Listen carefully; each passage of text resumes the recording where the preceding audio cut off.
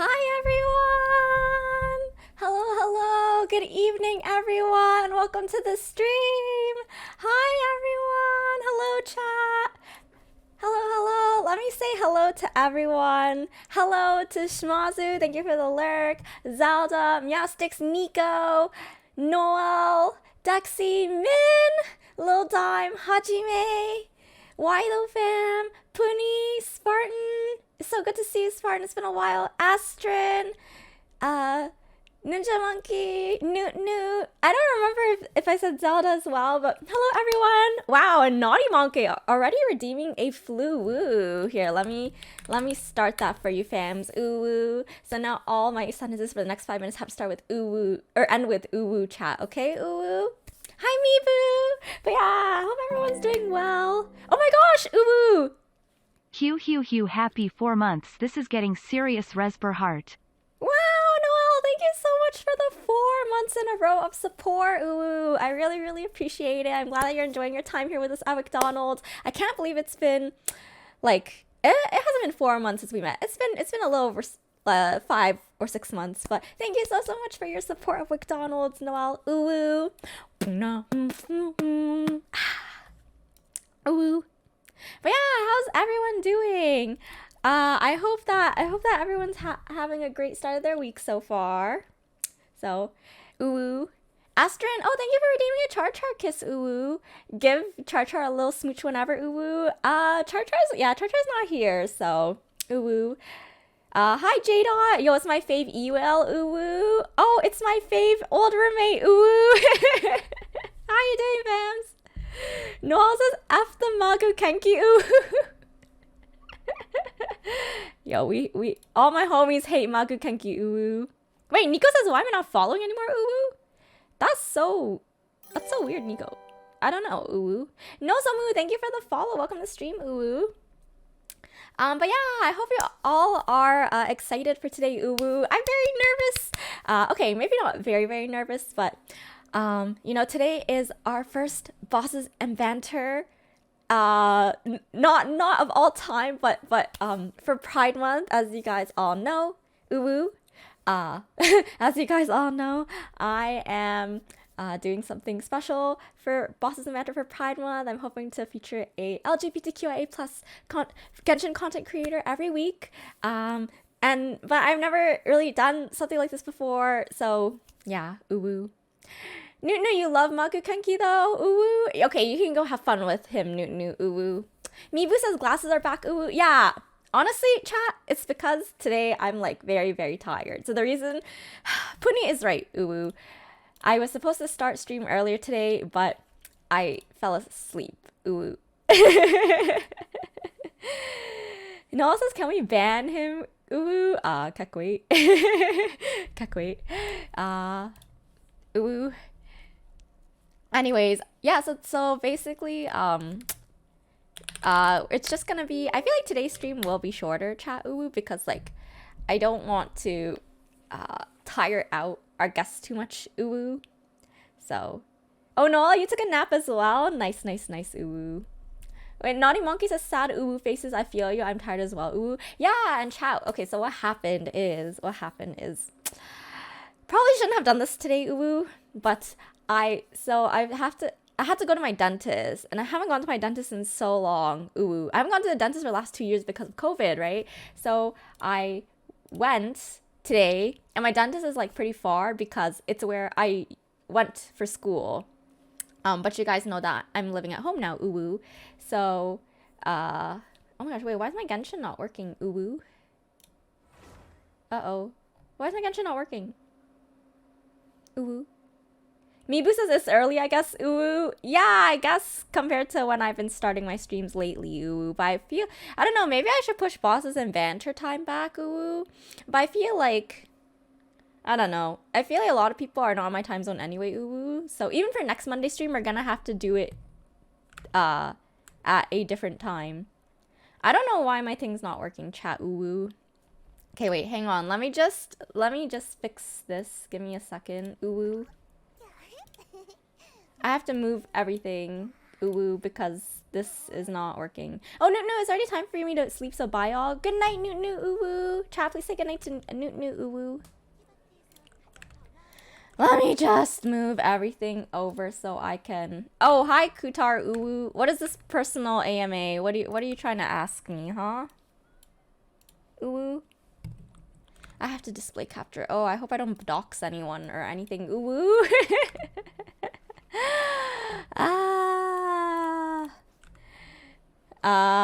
Wait, Kutar says, how many cavities did the dentist find, Uwu? Oh, none. None, Kutar Uwu. So actually what happened is I do have a sensitivity.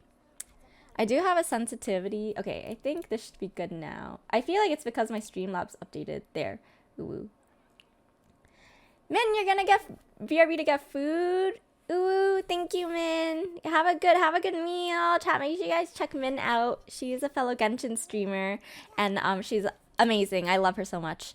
Oh my god, I feel like my resin is... Oh wow, my resin is not capped. Wow, what a surprise. Ooh.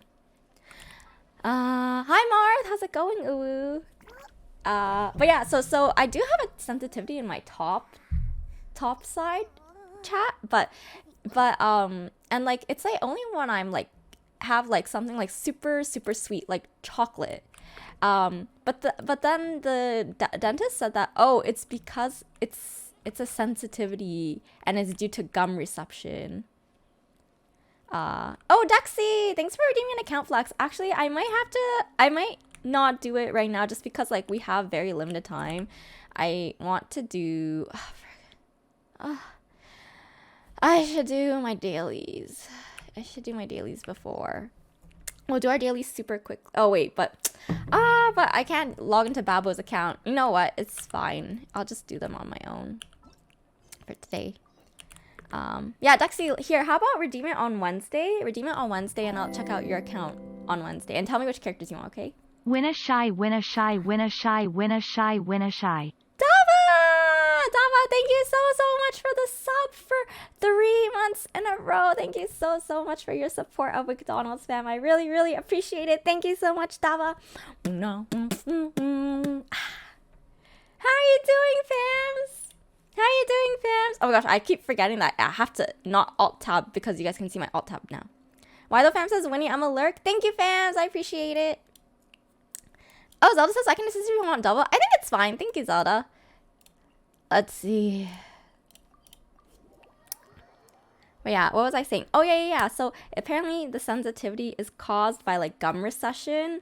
So apparently when I was younger, because I use an electric toothbrush, and chat, I think this is important for everyone here too. Apparently your gums can recess into your mouth if you brush too hard. So I use an electric toothbrush, but I guess like, I don't know, I was like very enthusiastic or like too vigorous or whatever.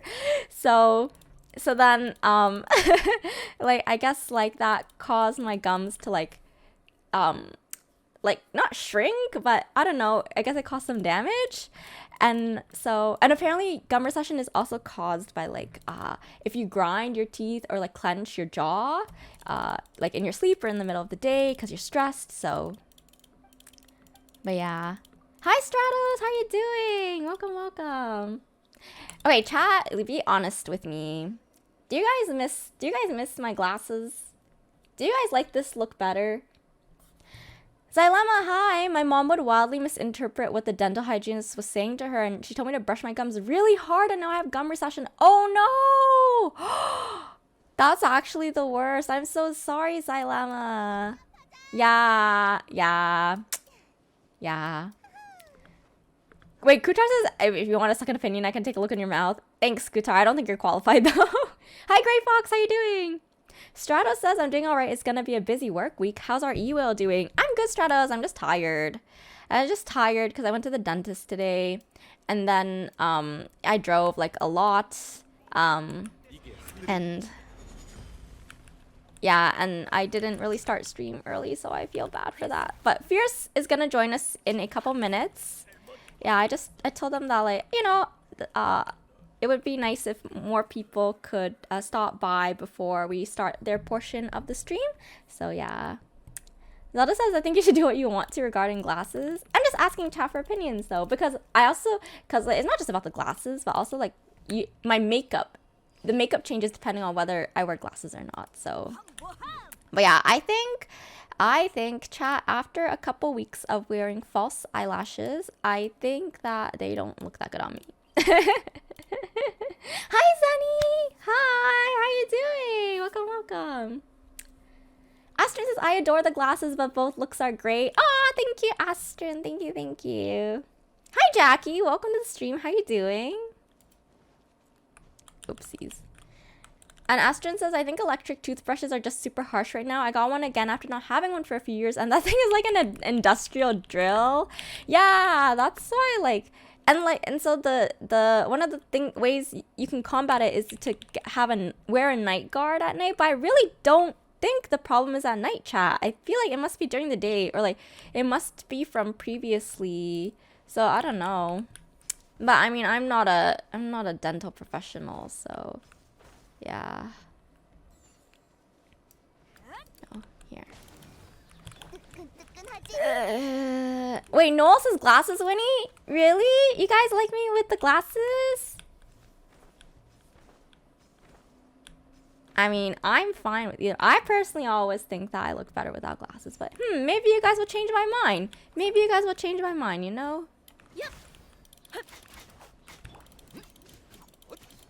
Jackie says, I'm doing great. How are you? I'm doing good too. Thank you, Jackie. Wait, where do I go? Where do I go? Where do I go? Where do I go? Where do I... Strato says, how can a night guard be effective if you Listen, dude. Listen. Oh my gosh. Oh my gosh. Please, please, please let me make it. Please let me make it. Please let me make it.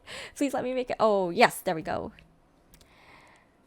Noel says, I think you look nice either way. Thanks, guys. Thank you. Zelda, you're going to be lurking for a bit. Thank you. Thank you.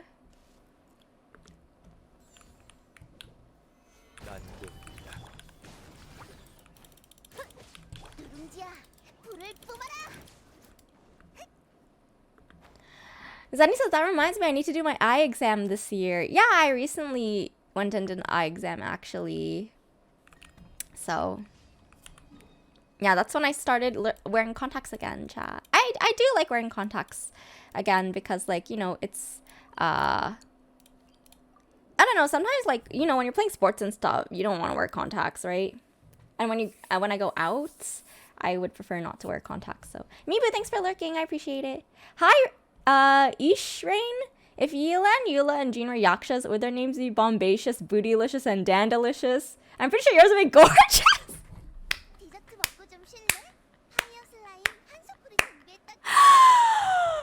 That's so good. Wait, that's so good. Wait, we're gonna quote add that. We're gonna quote add that.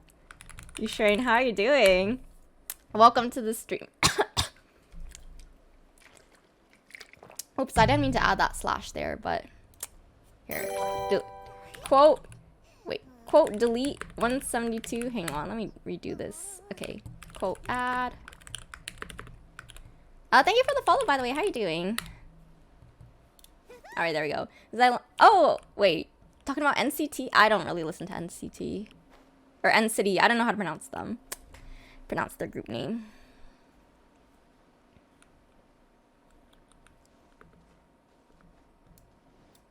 But yeah, I hope everyone's having a good start to their week so far.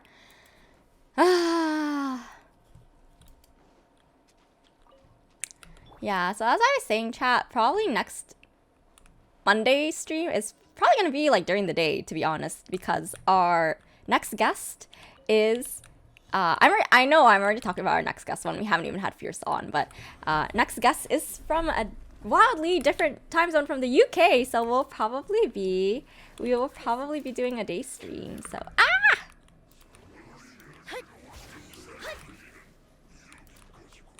oh my god, please.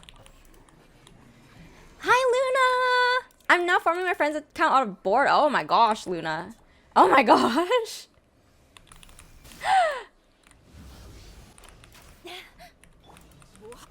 Jackie says you like NCT? No, actually, Jackie, I don't really listen to NCT. I do like K-pop, though.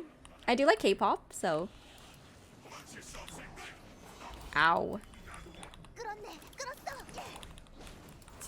You need to die, dude. There we go. yeah, Jackie, do you listen to NCT? Do you listen to any other K-pop? My favorite K-pop group chat is... Oh, there's a box there. Oh, wait, there's a challenge there. I feel like I need a Wave Rider for these. My favorite K-pop group is Mamamoo, so yeah. Ishrain says Yilan supremacy. Have you pulled for Yilan yet, Ishrain? Dexy says, what is the account flex thingy? Oh, so basically you can show 2 characters from your account. Dexy, yeah, but so I'm gonna refund you because we're not gonna do it today because of we have the interview, so yeah. So I'll redeem it another stream and I'll show you Dexy. But you have to tell me 2 characters that you want. It's only 2 characters. Ishrain says Mamamoo. Yeah, I love Mamamoo, chat. I love Mamamoo. They're just like, cause I really respect groups that can not to say that any other group is any less, I guess, like deserving of like anything that they've accomplished, and not to say that other groups that don't do this are like any like better or worse. But for Mamamoo, I really like how they do so many live performances, and like they actually like, you know, they're so good live. They just bring so much energy, and like the, you know, the chat, not chat oh my god, chat interaction at a concert, can you imagine? No, the interaction with the fans and like their stage presence and everything is just so good. So yeah. Sandy says, do you like the Mamamoo members solo stuff? Yes, yeah. Actually, so Moonbyul is my bias, chat. Moonbyul is my bias. But I think all of them just sound like so amazing, and they all have such a unique sound. Like, and like, oh my gosh, I love Sola's like Honey, the Honey album. Yeah. Wait, I should snapshot this. There we go. Oh, and also speaking of this song, I also really like Red Velvet. So Red Velvet, they also do a lot of I don't know if they do as many live performances, but like you can hear, there's so many videos of them like behind the scenes, like you know, there's a reason why they're called vocal queens, right? So Ish says, I have a Yelan that came home from early pity 14. Wow, that's really early. Congrats. But you don't have Primos to pull for her weapon? I honestly don't think you need her weapon. I honestly think you don't need her weapon.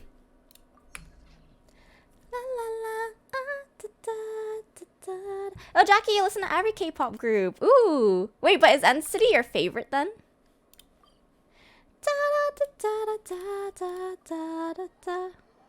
Oh, but right now you're really into Keshi. I see. Yo, Keshi's really good. Keshi's not K-pop, but he's really good too. Ish says Mamamoo live performance are world wonders. Right? I would be so... I think I could die happy if they came to Canada. Like, I'm so jealous of like how they do like, you know, the concerts, how they do like school concerts and like university concerts and festival concerts in Korea. Oh, so lucky. Okay, let's see.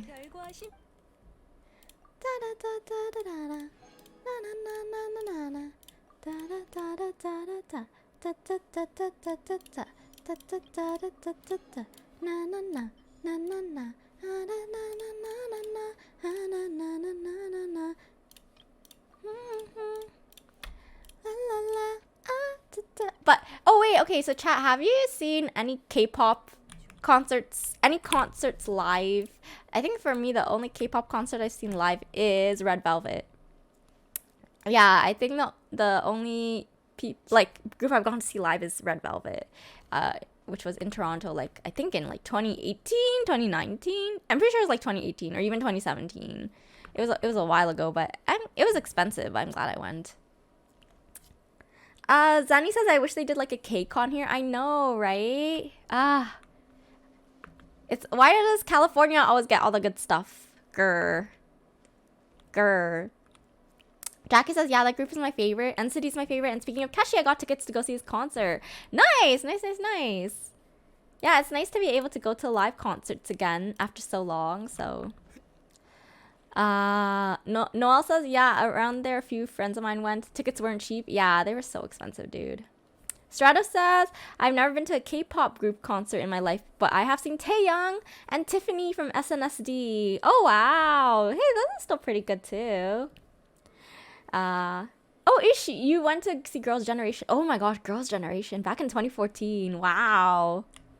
That's pretty wild. Okay, let's see. Is there anything else we need to do, chat? Let's see.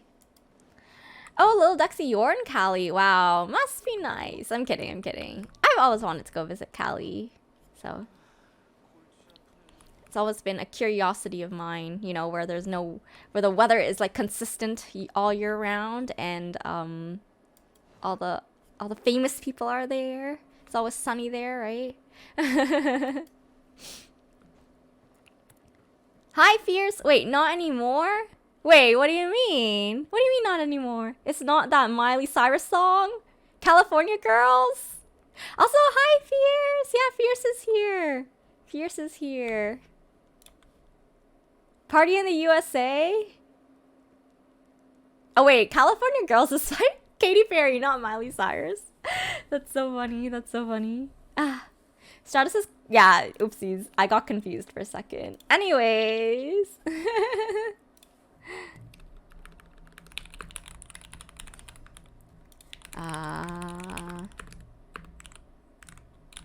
Sorry, give me a second, chat.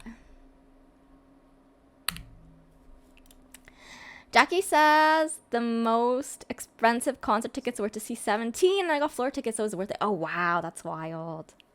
That is so wild. Fierce says, in Party in the USA, Miley only describes California in that song. That's so funny. Okay, alright. Well, chat, since Fierce is here, I think we're good to start here. Let me just change my... Oh, wait. Let me just change the song. Let's change it to something a little more low-key.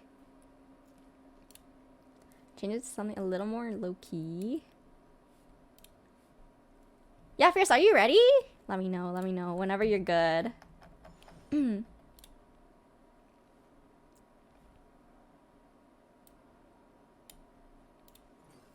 Alright, okay, let me just...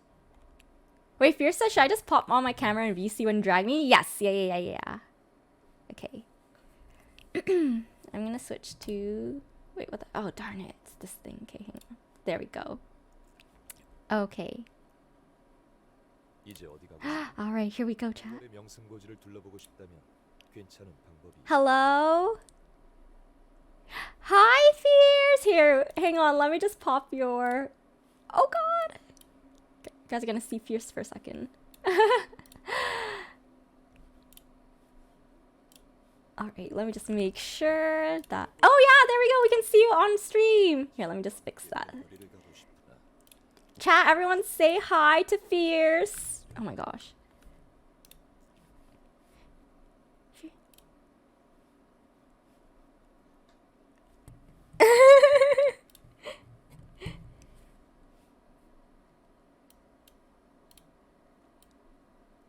Oh, Kak, wait! Wait a second. Oh boy. Oh wait, okay, sorry, hang on. Give me a second, chat. We have an issue because I can't really see... Okay, here, I think this is what we'll have to do. So,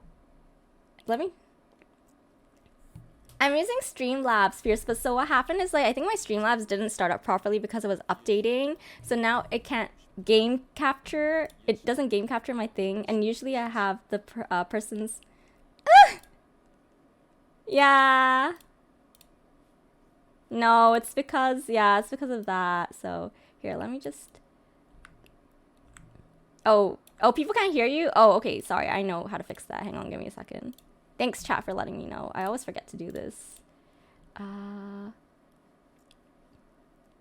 been on stream. I was just like lurking. I was like, I'm gonna wait as it gets closer to say something. And I was like, I'll just vibe. But how's your day? You're on ET time, right? Yes, Eastern? I am in Eastern time. Time. So, okay, let me just... Oh, I don't like...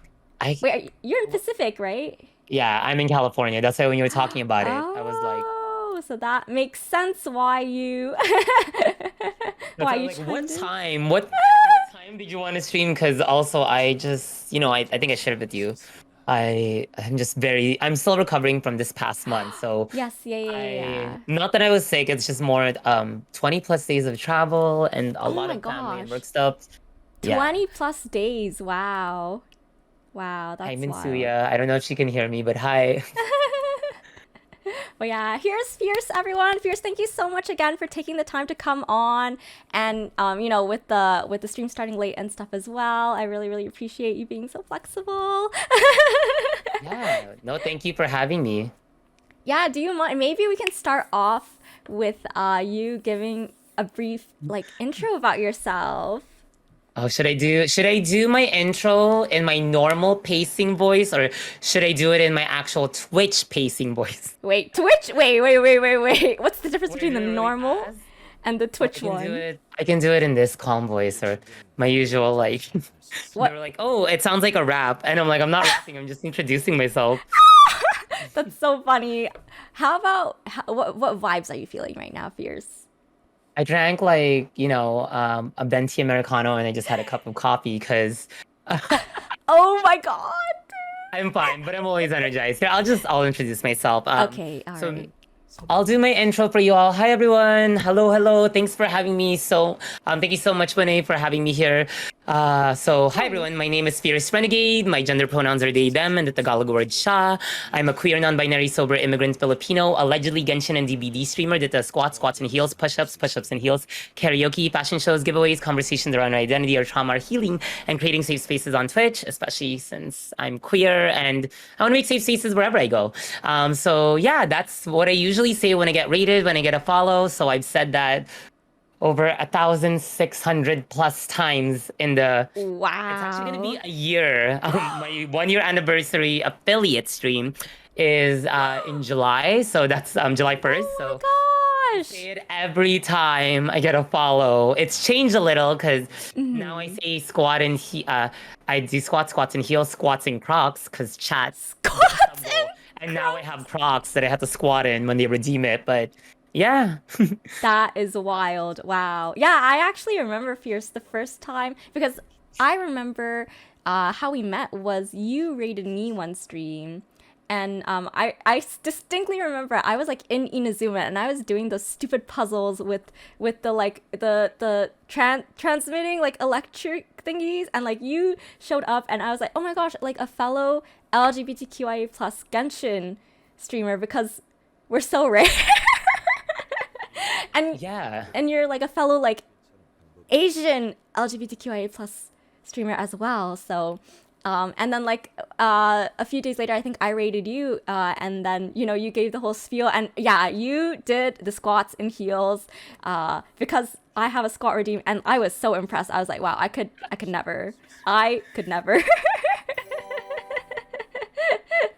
So, oh, Akuroku, thank you for the follow. And sorry, chat. I won't be able to chat as usually I like type in chat and stuff today, but I have to put Fierce's camera like on top for today, so I will have chat interaction will be way less than usual today. So, oh, Puppy Go Bark does ask. We have a question from chat already. Fierce, Oh, nice. best 2 5 stars. Best 2 5 stars. Do you My have? For me, Yeah. so I lucked out and I think spent less than like $500, less than $500 to get a C6 Hu. I got two Hu in like a single 10 pull. And I pretty much, I think four of the seven 50/50s for my Hu. And then the first Hu I got, I wasn't even trying to get her. I got her on like second pity or something. So she's really strong. She has her staff of Homa. Oh my gosh. And then not best, but my favorite is my Zhongli. He's like a C4. I didn't even realize he was C4. I forgot that I C4. What? How Um, do you forget that? my first Zhongli, I rolled on his rerun banner and I got him back to back. I wished and then I got Zhongli and then I wished an hour later and then he was the next wish. So I got two Zhonglis in back to back. Wow. He was also memorable because I was I wished for him, got him, and I did his Ajdaha story quest. And I said, oh, I'm gonna wish again. Like, let's see. And then I got him again. Wow. If you're on my Discord, you can see my wishing history, but it's pretty I've gotten a lot of double 5-star or like back to back on a 10 pull. So yeah, Wow. but those are my two favorite. Or actually, Zhongli's my favorite. Hu Tao, I was just really lucky, and I like went with C. I was like, oh, okay, I'll go get that. I think it was like C1 or C2, and then because I got like I got like Super two lucky. back to back. They were just like, oh, you should just keep on going, and I saw people spend like $1,000+ to get C6, and I was like, oh well, I was blessed to get this Wow. at a really affordable price. Wow, that's one way of putting it. Holy cow. Wait, so Yeah. is okay, I guess we're talking about this already. Fierce, do you mind if I ask how actually wait, do you want to join my world first, or do you want to do bosses first, or Yeah, do you want to do you wanna? No, let's go to your world. I Okay. actually had mine ready. I just didn't. I realized I yeah. don't have your Oh, my details, UID? so Oh, yeah. Okay, so you could do exclamation mark UID in actually, or it should be on my stream. Or wait, no, sorry, it's covered by No, since your I'm camera blocking today. it. Okay, you could do I'm yeah. blocking it. It's Yeah, cool, let me it's see. cool. Yeah, you can just join my world. Wait, what AR are you, Winnie? I'm AR-15. I turned AR-59 recently. Me too. Oh my god, I wasn't even planning, and then I was like, oh my gosh, and I was AR 59, and I was like, I played this game, not even that much, but I played this game too long. Wait, so how long have you been playing for? Min says congrats both of you. Thank you, Min. Thank you. Thank you.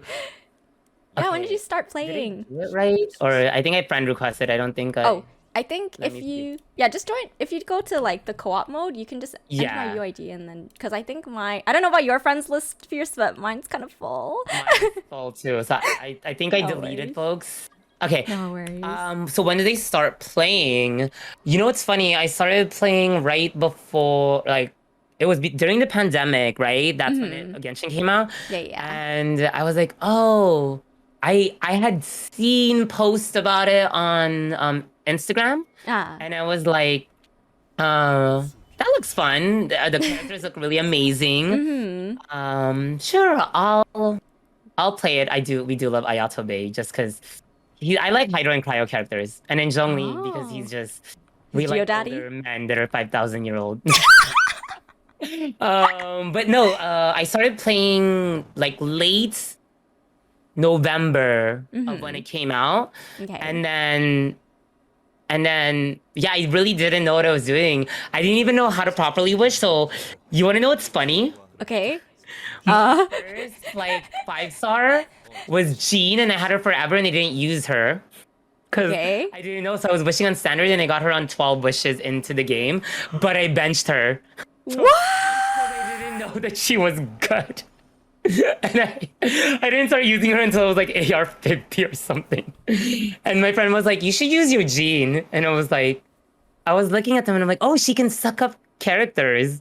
But I've had ridiculous luck on this game. It's kind of crazy. And I wish they had that like little Paimon.mo so I could show like I remember getting her and I was like, oh my god, she's a gold. But then I was like, she's okay. Like I didn't realize her healing, her versatility. Yeah. But I honestly got hooked into it because you know that December where people get Christmas break, I had a 7-week vacation, and right before my vacation started, we were in COVID, but then my mom got diagnosed with COVID, so I couldn't. I was in quarantine, so I basically played video games while we were caring for her, and that I was like, well, I can't go anywhere, so I guess I'm gonna play this game. So I played it pretty much for 7 weeks. And I wasn't a whale at the beginning. The first money that was spent on this game was a gift that my sister gave me.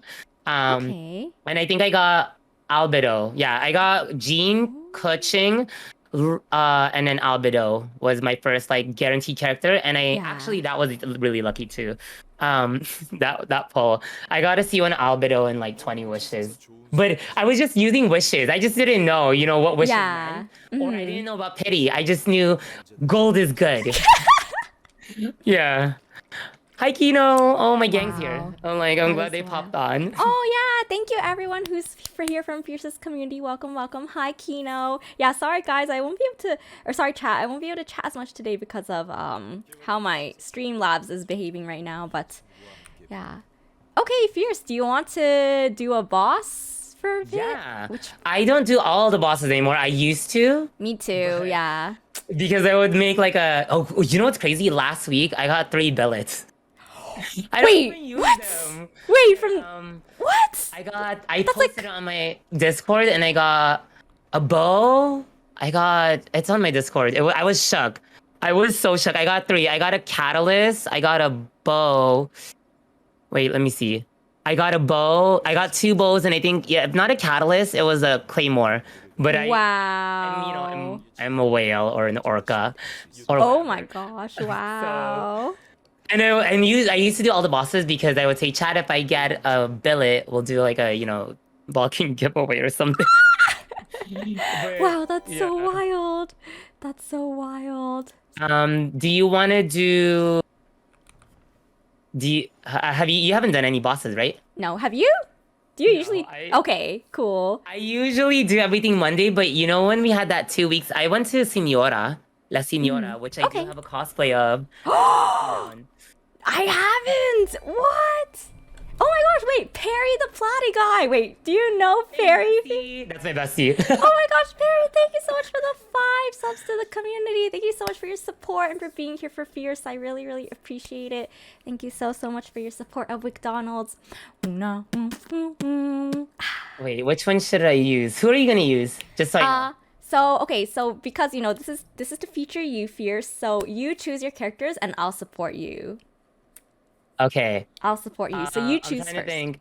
I usually use Zhongli, and then I I think mean, we're gonna need a healer, but I can just okay. use my Hu Tao. It's just the issue with this situation when when I when I co-op is my Hu Tao, since she's C6, has to always be under. Right. Yeah. No worries. No worries. Okay, here. I'll bring Raiden, and I'll bring. So you don't really want a healer then, right? We do want some healer, but it's Okay. fine. How about I bring who? What healer do you usually run? I actually run Coco. I have Kokomi is one Oh, of you have my Kokomi. favorite healers, but Oh. I pop her in. So what I do is I use Hu Tao to do the work. Mm. So my normal La Signora build is it's ridiculous. It's all just like it's Zhongli, Hu Tao, Ayaka, and then Kokomi. Oh, Yeah, interesting, I know. interesting. My That is team setup wild. is just straight up power and if I die, Kokomi will heal. Yo, we love to hear it. Yeah, I don't have Kokomi, so here we can No, do. yeah, whichever healer. Here, I'll Since bring I G. can't, my attack won't be as good when we get to the second phase, but I can Right. still, yeah. Yes, yeah. Okay. Okay. All right. Well, let's see what happens. I'm gonna laugh if I die. Like No. I got you, that's a fams. struggle with Hu Tao at C6. I got you, fams. What's it called? What was I gonna say? I'm excited to see the C4 Zhongli and the C6 Hu Tao at work. Oh god, she's full heal. Oh my gosh, why does she have all her HP? She's not gonna hit like a monster. I usually like one phase this, but It's okay. It's kill her okay. a little. But anyways, who's your like go-to? Here, let me just do this for you. Oh, thank you. I would say my go-to character is usually I think my favorite character like in general is Xiao. Zhao Bei. Yeah, especially after like the recent story quest. Oh my I god. haven't done it. Oh, you I've been haven't? talking about it. Oh no. Okay, no spoilers in chat. No No, spoilers, but you're everyone. fine. Honestly, I'm about the journey. Yeah, that's true. Yeah, that's how I feel about spoilers too usually. It's like, oh, like it's Like, not really what happens, but how it happens and why it happens, right? yeah. Yeah. My favorite, like, and I did it twice because I have a second account that I Oh. basically don't really use, but it's pretty cracked. Oh? Yeah, it has like Raiden, Diluc, Chi Chi, like Child,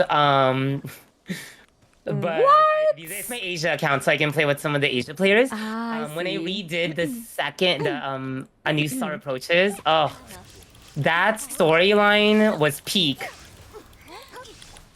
Wow. That should take it. Okay, they're nice. Wait, so would you say that's your favorite? Yeah, that's my favorite story. Mm. I think with everything, like in terms of how they did the animation, the storyline. My favorite line is from that particular story, which is the all Mora is currency, but not all currency is Mora.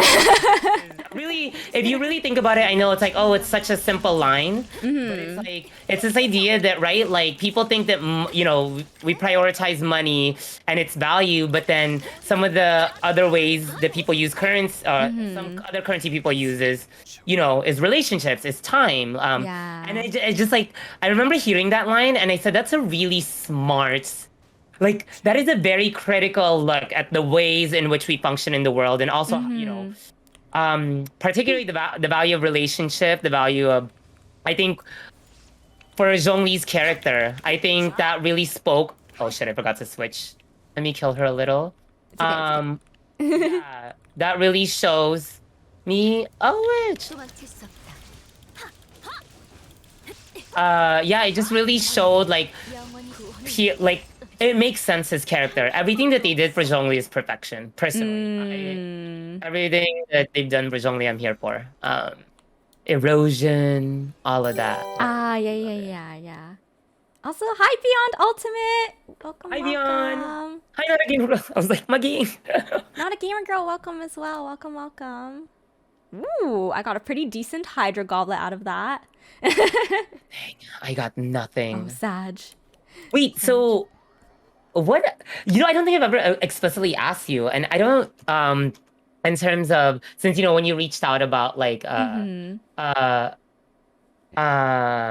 what do you call it? Like being on Bosses No, and I'm just looking at Banter. it. Yeah, like, oh, no, Yeah. LGBTQ. And it was like, I knew it was she, her pronoun, but then I was like, okay, bye. Since I did see it. But Yeah. like, I put LGBTQ and then non-binary. Some people put gay and non-binary. And so I just scrolled down and was like, no, it's probably here. And I'm like, yes.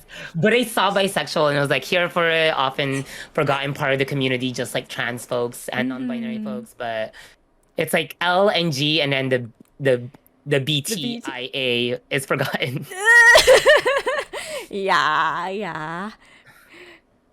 Wait, so then do you mind if I ask what your orientation is? Because obviously, like you as you mentioned, you put non-binary, but Yeah. So non-binary is my gender identity. yes, So yes. yeah, I identify non-binary in terms of my gender identity, which is really dope in California because you can actually have the X notation, which means you don't have male or female on your driver's license. Oh, And I think certain states, and I think they're trying to move for federal to have that option. And then in terms of sexuality, I'm actually like pansexual. So Oh.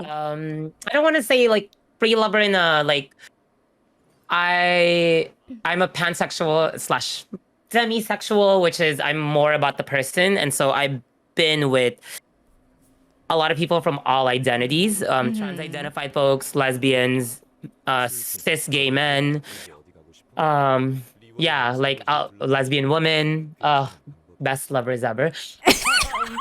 Yeah, just I think for me it's like I get to know people and then I'm like, okay, cool, there's possibility here. And I think most people don't really fully understand that. Like, well, what's demisexual? It's like you're gonna have a preference. And I will say part of like, as we're talking about Pride Month, is LGBTQ identity is a process of I'm going to say learning and unlearning. That's what I want to say, because learning about who you are, because it's always been there. It's just sometimes you didn't have the language. Like, I didn't know I was non-binary because those terms didn't exist in 2008 when I was going through my coming out process. So the closest was gay. And then I heard queer, and they said queer, yeah. And then I heard the terms gender fuck, gender non-conforming, and those kind of spoke to me. And so it's been this process of being able to articulate my truth that I've always known. Like, I've never not been non-binary. It's just I learned about the term 3 years ago, 3 years ago. But I've always been, like, Wow. I just didn't have the language to say it. And then I think in terms of, and orienting myself in terms of like my gender identity, but also my sexuality, is that like, I think for me as somebody that did a lot of exploring in college too, is that like, and even post college when I got sober and I think reframed my relationships, is that like, I yeah, like I was thinking like I was with lesbian women, I was with trans identified folks on the different spectrum of trans identity, and it wasn't necessarily just gay male. Like yes, there was a lot of gay males that dated and ended up with, but I think it's like I'm open to getting to know people, and then that's actually the most. I mean, for me, that's what I'm the most attracted to.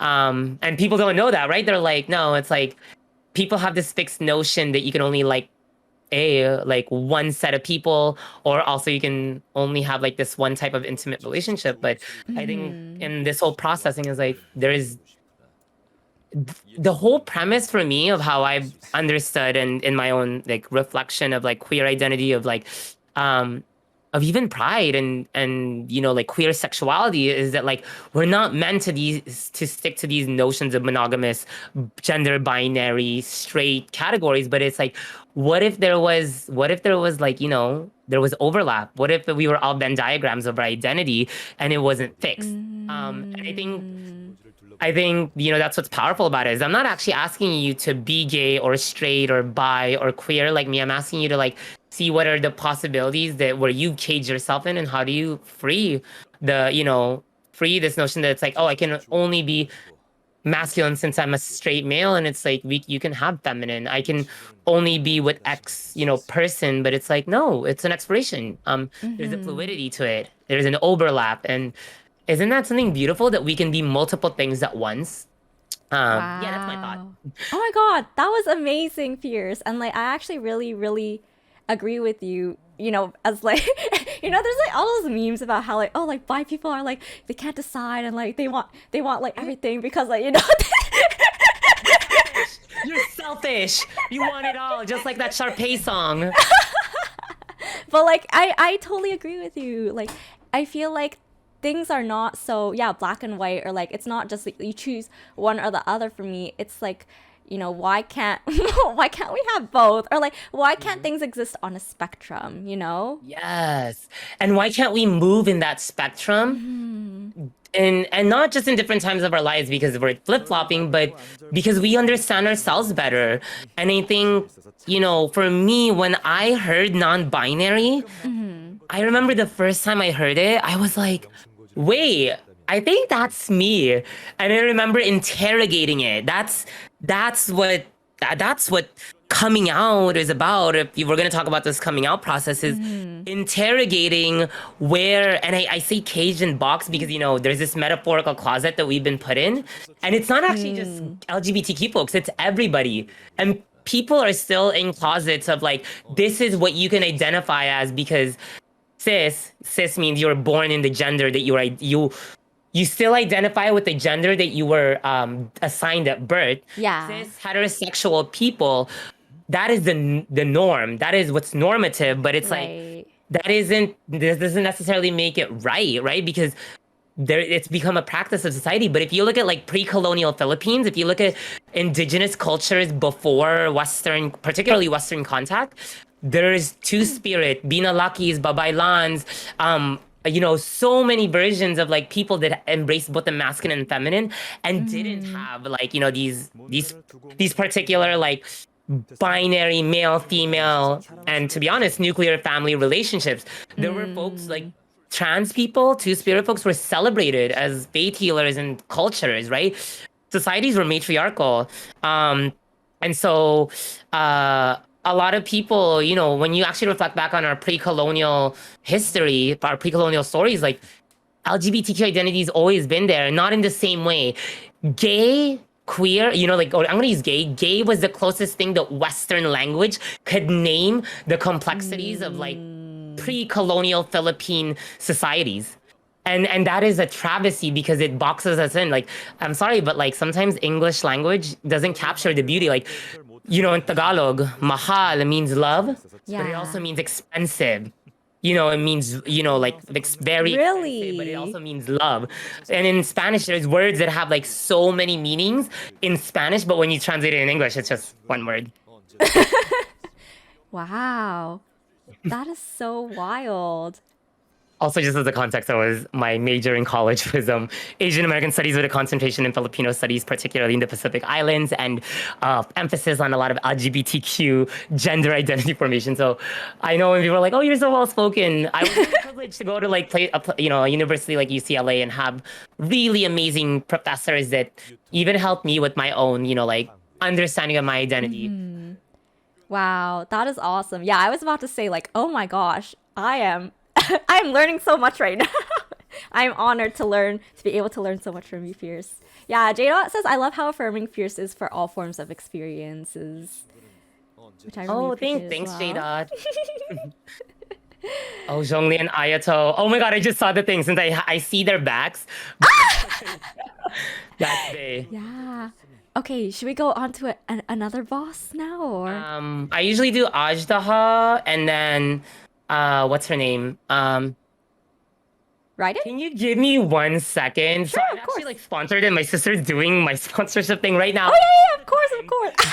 Um, can you No, can of I course. can you give me like 2 minutes really quick? Yeah, and wait, is I'm this the so sorry. HelloFresh sponsor, It's a Fierce? HelloFresh Presents Factor 75 because I had a really good experience with HelloFresh and I still Mm-hmm. technically have that subscription, but sometimes I don't want to cook. So I'm doing this one and so she's Ah. doing it to support me because and I can talk more about some of the work I do because Tell and us, I can be Fierce. shared with you. Yeah, Tell but like us. I'll talk about it in a second. Do you mind Okay. if you No, I'm of so course. No, no, sorry. I feel no, no, no, no. bad. Don't. No, no, no. Hey, don't apologize, fams. Don't apologize. After all, this is pretty. It's pretty low key, pretty scuffed. I mean, like I was a mess before too. So, no worries. Okay, I'll be back in like 3 minutes. I'm so Okay. sorry. No, no, Okay. no, no. Don't apologize. Don't apologize. Okay. In the meantime, chat. Let's see. Maybe what I'll do is, should I restart my stream, chat? I feel like I should restart my stream because this is actually very, what's it called? Very annoying. Okay, wait, hang on. I'm gonna restart my stream as well. Okay, hang on, everyone. I'll be back in a bit. Okay, okay, be right back.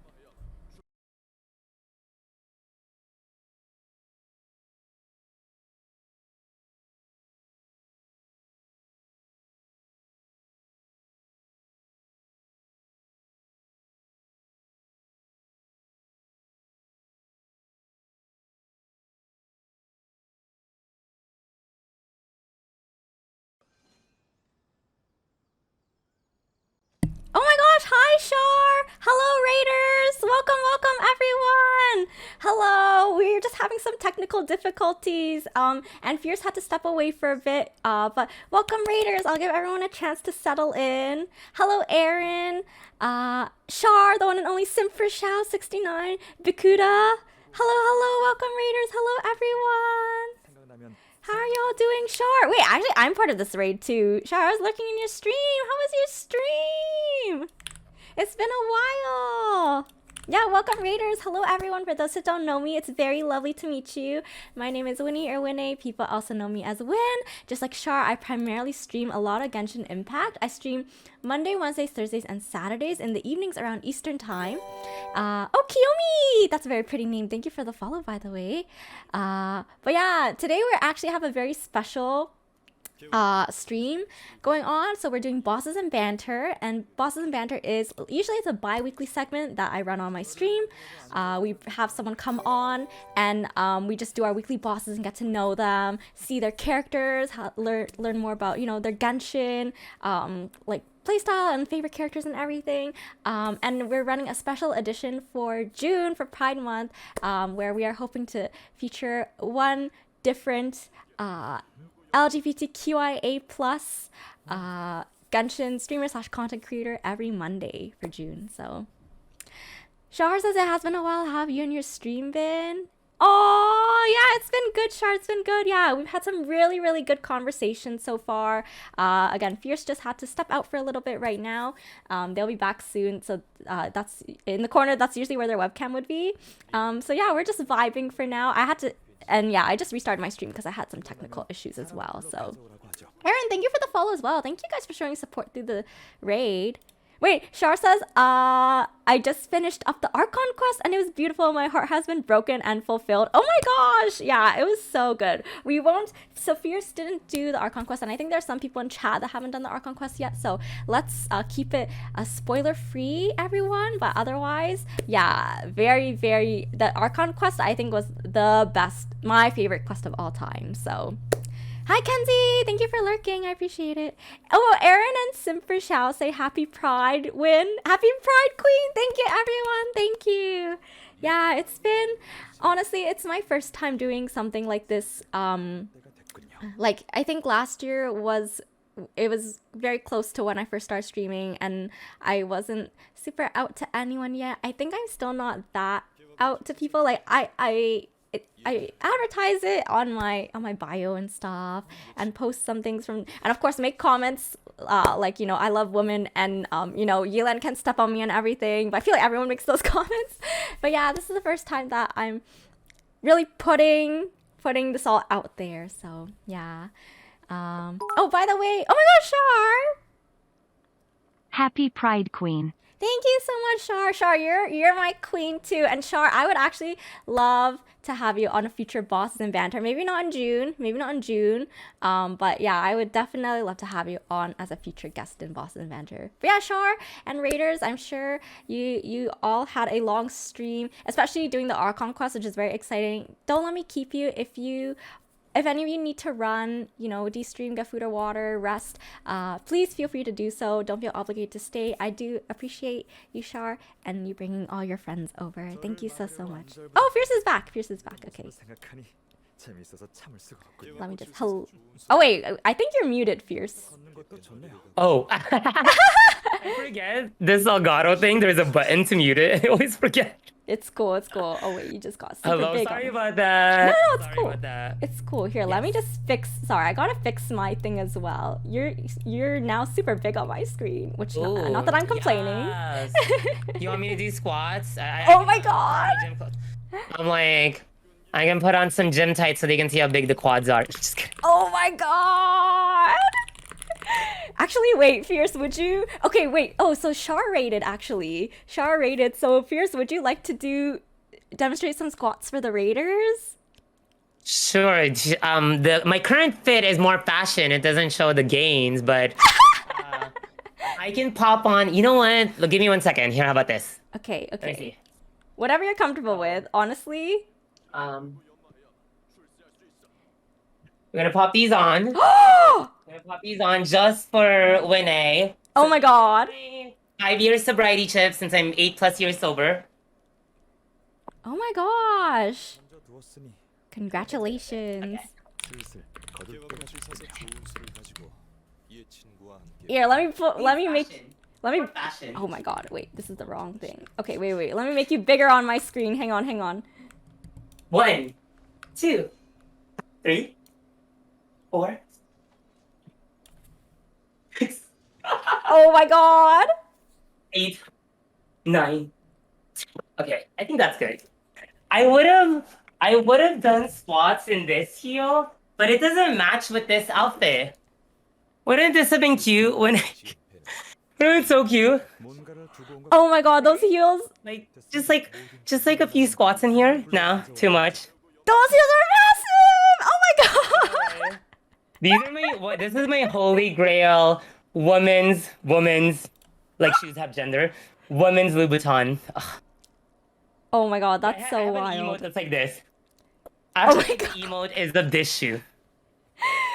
Wow, that is wild. Thank you so much, Fierce, for letting us witness that. Raiders, that was for you. And yeah, oh my god, your fit today is fire. I love it. Thanks. And hi everyone. Thanks for rating and supporting Winnie's. So cute.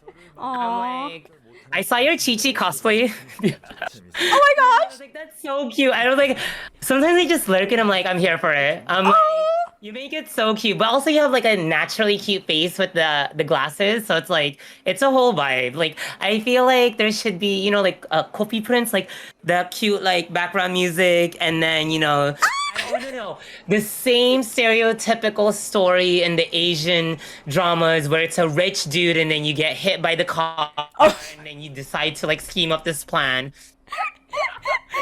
Oh my gosh, please. Oh, Kino says the camera needs to be a bit lower if you're doing more squats later. Are we gonna do more squats later? Wow. I guess I can pop this. Wait. I guess I can pop this on with some of my gym clothing so it matches since the outfit doesn't match right now. All right, sounds good. Sounds good. Wait, maybe if we get another raid, how about that? Or something crazy happens. But yeah. Cool. Okay, should we go fight Aztaha now? Or Aztaha? Yeah, and sorry about that. Thanks for bearing with me. Of course. No, it's cool. I got the opportunity to reset my stream as well, so hopefully things will be smoother going forward. Wait, so was there you said there was an update? For on Streamlabs, yeah. And then I think it didn't start my Streamlabs in admin mode, so yeah, everything was broken. Wait, what does that mean? Since you said admin mode, and I was like, I don't know. Oh, okay. So basically, in order for a computer program to be able to like affect other programs, you need to run it in like a special mode so that you can tell it like, hey, you have permission to like affect these other programs. And by affect it, like in this case, it means like, you know, capturing Genshin or like capturing other windows on your computer. So yeah. So but because the update interrupted that, so it didn't have permission to do those things. So yeah. Okay. Oh wow, I haven't fought Aztaha in so long. Chat. Oh, who do you fight when you don't normally do bosses? I do 3 bosses every week. So I do Raiden, Signora, and Child, because I think Child's pretty easy. So, and I don't really need any more mats. Yeah, I don't need any more mats, and I'm not leveling up anybody until we're very excited for Heizu, because finally the first male Catalyst user. I know. I wish they were a cryo. I wanted a male cryo Catalyst user, preferably non-binary, looking like Xingqiu, the only non-binary character that I could pretend is non-binary and get to be fucking real. No, just kidding. Wait, what about Venti though? And I say we that don't talk about Venti. Wait. No, we're not a Venti fan. They exist. Notice how I use the singular they, but they can exist elsewhere because are they the villain? Probably. Wait a second. I have questions about this. My chat, like I have a set of some of the characters that I'm like, they can exist. I don't hate them. I'm just I'm not gonna yuck people's yum. Oh my gosh. I love Venti, but wow, Kino. That's one of my mods coming for me. No, it's because there's this ongoing joke. So I didn't like Child, but then I had to use him on my alternate Asia account, and that was amazing. So I was like, oh, Child's fine. Bow users, I have Ganyu. So, you're kind of spoiled once you get Ganyu. I got Ganyu and got her Amos bow, when she came out. And so I've never really had it. Like, why am I going to replace her? You don't even have to set up Ganyu. You can just literally do no setup, no reactions, and it's pure power. Yep. Like I won phase Dvalin in less than like 15 seconds or 20, with her. So there's that. So bow users, I'm like, that's also why I wasn't excited for Yelan, even though all her aesthetic is everything I love. I'm just like, I don't want another Cryo and Hydro characters are my 2 favorite elements. Right. Yeah. Wait, so did you pull for Yelan or? Oh, I'm guaranteed. So I pulled on her banner, but to get Star Glitter so I could get C4 Kea. Oh my god! Close. So I jumped to the standard and got an early pity weapon at 50. So I got enough wishes to get my C4 Kea, so you can have a shield. Wow. Yeah. Oh my gosh, I want a C4 Kea as well. Yeah, I haven't been able to, since I just got it 2 days ago. I want to see, since I do fashion shows on my channel, so every month I've chosen a character. Last month was really hard because obviously I wasn't streaming as much, but we choose a character, and so people do photo shoots of a character I choose, and we've done We've done Kea, we've done Amber, we've done Ningguang in the orchid gown. Oh my And gosh. the last one was Xingqiu, and then this one is Barbara. And so people take pictures, and then the 2 or 3 finalists, depending on the people that enter, they do a walk-off on my world. Oh my gosh, I They're in love 2 separate servers. I have to do 2 separate, walk-offs. Yeah. But it's like Chad has. It's like America's Next Top Model, but it's Taybot's Next Top Model. I love that. Yeah, I've seen some of your yeah. fashion shows. Yeah, no, it's chat. I just kind of like tell them what to do, and chat like comes in and exceeds my expectation. Yeah. Okay, sorry. I'm trying to figure out who I should bring. This is hard. I never know who to Have a bring. healer. No, just have a bring a healer healer? for yourself. Okay. Preferably like if you do Banette, that's usually I feel like good because the thing with Jean is she Heals heals me. globally. Yeah. Okay. So as long as you're healed, I think this Alright. one I should be fine. All right, let's try it out. Okay. Hi, Sunny. How's it going? Also, Akuroku, I love what you said. How you're like, the bard can perish, hold Venti accountable. Okay. Let me give you a shield. Thank you.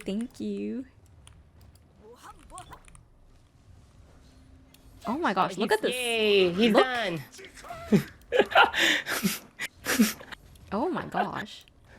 We'll just leave it here. Come on, change. I know sometimes there was an era before I started spending money. Do you remember that boss, the Crouching Tiger Hidden Chi? The Wait. boss under Kinse Village? Ching.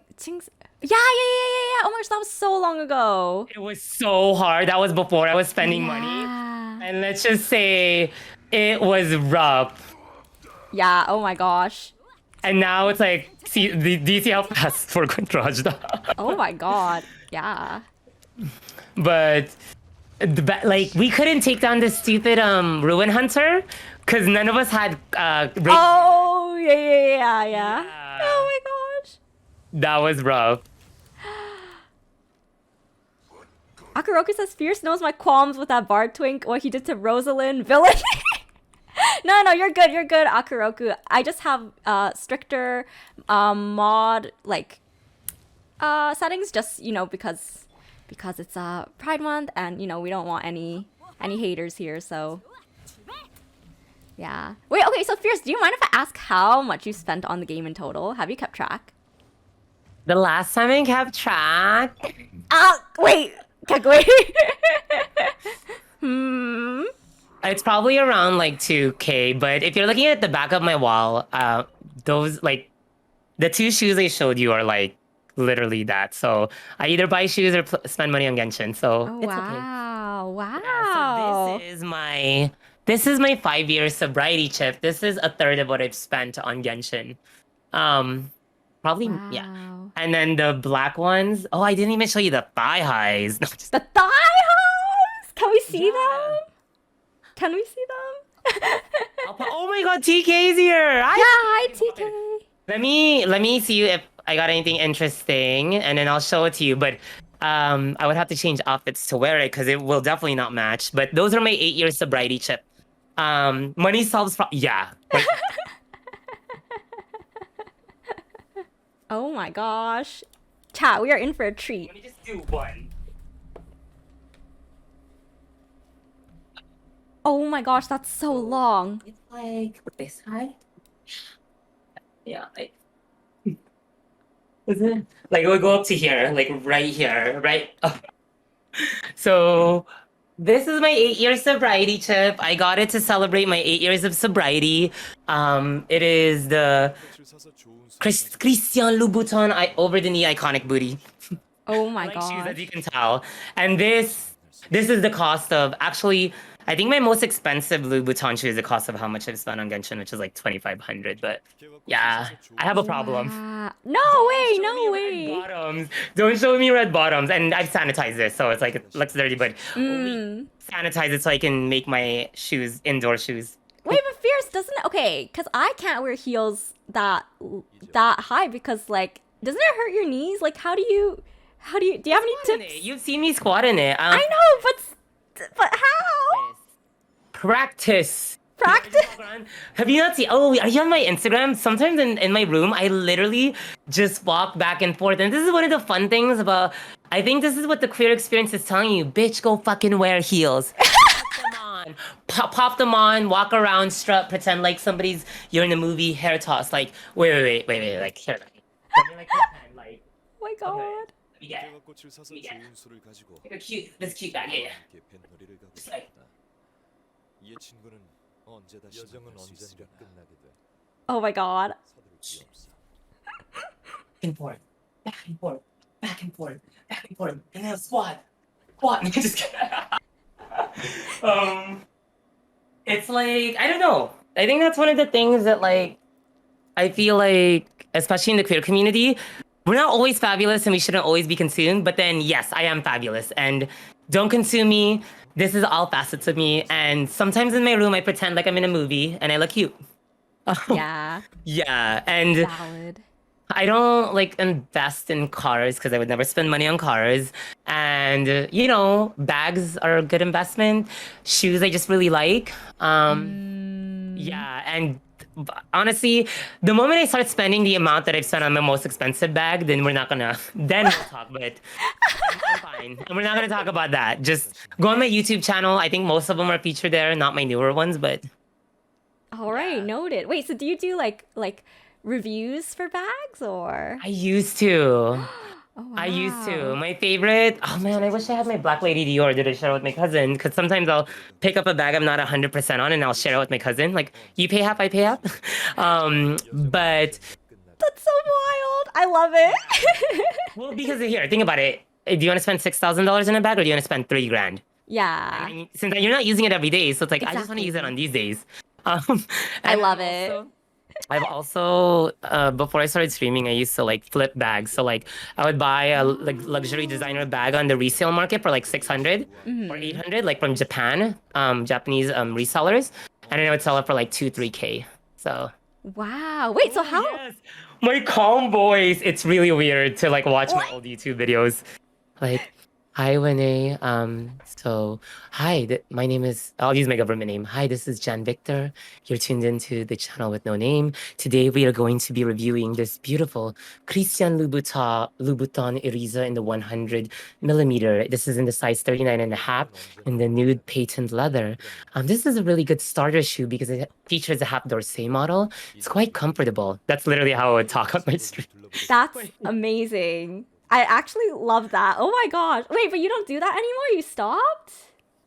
I like the pandemic, I kind of like repositioned my relationship with luxury. I think then I started streaming and then I realized like, we could talk about, I could dress up and be fabulous, show my heels, do squats, talk about it, but it doesn't have to be the center point because one of the things that I would always name, and I don't know if y'all can hear it, chat, or when I like on, when I talk is like, for me, everything is my existence and everything I do is and as much as I wish it wasn't, but the reality is it is, it's a political statement. Like I'm a non-binary person. I don't look like a man or a woman. I see myself as a person, but the world wants so hard to label me in a way that makes sense for them, but it's like I'm so much more complex than that. And so in my channel, I would talk about fashion, but I would offer up criticism on like I'm functioning within a corporate in a capitalistic society and I'm complicit in it because yes, I'm expending money on high-end designer goods when we're living in a place, right, like where like I work on climate change issues as my full-time job and so even I'm hypercritical of it, but like I do work on environmental justice issues, particularly trying to end fossil fuel dependence in Southern California, but also like fighting the massive ports complex. But like I can still be fabulous and also acknowledge like, damn, like, can I be this fabulous and not function within a society where we're, what I purchase is adding damage to the world we live in. So yeah, it's like, it's weird because I've learned to like mediate with like how I feel even with my relationship with like, I don't buy fast fashion anymore. Everything that I have moving forward is either thrifted or pre-owned in terms of clothes. And then I don't spend as much on luxury because I know like it's not it was never meant to be accessible. But like the quality of luxury is it's supposed to be superb and impeccable. They're supposed to stand the test of time. Like one of my oldest bags, I resold it because I was like, well, I need money. Was I bought it for like 1,500. It was a bit like an Hermes. No, not 1,500. 1,200 Hermes Kelly, and I sold it for like almost 4 grand. And it was 1957. It was almost 2 times my age. I used it, abused it, Wow. enjoyed it, took it around in Paris, and then sold it because I also want to acknowledge they're just bags. They're material possession, and they feel fabulous. But if I need to survive or need to take care of something or give money to somebody, and it's like, oh, okay, well, this bag is not as important as my relationship with you. And so I've let go of pieces to take care of things like, oh shit, there's something that I have to take care of. So I don't know. I don't know how to fully explain it, but what I will say is like, I'm critical of how I consume fashion, but also aware of the world we live in, but also I want to be fabulous. And so I've learned to mediate between like my joy and it's my medicine, fashion and styling and dressing up. But it's also like I try to be more responsible in how I consume. Yeah. Yeah, no, that's definitely true. And it's like, because, we do live in like a society. And I think like for, people that criticize, the systems that are prevalent in our society, people are usually like, oh, like, how can you say that? And like, like also go out and like, make money and Yeah. consume, goods and stuff. And it's like, well, we have to do what we can, right? It's kind of like a lose-lose situation, I feel. I don't know. Yeah. That actually is a perfect dovetail. I don't know if you've seen the post, right, on my general Discord on like what I did this weekend. So we did a Oh, yes. kayak action Yes. and Yeah, held up yeah, yeah. signs that said zero emissions now in front of the largest port in the country in the US. And then I put additional pictures, but those are some of the things is like how do we get to renewable technology, but also there's nothing wrong with being fabulous and having clothes to wear. It's that like what is the system by which that product is created? Is it exploiting labor? Is the product that you're using gonna go to waste because it's so cheaply, poorly made that it's only gonna last a week, a month, and then it's gonna get thrown? And chances are, if it's gonna get incinerated, it's probably gonna get burned in a community that is working class, that is gonna get affected by, the dioxins and furans of that facility. So as much as I love fashion, we can talk environmental justice and the science of it and the health impacts because Yeah. yeah, and it's important to know that even like how am I going to make these pieces last now? Because then I've had them. Like my luxury pieces will last, but how do I make sure my clothes don't end up in the trash can and they get incinerated? The two incinerators in California are actually located. One's located near the community I work in, Oh, and it's like, wow. and then it has the ports, it has refineries, so everything is polluting us, and so it's like for me, today's like you have me featured as this like for Pride Month, but it's like I also understand that my queer identity intersects with my immigrant working class. Like I grew up in a poor family. I came from the Philippines from a poor family that happened to have professional parents, right? That were both engineers and nurses, and so we experienced social mobility. But my queer identity, intersects and is informed by that. It doesn't exist on its own. Like me being a gay Filipino is part of that. Me growing up in a Southern Baptist slash Judeo-Christian household is part of that experience, and there's a connection to it on like, well, then how do I navigate through this world? And even now, like when I think about being in environmental justice is like, what does my queer identity offer in this space? But yeah, I know. I'm sorry if this is class for people. I'm so boring. No, this is so, yeah, I usually don't get to discuss this kind of stuff fierce. And I think this is also like, it's something that's it is a, not loaded, not emotionally loaded, but like, I feel like, yeah, in order to talk about these things, you don't want to say like the wrong thing, and you also want to be able to form your own opinion, but in order to do that you need to do like a lot of research, and like Yeah. you need to know what you're talking about, right? So yeah, I am happily being informed and educated right now. And like it's nice because for me, I also like, yeah, care about the environmental law. I actually studied like environment and business in university, although Nice. my degree, I don't think my degree really helped out a lot, to be honest. But What was But your degree on? so it was basically, I don't know, I feel like it was just to, yeah, literally the name of the program was Environment and Business, and the degree we got was a Bachelor of Environmental Studies. Oh, good Oh, night, okay. Noel. Thank you for hanging out. I appreciate it. But yeah, it just felt like because, business and environment are two such broad disciplines, like, they're both degrees on their own. So it just felt like the program was very shallow. Like it's wide but shallow. You couldn't really dig Yeah. too deeply into anything. So yeah. Yeah. Hmm. Yeah, I think that's one of the challenges with particular university university majors. Either Hmm. some are like very hyper specific and then some are way too broad. Like I was really blessed with a concentration, so I got to focus on a particular set Right. of courses, but like not all, degrees follow that too. And then some are hyper specific, like nursing is nursing, so you're gonna go into a Yes. very Yeah. specific field. No, but that's cool. I mean, have you ever like what do you use it in? Actually, do you stream? You don't stream full time, right? No, I do Like not. we're I do both not. part-time streamers, even Yes, though we yes, stream we a are. lot though. We Yes, both stream yeah. a lot. Like The struggle is real. when I have to explain to people, like, y'all, I'm tired, like, since I'm work from home. And it's like, I've been on my computer either if I'm not organizing, calling folks and doing an action, or going to a city council meeting or agency meeting, I'm like, I'm on a Hmm. computer for 8 hours and then I take a break and then I stream for 3, 4 hours. Like, there was a time when from July, August, September, I streamed with no days off except my birthday on August 5th. So, and I What? was working full time. So I would literally finish work and then eat and then stream. That's Like, wild. I can't imagine doing that, fams. yeah. Oh my Yeah. gosh. So it's definitely nice like when people like I meet folks that aren't full-time streamers but work and try to stream their best. Like Yeah, I have a lot of respect for people who can, yeah, do part-time streaming and also like full-time work. It's yeah. so much. It's so much. Yeah. Wait, so Yeah. what do you do? Oh, so I work If for a you're tech. comfortable. Yeah. Oh, okay.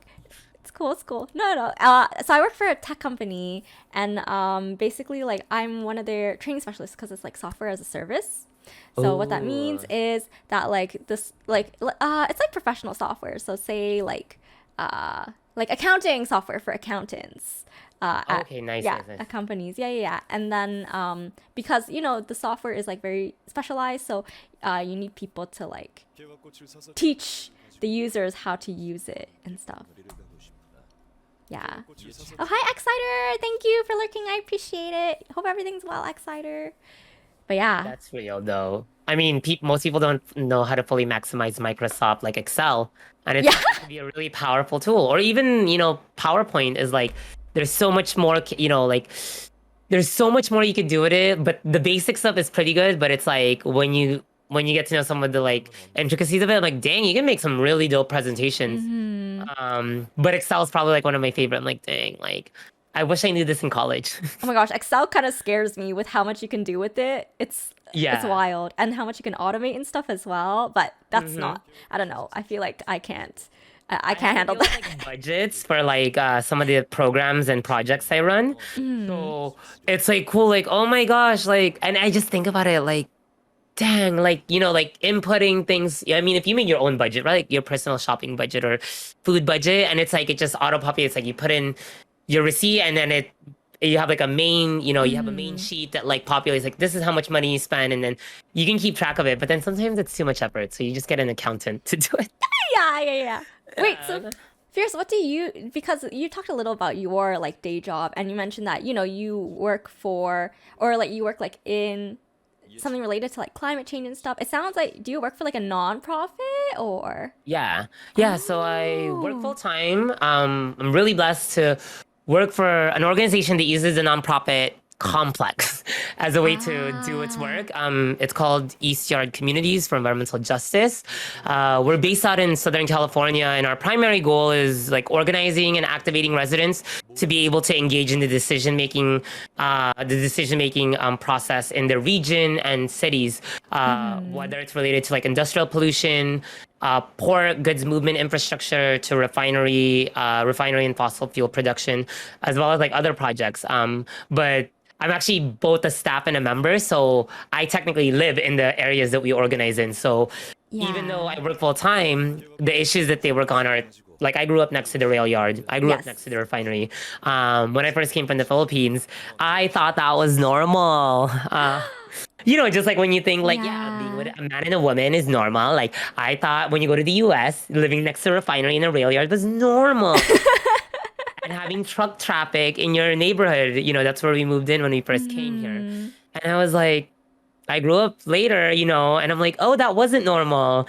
Especially when I was at UCLA, and it was like, why can I breathe better here? Oh my gosh. Yeah, like I stopped using my inhaler for 4 years. 4 years. And then I come back, and a Wow. year after coming back home, after college, since I didn't really go home much, I Yeah. had to get a new inhaler. Isn't that crazy? Wow, that's Yeah. wild. Yeah, but yeah, if you saw the picture, so we do local, regional, state, and national, and now international work. So I work with folks in so-called Ooh. Canada, indigenous folks that are fighting the Line 3 pipelines being built. Like, Mm-hmm. so it's pretty cool because, oh, sorry. Huh? Um, oh, I heard like the song and I realized that I was I had my Streamlabs open because I was monitoring to see if the sponsorship stuff Oh. I had going on. No, So I it's heard cool. the It's song. cool. I'm like, why is Taylor Swift's "I Knew You Were Trouble" play? Yeah. And then I was like, wait, do you have that as a sound? No. But yeah, so it's pretty cool. And one of the things I will say is like, for me, the space, like I've been able to. My organization is not a traditional org. I'll say that. Like, Mm-hmm. um, in so many ways. And I remember one of the like, especially being queer and like we're in spaces you have to dress professional or like very gendered. Like Yeah.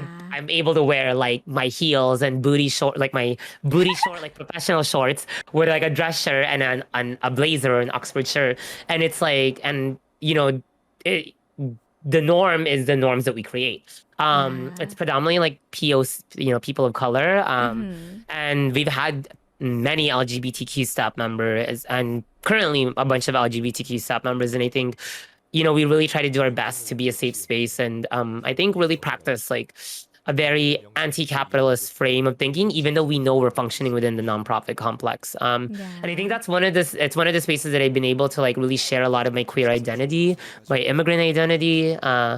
And it's been a space for me to even reflect on it because, I shared it earlier about like queer identity is like a process of learning and unlearning, learning what's always been there and giving language to what it is, who you've always been, and you just never really had the words for The it, and then yeah. unlearning the ways the world told you this is how you have to be.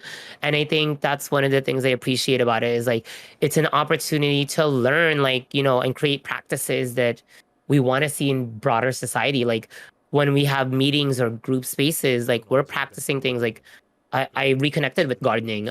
We have a garden program, and I was like, I grew Oh. up gardening, and it was one of those. The program actually helped me like reconnect with those roots. Oh my Um, god. I yeah, love but it. it's pretty cool because I think the space itself is like, how do we create like cultural shifts that like we can include in our lives that are creating like the kind of world we want to live in. And Mm-hmm. that's why I always say like it's weird because it's work and I get paid for it, but then it's also not work because this is what I would, if I had my free time, I would spend the time doing this to make my world better. Mm-hmm. So I really like that. And I'm really blessed because like most people, I hear people like complain like I'm dead inside, my job's so terrible, and it's like we have a conflict. When there was one time we had a conflict and we spent like 6 months processing it as we did work, like to try Yeah. to bring like a transformative justice lens so that like the person that was harmed and the person that did harm could either repair what was there and then figure out how to move forward. And some of them took 6 months. I've been in conflict mediation. It took 9 months, and it's like, who does that? And it's like we do because we know that relationships are valuable. Um, and that's why I say it's like a very unique org because we don't do things in the traditional sense, and that's why I've stayed for so long. I've been in this org for as long as I've been sober, which is like 8 years. Wow, Yeah. that is amazing. That Yeah, is so if you so. wanna Oh if my you wanna look us gosh. up, I'll just pop in, our org In name chat. and you Yes. can Yeah. learn more about Yeah. us. Um And you can also like, oh my gosh, I think the front page is a video of me in No way! evacuation. Yeah, it's like funny. I love it. I always get like asked to like speak because I'm so well spoken, but I'm like, there's community members that can speak these same experiences. But yeah, No, so you that's really are. what I do. Wow, that was, thank you, Fierce. That was, yeah. No, you really are. You really do have a way with words and like being able to explain so like considerately and like thoughtfully. Like I've already been exposed to so many ideas this stream, and it's like we've just started. It feels like we just started. But there was something that I didn't want to ask Fierce, if you wanted to talk about it, because like you've brought up already several times, and you even mentioned it in your bio about how you are, you're sober, and Yeah. and like to me that it sounds like, oh, there was a point in time when you weren't that. Oh my Did, gosh, yeah. I'm like reflecting on it too. sorry, I'm so Like, sorry if I brought up any unpleasant memories, but would you be no, open to talking no, about no. that? It's I say it, queer immigrant Filipino non-binary sober allegedly Genshin and DVD streamer. And for anybody that I will even offer this up to anybody on the chat that is struggling with any type of addiction when it comes to substances. I am on Winnie's Discord now, and you can DM me even if you just need somebody to chat with. But yeah, so I've actually a month ago or something, I hit my 100 months of sobriety, which is like 8 years, 8 and 1/3 of a year. I keep track because I don't know. It's just like interesting to see how far I've gone because I if I ask myself in 2013 if I was going to be sober, December 2013 was when I got a DUI and got arrested, even though I had driven many times, blacked out and under the influence. And like I used to, I didn't just drink. I did a lot of substances, but I harmed a lot of people. But it was December 2013 when I got my DUI, and I've already been convicted for it. Trying to wait out my 10 year so I can eventually go to so-called Canada. But Oh uh, gosh. I remember, when I reflect on when I used substances, it was honestly because part of it is I didn't want to cope with some of the things that was going on in my life. And it was easier to feel something from alcohol or so it wasn't just alcohol. I was big on ecstasy, especially college. UCLA is a very interesting place because you'd be surprised at how much substances people use. And I know, trust me, I'm gonna just say it. I'm not gonna say anything incriminating because I've already been convicted on the other things. Oh my gosh. But y- college students are a mess. If I could tell Yes. y'all anything, Yes. right? When he's like, I agree with that. As a former college student, yeah. yeah, we partied hard and studied hard, and honestly, just became practice. Like I was a high functioning alcoholic substance user, and it was just easier to like do my work and then use that to feel stuff or not. Sometimes not feel anything because there were some days where I was like, I just want to be so drunk I didn't feel anything. And then I would get into situations where like the next day I'm like, Fierce, you said this really mean thing and you harmed somebody, like with your words. And I said, oh, I don't remember. And then I would have to make these apologies, and it just built up. And I got in, here's an additional story before we get to like my DUI. It was like a month before I was graduating, I got hit by a car Oh my in West God. Hollywood. Oh, look, Pride Month in West Hollywood, between West Hollywood and Beverly Hills on Doheny and Santa Monica, and got left for dead and slept under a car because they didn't have a phone because my phone was stolen. I had my wallet, but taxis don't stop. You need to like call them. You can't flag a taxi down. And so I ended up sleeping under a car, woke up the next day, was limping, trying to get to the bus station, and this lady saw me and she was like, are you okay? And I was like, and I was like, can I just borrow your phone? I'll call a taxi. She stayed with me, got my taxi, went to my apartment, went to sleep, woke up, and then realized, oh yeah, my foot's busted, and my friends took me to the hospital. Didn't quit then, and that was just one of many situations I got in. I, harmed people. I got into these situations because I didn't want to feel anything. I wanted to escape my problems, but then I created more problems, and it was that DUI that like I sat in jail for like 10, 12, 14 hours, just like, how did I get here? And in silence, I didn't speak. I was awake that whole time in the drunk tank at jail in LA. And I was like, fuck, like, I don't want to keep on doing this. And so that was December 14th when I was in jail. I got arrested December 13th. Yeah. And I called my sister and was like, this shit happened. And I was like, I think I should probably go sober. And she called my mom and, mediated to make sure my mom wasn't too mad. She helped me get my car that was towed. And then when I found out the process to get my license, they said you have to go to like a DUI school to earn your license back. And then I had a breathalyzer in my car for 6 months. Wow. It's a machine that you have to blow into, but Yeah. it was like that time where I said, okay, I'm gonna be sober to get my license back. And I said, I'll just do the 6 months. And then 6 months hit, the breathalyzer got taken out my car. And then I said, you know what, I'm gonna just keep on going. And I hit 1 year, and in that time I had so many moments to reflect. Even the 1 month, like I hit my 1 month and I was like, holy shit, I can't believe I made it 1 month. Then the 6 month came, holy shit, I'm done with this program. I have my car back, I can drive regularly. And then I hit my 1 year, and that's when I started buying like, luxury stuff to like commemorate my Yeah. sobriety. Mm. Because around that time, this is the crazy thing. I got my DUI. I got arrested December 13th, was in jail December 14th.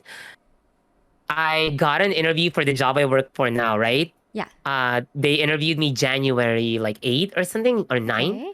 And on my interview, I had to say, and this is why I say they're a non-traditional org. I had to say, I got a DUI. I'm a really good organizer, but I'm gonna have a breathalyzer. I can't drive for a month, and I'm gonna have a breathalyzer in my car. And they still hired me, and they actually supported me a lot. And I honestly attribute part of my sobriety to the community I built in my org, in the job I work with, because my team has supported me so much. But it's it wasn't, the plan wasn't to be sober for 8 years. The plan was to get my license back, and then I said, okay, let me just hit the Yeah. year. And I really liked where my life was heading in terms of like, I feel more grounded. I actually started working out. A couple of months after I got hired for my job, I quit smoking too. I used to be a chain smoker, Wow. smoking a carton a week. So I'm like, I can't fight for the environment and clean air if I'm killing my lungs. And it's been this opportunity where it's like, I reflect back on all the reasons I drank, and it was like, it made sense to me, but then it brought me to all the problems that I was escaping. And then also, it was fun. I'm not gonna lie. I had a lot of fun. I had the fun that I had with like alcohol and all those other paraphernalia, but I asked myself now, 8 years later, I've asked it for the past 8 years, my year one sobriety, year two, is like, if I start doing drugs or start drinking, will this add value to my life? And then I literally verbally asked myself out loud, and I said, no, I don't think it will add value, and I just don't. I get offered a drink, and I'm like, no, I'm good. I'll smell it. I don't mind smelling alcohol. I love the smell. It brings back those memories. And I'm like, but like, I just like the person I am, because to be honest, I don't want to hurt people, and I love the people that I have in my life so much that like, why would I want to hurt them? And I think, I'll add, particularly speaking about in the LGBTQ community, since I wanted to share this because it's my big critique of pride, is that like alcohol and drugs and other substances are so immersed and Yeah. entrenched in our community, especially as LGBTQ queer folks. And also, let's be real, assault, right? People get drunk and they get Yeah. assaulted, and there were so many such. I'm really blessed that that's not necessarily ever happened to me, but like, and I was always safe and taken care of by people. But it's so like, it's such a massive thing, like that people go out, get drunk, and get into situations and maybe hook up and don't have the proper faculties to ask for consent. And it's like, Yeah. anytime I'm at a decision, I know I'm in 100% mode to say like, yes, I am giving you my consent, or I am in that space to make that decision. And the second piece is like, that's not all who we are. It's like, we're not all partying and drugs. We're not all these substances. And it really frustrates me, since like, when you think of Pride Month, there's a few things you think of. It's like rainbows, parades, and then Yeah. I don't know if you've ever been to a Pride recently. Like, I've only been to one, and that was enough for me never to come back. I went to a Pride, and there were so Really? many advertisements, and it was bought out by corporate Budweiser, like all the alcohol, Michelob, like all the alcohol Yeah. companies. And it's like, we already have a substance issue in our community, and it's like, how this isn't Pride to me. Pride was a fucking riot when it started. It was a critique on the way that people were being treated as not human, and it's bought out by Budweiser. It's bought out by freaking all these big companies that put a flag on their beer for one Yeah. month of the year and then don't show up and then and give money to like policies, right? Like to policymakers, like anti-LGBTQ politicians. And it's like no, and I relate that to like my queer identity and like because it was so easy. I was always offered alcohol, especially in LGBTQ spaces. Like drink, it's like so integral, and it's like this isn't all who we are, and it's like we can just have a conversation, we can just hang out, and we don't also have to drink to get drunk or do substances and Yeah. go into some euphoria. But it was because that was the culture I was surrounded in, and then it was easier to escape the problem. Like I don't want to think about that, so yeah, let's drink, let's party. And when the pride I went to was when I was sober, so I was just like, this is kind of disgusting. Like that, as somebody that studied and like read about Stonewall and Marsha P. Johnson and Sylvia Rivera and all of the amazing Black and brown transcestors that paved the way for us to be out, even on Twitch. Because let's be Yeah. real, like there's no safe space for us. Twitch isn't a safe space. We create those safe spaces. Yep. Is it like we show up every day, but these alcoholic brands don't? These alcohol brands, these brands don't show up except for one time of the year, and they're not really showing up. They're just making money. They're Yeah. it's pink washing or rainbow washing, whatever it's called. And so for me, I've stayed even sober too because I'm like, it's also I'm gonna bring it back. It's a big political statement that like I'm choosing what I put in my body as much as I eat Korean barbecue. Because it's like if I can decrease the other substances I put in my body, maybe I can live long enough to keep on doing this fight, to keep on doing the work that I hope is helping make this world just a little better with the community I work with. And I'm staying sober because I know that I'm a better tool, advocate, part of my community when I'm sober. And it's hard because there are some days, not alcohol, there are some days when I'm just like, I just want to pop a pill and just like peace, love, unity, respect.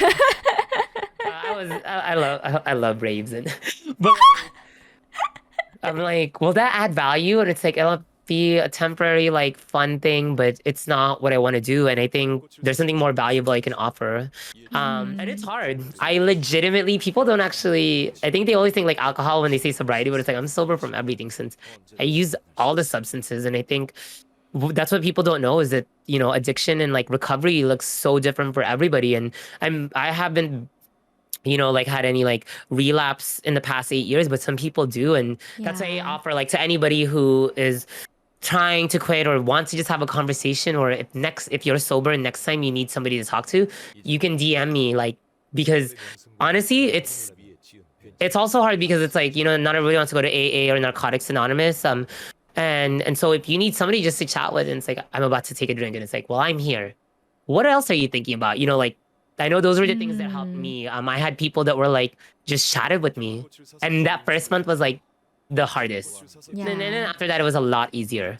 But yeah, and so I'm sober, and I don't know how long I'll be sober. What I just, let folks know is I think, okay, if I can get through the day, I'm good. And then, oh shit, I hit 100 months. Oh shit, I hit 9 years, or, whatever years. Like, Yeah. but I think about it in a day, and then when I hit those milestones, I celebrate it because I'm like, it's just one day added up into 8 years or 9 years, Yeah. Yeah. Wow, that's awesome. I'm glad that you've become the type of person that you don't want to lose to that stuff. Because I feel that like that's very important. And not just in terms of like in terms of addiction or like substance or drug abuse, but I just feel like for you to feel so strongly about who you are as a person and know that, this is the type of person I want to be in this world. And this is the type of value I want to bring. And this is the type of work that I want to continue doing. Like, that's very admirable because I actually think I haven't found that for myself yet. So, so I really look up to you for that, Fierce. Oh, wait, am I older than you? I'm actually not sure. I know people 30s. think I'm you're in my near 30s. oh, okay, you are older than me. You are older than me. Okay. Older than most people on Twitch. Every time. No. I was just wondering too. Since there was like a lot of people say that, I'm like, oh, I'm not that old, am I? But no, I really appreciate it. And honestly, I'm not trying to be like I don't want people to look up to me. Just, I just share my story and my experiences because we all have our own journey. And I I was just really blessed. To be honest, everybody told me when I got a DUI that they said my life was ruined. And I was like, I don't think it's gonna be ruined. I'm gonna just Mm. and I didn't think about it. I honestly I was what was I, like 23 when that happened? I was like, I'm just Yeah. gonna do what I need to do. To try to like pick up where I messed up and see where I can go. And I think I was blessed where it's like I had so much support. Like, okay, I got hired, like the job hired me, and that helped pay for my like lawyer bills and Mm. be able to like work and still deal with the DUI court, and then eventually like get everything back to, in some normalcy that it was like, start to rebuild myself. But I think, we all have our journey. Like it doesn't all have to look the same. And for some people, when I said like addiction and recovery doesn't look the same. Also, like I thought when I graduated from high school, I was going to be either an engineer or a doctor. I got into engineering programs Really? because my dad was an engineer. I was thinking of doctor because my mom was a nurse, so let me push for doctor. If not, I'll go for nurse. And none of those things worked. And some people they took those majors and they went with it. I didn't know I would be doing the organizing work that I do now, Mm. trying to make the world better in terms of like, yeah, the climate change problem. It's for all of us to deal with. But like, I'm glad that I've been able to pass policies that are cleaning up the air in the entire region of Southern California. Like I'm blessed Mm. to do that. I'm blessed to know we fought a 20-year, rail yard. No, sorry. Well, a rail yard expansion. We won that. We went against Warren Buffett's company. Like, hello, can you say like you were Ooh. part of that organizing? But like, I didn't know I was gonna do that in 2008 when I graduated from high Yeah. school. I didn't know I was gonna do that when I graduated in college, and I didn't know where I was gonna head when I got in jail. Like you're just sitting there like this is the drunk tank and they're eventually going to release me. But how the fuck did I get here? I didn't know where I was going. I just was like, how am I going to get my car? I'm broke. Like, I barely have enough. I don't think I can. I'm like, I don't even think I'm going to afford to be able to tow my car out. And Mm. that's what I was thinking of. And I think that's what's beautiful is that, like, we have all these, we have all these journeys that it's for us, right? And sometimes we have different obstacles we're gonna face. Like, I think for me, it's substances. Maybe for you, right? It's like, and for some people, like, it might be finding out what the path is. And it's not to say you have to stay on that path, like when you start now. And maybe you realize that's part of it, and you're like, I want to do more. I thought I was gonna be doing YouTubing for a long time, but then I ended up on Really? Twitch streaming, and so I think that's what's beautiful is that like there's opportunities and you just have to explore and be open to it, and then also be willing to like learn. Like since at the end, it's like, Mm. isn't that part of what life and like I Yes. think part of even like LGBTQ identity is like going through the experiences and understanding how you relate to it.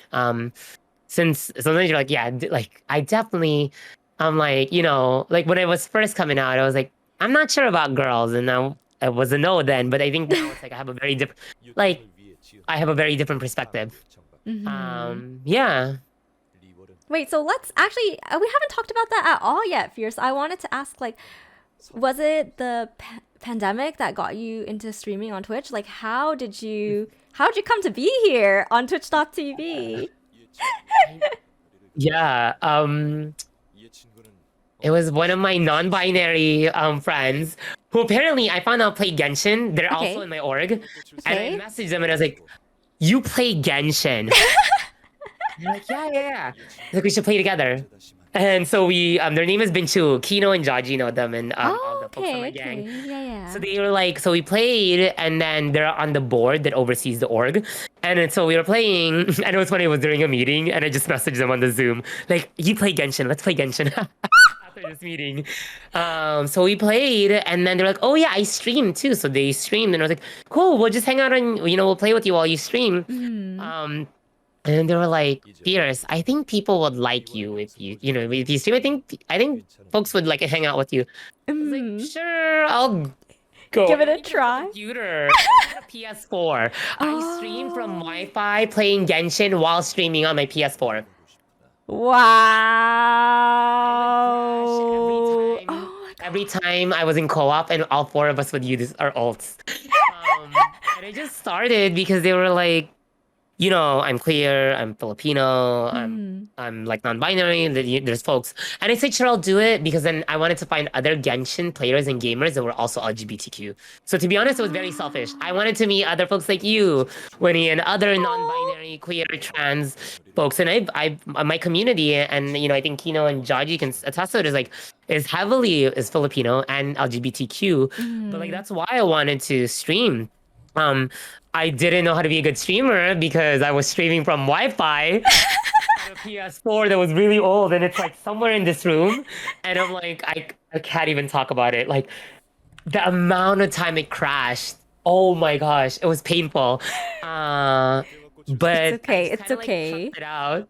Yeah, we Yeah. all start from somewhere, you know? Yeah, I even bought a PlayStation like camera so that, that I could have a camera, but it was too much. I was like, Wow. yeah, but that was the main reason why I started. And I Mm. just kept on going, and I hung out on people's Twitch. I actually only joined Twitch last year in January. And the Mm. reason why is because I was watching YouTube videos about Genshin, and it was enviosity. And I was like, oh, I want to watch this person play. Like, these videos are really good. Oh, Cool, free to yeah. play. I'm going to be free to play. I'm going to be free to play too. That didn't last long. By the time I made a Twitch account in January, I watched them and I was like, oh, cool, there's a bunch of streamers. Watched them, started to see other like folks, but I was never thought about streaming until my friend put it in my ear. And then I was like, let's try it out. Mm. And so I think it wasn't the path I was expecting, but I'm glad that and it wasn't actually streaming itself, but it was like being on Twitch where I met folks like Buzzy, Rebe Bean. I connected with folks like Kino, Perry, the Mm. Plata guy, my friend that gifted the 5 subs. Yeah, yeah, They yeah. found me because I was Filipino and non-binary and I had the tags, and Yeah. it was in the time when the hate raids were happening. Oh. Hate raid followed, Oh my like in gosh. August, and I didn't know what it was, and I was like, "What's happening?" But then I was like, "Okay," but I kept the tags because I wanted people to know, like, I'm gonna continue to be my authentic self, and I'm not gonna hide myself. And Mm. Perry found me, and then I found out they streamed, so I rated them, and then we've been friends ever since. We even went to Yeah. Hawaii together, and I didn't meet them in What? person. I didn't meet them in person until, like way later. Wow, the shade on the free to play team. Fiona. Um, and they inspired me to hoard. No, but I'm so sorry, I'm reading your chat. Like, No, um, no, it's great. It's great. yeah, but I love like, it. it was about finding other people that were like me, that identify as all these different identities and also played video games. And Genshin was actually the first official MMORPG game I played in close to a decade. I hadn't played video games in a really long time. I Really? am I am locked out of my old World of Warcraft account because somebody was trying to log into it, and Blizzard was like, "Do you want to reset it? Suspicious activity." And I said, "I'm never gonna play video games again." And now I want to like freaking play, like, and I can't use my Oh. original account, and it was really strong. But we're not gonna Oh talk about that. no. Oh Um, no.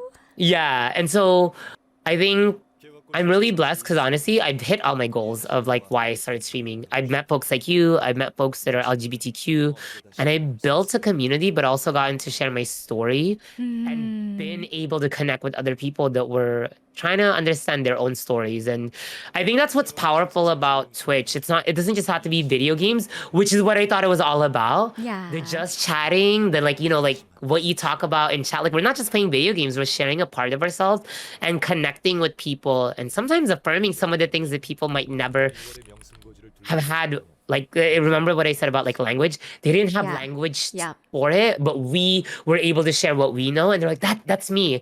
Like I've had people come out on my stream and say, I'm non-binary, or like, I think I'm gay, and I'm gonna come out to my parents, and I'm like, okay, if you need to process before you do that, you have the chat, you can DM us, and Yeah. that's been so powerful. And that's honestly why I keep on coming back. Because as much as I love games, I'm like, what would it have been like if I had LGBTQ spaces and mentors or Twitch when I was, in 2007, 2008, a Bible carrying, Yeah. closeted Republican Christian? What would it have been like if I knew that like this, like I didn't have to be in the closet and I didn't have to force myself to practice this belief that I was very hypercritical of, right? Mm. And what would it have been like if I had like more nuance nuanced representation of LGBTQ models, and not just RuPaul's Drag Race, not just, you know, almost like disposability and consumption of LGBTQness, queerness, but like that there's people that are us, or like just like us, that are queer, that are LGBTQ, that are going through their own journey and trying to figure it out, and deeply imperfect. And it's like, I'm sorry if I make a mistake and accidentally misgender you, and I need to correct myself and apologize. Like that would have been so powerful, but I didn't have that. Yeah. I had a straight mentor who actually helped me come out, because he had LGBTQ folks that educated him, and that was the privilege I had. I had somebody with that support.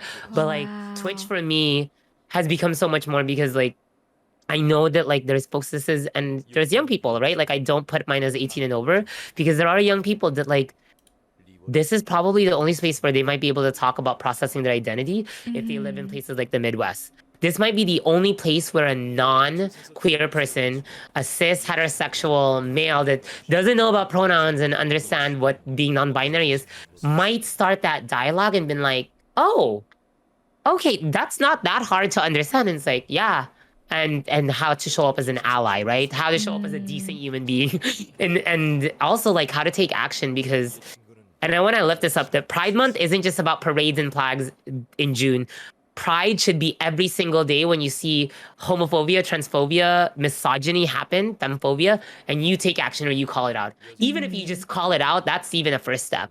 And if you have to defend somebody, you have to practice that on yourself, because like I know if any of my fam were to get attacked, I would take action if I needed to. But I think that's what's been beautiful about this experience, because I've connected with APIs, Asian Pacific Islanders, Filipinos, and queer folks, and I've realized there's a way to connect and make community, even in this like platform that might seem very like it could be a cesspool of a Yes. mess and like Yeah. dicks, Pepega, Keck W. And that's fine. That's fine. It's fun to be fun. But like, you know exactly what I'm talking about, right? Yes. But like, we can also have like deep, insightful conversations about like what folks need to talk about, because they just don't have that space. And if my stream could be that space, I'm okay. And I say that like you can unload here. And I know not everybody has that space, but I do this full time. I do this in my organization, and I have the bandwidth to do it. Wow, that's it. amazing. I talk a lot. Yeah. No, this is There's not a great, word that I Fierce. don't love. This I love all words. This is exactly what I want. This is everything that I could have asked for and more for you to be on Bosses. So Oh gosh, they asked me. Oh yeah, no, go ahead.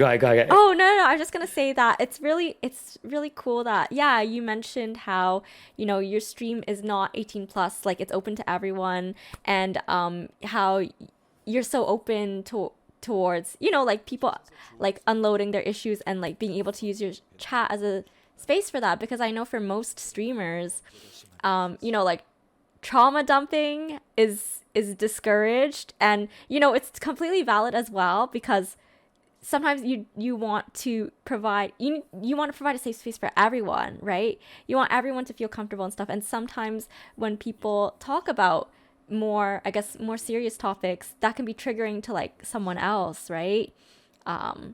So the fact that you are open to that and welcome to that is very, very admirable. So Yeah, and I want to lift that up, that like I have the bandwidth to like talk about these issues, and I know not everybody has that space, because also like you should have trigger content warning. Like I tell folks, if you want like, so I'll use my example. This is my sister that called it. I was supporting, like it was doing the sponsorship stuff for me. Yeah. While we were streaming. I was helping her. I've had to communicate to her, hey, epistemological. Oh my god, that's a good username. Okay. That is a good username. Thank you for the follow. Welcome to the stream.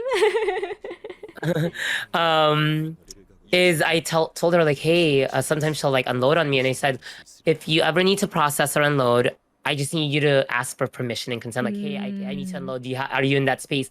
And I'm not always in this space, because sometimes I have hard days, right? When I stream, I know I'm in that place, and if I'm not in that place, I'll be like, hey, can I follow up? Like, since I might not, but 90% of the time I am. And I think that's one of the things is we need to learn to practice. Like, hey, can I have permission to share? something heavy because not everybody has that, and also knowing how to set that boundary. And I think the folks that write that in their chat, I get it, that's their boundary. But then there are folks that like come to your chat and they really do need someone to talk to, and sometimes like go get a therapist. There's resources. If not, like you need to Google in your region. There are resources everywhere. As much as people like, like there's no resources, like we have to look. But like I think for Twitch, I know folks make that boundary, and it's like I let chat know it's always open, and I'll confirm like when I'm not in that space. Especially, and I think I shared with you when I like, this past month, like I had two deaths in my family, and I just couldn't stream because that was my boundary. Is like I can't stream because I don't have that space. And I was still working, so I was already having to offer that space for people in my work because we don't just do environmental justice work. I'll have community members talk about like, oh my gosh, my family got like I can't even tell you the number of times I've heard members or residents talk about like either asthma or like somebody had cancer, and so that's part of the work that I do. But Yeah. I think a practice that we need to learn is like, yes, set your boundaries, but also if you're able to, if you are in that space to hold, if you're in uh if you are in a place in your brain mentally, spiritually to hold or even listen to somebody who needs to process, that is so powerful. Because to be honest, sometimes it's like some folks just need to like articulate and put it into words. And sometimes like I'll ask my sister, do you want me to just listen or do you need me to like process and plan? Yeah. And if it's just listen, I'll just sit there and I'm like, and I listen because as much as I talk, I'm actually a pretty good listener too. And then, like, so can I tell you what I hear? Since I'm like, for me, I'm always processing. But yeah, I think it's really powerful when people are able to do that. And I think we're so, as streamers, we do have so much power because we also have the ability to share things, right? Like we can say really fucked up shit on stream, to be Yes, honest, or we can say yes. really valuable, powerful things. Yeah. And I would hope I'm not. It doesn't matter if I'm never like a big streamer, but like even if I make an impact on somebody or somebody that shows up once and that was enough, or they show up and continue to show up on my stream for the rest of the time I stream and learn to practice some of the things I've shared, that's freaking awesome. But you know, I think it's also I've been really to be and I'll be honest, I'm really blessed and privileged. I get to practice this in my work. Not everybody has that space. Some workspaces are toxic. Some Yeah. people won't let you process conflict. Some people will unload on you without asking for permission, and it's not you're not mad at them. It's just like sometimes you're not in that place, and so I've learned to be like, this is what I can do now, and that's also important. And I think it's you have to understand what the stream is. Like some streams really are they're video games, and it's like hardcore players, like gamers, and then Yep. yeah, and some folks it's like no, let's talk, let's connect. Yeah. And I think those are the streams I like, where it's like you play a little bit of video games and then you pop in some of like who you are, and then like I connect with that, and I'm like snaps or like affirm, and then to be honest, I'm gonna be frank, I don't I'm in terms of stream like though that's the content I like, so it's like I've called a lot of the streamers I watch, and not in a bad way, but it's like there's folks I like to vibe with that's chill, but then there's folks that's like I don't know how I ever watched it. Like I was actually surprised. I don't know how I ever watched and participated in NB stream for a long time. I was subscribed for like 6-7 months. Oh wow. And it was successful, that chat. Let me be real. But I like the gaming because I'm like, well, I want to get better at Genshin, and I was like, I'll just stick to his YouTube. Um, but then you find like other streamers, it's like, damn, this shit is powerful. Um, I one of my favorite streams was like it was a non-binary white LGBTQ streamer from Canada, and we talked about white supremacy, and they were like, yeah, I'm educated about how I know I have white privilege, and I'm like, oh my gosh, you're amazing, and we're still friends to this day. They're one of my founder. They have my founder badge, but like Wow. that was like, hello, we're talking about deep issues, and we're both non-binary, and you're trying to play Genshin, but they didn't last. But I like watching them play and then talking about issues. But yeah, that's my thought. And I feel like Toasty Goat on the question, since I they want to talk about, I don't have pets, but I have bags that would have been pets. I have an ostrich bag, a stingray bag, and a lizard bag. So Yeah. That's what I was like, that's the answer. Here, I'll bring up the stingray one you'll like since it's right next to me. I'll just show this one just because it's really beautiful. All right. Oh, wait. Here, Okay. Oh, wow, that's a nice So color. this is stingray or galusha. It is the Bulgari serpenti bag. And I don't like animals to like take care of, but I like them in bag forms. And this is one of my favorite bags. Oh my gosh. Don't report me. This is one of my favorite bags, and I bought this pre-loved. Yeah, this is probably like 36 C6 characters, but she's Oh my so God. gorgeous. But I didn't pay for that price. I bought it pre-loved, so like yeah, but it's really tiny. So I don't have pets. I have bags. It is a beautiful color. It is a beautiful color. I like how Toasty's like, people leave and then people arrive. Oh my gosh, hello? They do. This bag is like not a mainstream bag like Louis Vuitton bags or Chanel or Hermes bags. If you have like a Bulgari Serpenti bag, it's because you like it or you were an influencer that was gifted it, but you only wore it for that picture and you never wore it again. Imagine having a girlfriend. Imagine. Yeah. Wow. Okay, wait. Okay, Fierce, we talked a lot. Should we go to the last boss? There are still Yes, questions I want to please. ask you, though. Yeah, no worries. Do you want to do um Who's the you wanna last boss that you I mentioned? usually do what's her name? Raiden? Biden. Yeah. Okay. I was like, why can't- Let's go, let's go. Okay. I know, right? I was like, I didn't also want to press you, so I'm like, a bitch talks a lot, fierce. No, no! No, I know I talk a lot. I'm And I here. love it.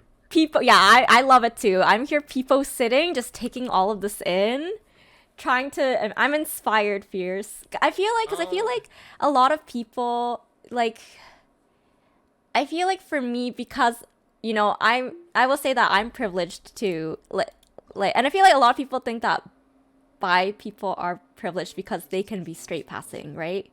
Mhm. Like I feel like if you don't look at my tags, I just look like I guess like the norm, right?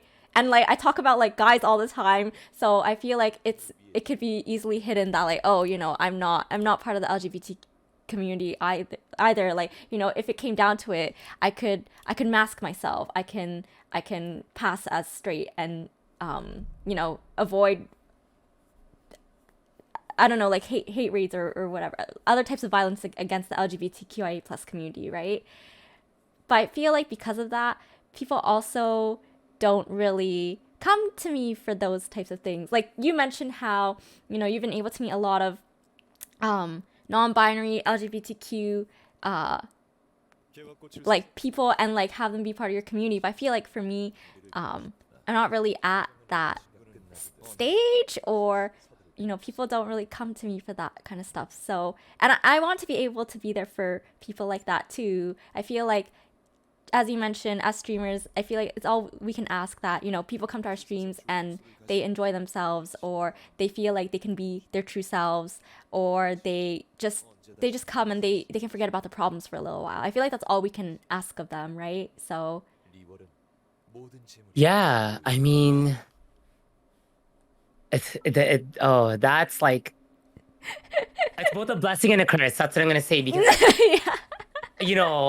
I every day in the gym bathroom that I've been going to for years, I still get stares because I'm very femme and long hair. I'll wear my booty shorts, but then also to the point you're saying about like it's also opened up. Can you resend the invite, by the way, since I turned up my audio and sure, yeah. let me just put the audio back on because I won't be able to Yeah.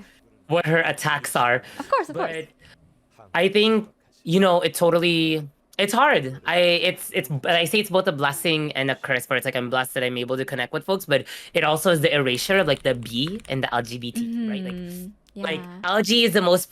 I just saw a meme. It's so funny. So it's that like the one that's drowning, the baby that's drowning, the baby they're holding. Oh yeah. It's like LG, and then the BT is there, or it's like the LG is the most pervasive, like lesbian. Yeah, we have like Ellen DeGeneres, she's terrible. And then all the gays, particularly white gays that they show in media. Then you have the one that's drowning, where it's like the BT, but then it's like the IA plus, like, which includes like intersex, asexual, non-binary, MS, like that's often forgotten, and it's hard because I'm still even learning how to mediate for that and like how I can support because I'm from like a community, I'm from an identity and a presentation that an orientation, right? Like that I'm both seen and not seen. I'm seen as like people don't know what the fuck to place me as a person, but then also I'm not seen because then it's like, are you a girl or a boy? And it's like I'm neither. I'm a Yeah. person. And I think part of it is it's not asking you to be like be hella gay or hella butch, right? I think it's like part of it is maybe it's not about how we present ourselves, but it's just like what we share, and maybe that's the invitation for you is like how do you share more of those experiences? Because there is folks that like there is no monolith. There is no monolith Yeah. for queer LGBTQ presentation. There is not one way a gay person looks. There's not one way non-binary looks. Like my friend Big Wind, they're an indigenous two spirit person from the Midwest, the territories in the Midwest, and they showed this is what non-binary looks like, and it's so diverse. There is no one way. It Yeah. literally might look like what you thought as a woman, but it's not. It'll look androgynous. It'll look like a person with long hair. It'll look like a person with a buzz cut. There is no one way, and I think it's like how do we learn to share ourselves, and we don't have to. We're not forced to like LGBTQ or queerness doesn't tell you like dictate you have to be fabulous in this way, and that's a fucked up thing too. Is like we're only if our queer identity is predicated around like our hyper visibility of how queer we are or how fabulous or like yes hunty skinny legend Versace the duck walk, but like for those that don't like conform in that, but there's that doesn't make you any less queer. And it doesn't like it makes you less visible, but it doesn't make you less queer, and I think it's mediating with visibility and your own understanding of your queerness. She's Wow. terrible. Yeah, that's another conversation to talk about in a different stream. But yeah, I think I think part of it is you're gonna have to learn to figure out like how do you incorporate it in your stream, because part of it is there's folks that put LGBTQIA tag. This is my I'm gonna just call those bitches out. The Do it, do it. LGBTQIA tag and they're not LGBTQIA. They don't even have Yeah. their pronouns, and they're like it's a safe space for LGBTQ identity, but you don't have your pronouns. You don't actually call out homophobic statements because yes, people do say it, and I've been on those streams and I'm like, you're not an LGBTQ person. Don't even put ally. And why do you need ally? I don't need to know you're a decent person. But like, but then like for us, right, like bisexual, LGBTQIA, non-binary is to invite those conversations too. And it's like maybe one of the questions to pose for yourself is how do you start and engage your stream in that dialogue and even process your own experience? Because part of it is like stream is basically a diary. YouTubing, streaming, TikTok, Instagram, it's a diary of our experience. And so part of it is how are you sharing that? And maybe you just don't know because you're and not just you, like I'm saying you, like individuals, the Yeah. B, even sometimes the T, like especially for trans folks that are passing, they're not any less valuable or more valuable, but like it doesn't make you, if you're a trans person that pass and identifies as a woman or a man and nobody can tell, like that is fine, like, but it's like how do like how do you understand that experience? But I think that's how I've made, like how I've understood my own identity, but also because mine is so hyper visible. Like I literally, Yeah. and I'll joke about it in this phrase, like I get hate crimed, aka stared down or said problematic things, or you're in the wrong bathroom, even though I've been going to this gym for 6 years, like almost on a daily. I and people aren't staring at you and it's like, bitch, I'm not blind. I have eyes, but I'm gonna just exist in my truth. And if like that makes you stop and pause, enjoy the fabulous, but also I hope maybe it's like people can look a different way. And I think that's where I'm at. But I think it's two very different experiences, and I can't speak for you because Yeah. I know like my niece who's also fits in that identity, like is with a male identified person, a cis male identified person, but like their parents think they're straight, and it's like they're not straight. They're still bi. That doesn't take away from but it's part of the learning and unlearning people have to do. Yeah. Yeah. Oh, sorry, I just want to take this moment to say thank you so much, Gleany, for the sub for 4 months. Really, really appreciate it. Thank you for your support of McDonald's. No. And chat, also Gleany also streams Genshin. Oh, here, I'll start the thing in the meantime. Gleany also streams Genshin, so check them out. And they are also our next Bosses and Banter guests next week. So they also identify as LGBTQIA+. So yeah, very, very excited to have them on too. But yeah. Yeah, I've been, you know what I've been thinking about a lot? Fierce. Like, how you mentioned this, like how the B and the T are so commonly erased, and I was just thinking that I don't actually know any other. I know like one other bisexual person, and that's it. And I feel like a lot of, I don't know. I don't think you can answer this question, or that anyone in chat can answer this question, but I was just like thinking like are there a lot of people out there that, you know, maybe they think they're straight? Because, you know, I used to think that I was straight, right? I used to be so convinced that, oh, I could never be, I'm not sure about my attraction to women, and, you know, like, I don't think I could ever be in a romantic relationship with someone of the same gender as me. So I just wonder, like, oh, how many people, like, and you kind of mentioned this too, how many people think that they're, like, straight or don't realize, and they're actually, like, you know, bi, or, like, they are, like, LGBTQ, you know? I don't know. Just it was just a thought that I had.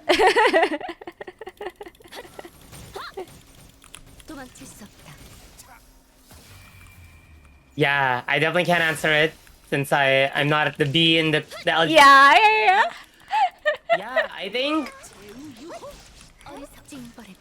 And it's so hard, right? Because there's things that aren't hyper visible about our identities. Yeah. Like, and it's not to force people like, oh, so what, then how are you so hyper visibly B? And it's like, well, nobody's asking that. I don't know. I think maybe that's you start. Oh my god, I have no artifact space. Give me 1 second. Yeah, no worries. Take your time. Like I never have space. Worse. Yeah, I think. I don't know. I think maybe you start a group. Find the bees. Are there any? Where are the bees at? Where are the bees at? The bees in the LGBTQ. I mean, that's why I put non-binary, but maybe that's it, right? Like, is to start that conversation. I mean, you'd be surprised. There's probably folks there, but it's just like they fit in the same boat as you. I mean, and that's what I do full time, right? Like for a living, is I'm an organizer. So I figure out how to bring people for a common interest or a common identity or a common shared understanding, or you know, like for a common goal. And so maybe that's it. Like your goal is to just connect more of the B and the LGBTQ. Not to say that the other letters are unimportant, but because there's also experiences that y'all are only going to be able to articulate, like exactly what you're talking about, both the visibility of you as a person, but the hyper invisibility of that B part, right? But also that's work, and as somebody that organizes full time, it can be very tiring. Yeah, for sure. Yeah. Jidal says that's also why visibility is so important, so people can kind of see aspects of themselves reflected in others and discover more about themselves, especially through content creators like you yourselves. Oh, thank you, Jadot. Yes. The fact that you have the B on there, somebody will find it, because there's folks that have found me because of the LGBTQ tag. There's folks I rated. I think that was also one of the reasons why I rated you, since I was looking for API and LGBTQ. Yeah, I think you mentioned. I knew who you were. I knew who you were since I'd seen you from other people's stream, but I didn't actually see. I hadn't seen your tags. I'm like, oh, I know Whin, and it's like their McDonald's thing, which I'm like, they're into McDonald's. You ever eat 50 chicken nuggets in one sitting? Oh my gosh! Oh my god, I just got a catalyst billet. Yeah. Yo, let's go. It's just gonna sit there because I have way too many 5-star.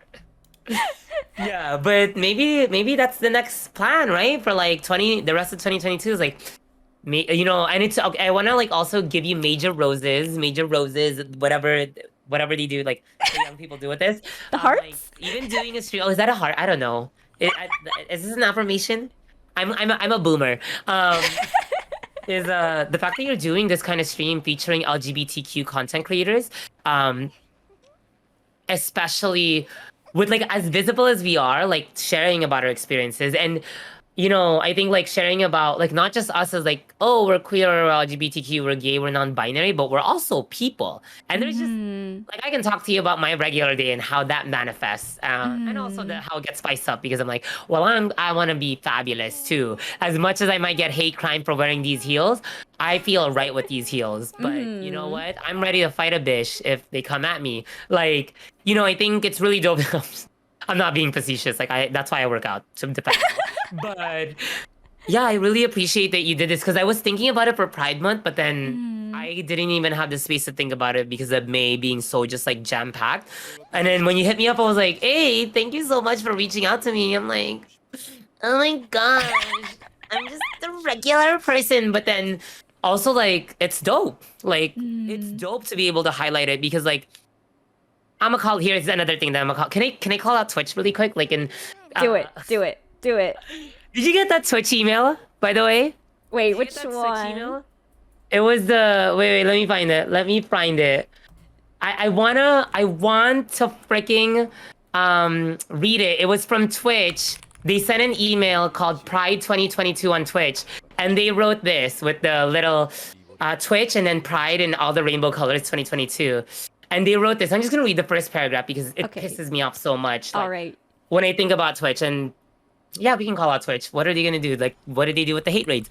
Anyway, and I quote verbatim from the Twitch website. I don't know if I'm gonna get banned if I share this link, so I'm not gonna. I'll share it later, maybe. Okay. This month, we're celebrating all the LGBTQIA plus creators on Twitch. All the authenticity, all the community, all the personality, all the self-expression, all that they bring to Twitch and all the ways they make it a more welcoming and more inclusive place every day.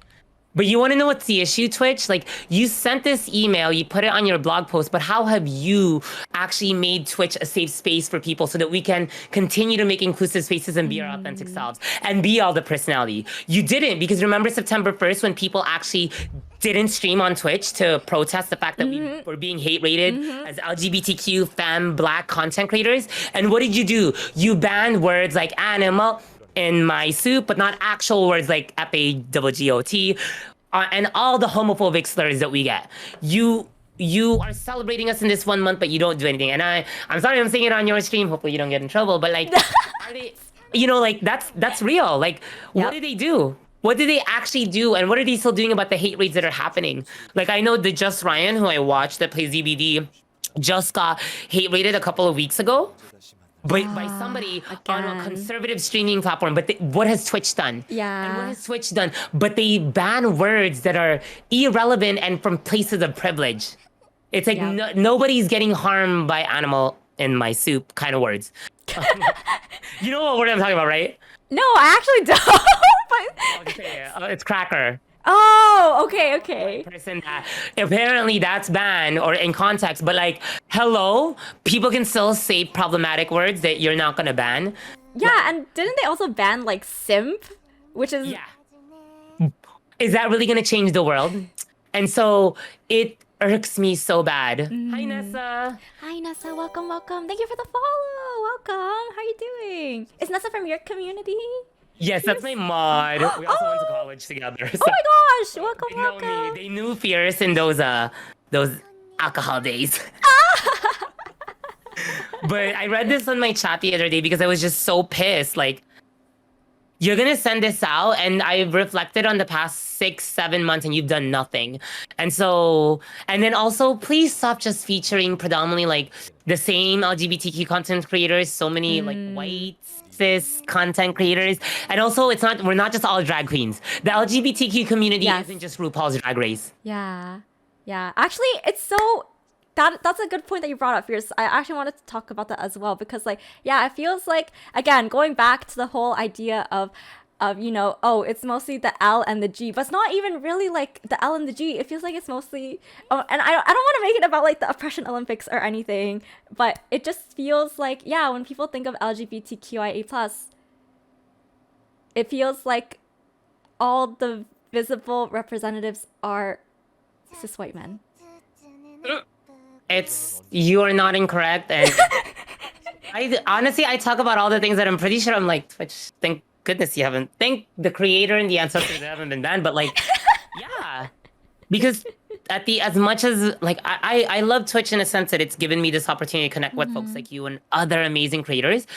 It is functioning, right? It's functioning within the world that we live in, which is going to perpetuate and prioritize those same voices. It's going to perpetuate.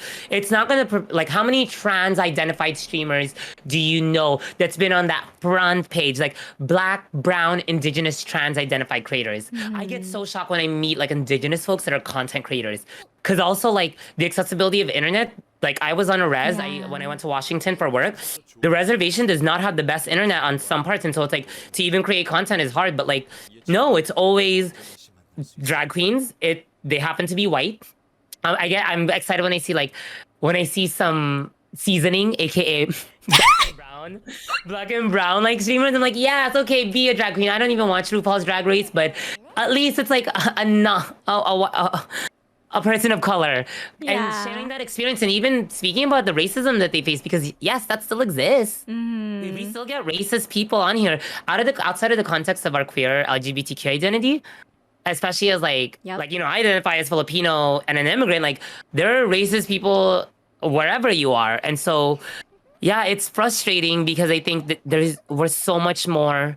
And I said this earlier, there's not a monolith of how LGBTQ identity is, and it's not just white gay males. It's not just the old queer eye for the straight guy. And also it's not just very privileged. Like I want to identify, like name the, even to be able to stream, right? You have a sense of privilege because internet, computer, streaming, like my stream setup is, I know I'm really privileged because of my family being able to experience social mobility, but like there is stories we might never hear because they don't have the ability to have the same internet and stream access that other folks like us have. For sure. And it's not, I think, oppression Olympics. I think it's that how can Twitch be Twitch can be better by creating better safeguards for Black, brown, femme, woman-identified, queer content creators so that we're not hate rated and hate crimed on our chat. But B, they need to actually like create more opportunities for even smaller, content creators and non-white content creators to be featured. Because honestly, like I've been looking at the Pride 2022 and I'm like, it's looking vanilla, or it's the same POC folks, like the same people of color content creators versus like how many non-binary folks are there who can use the tag, feature them, and also how are you doing this not just in this one month? Like whereas Black History Month they were featuring Black content creators, but what did you do to protect Black creators? Those Black woman creators that y'all featured when they were getting hate rated in August? Nothing. And what are you doing now? And y'all have the coding and software to do something.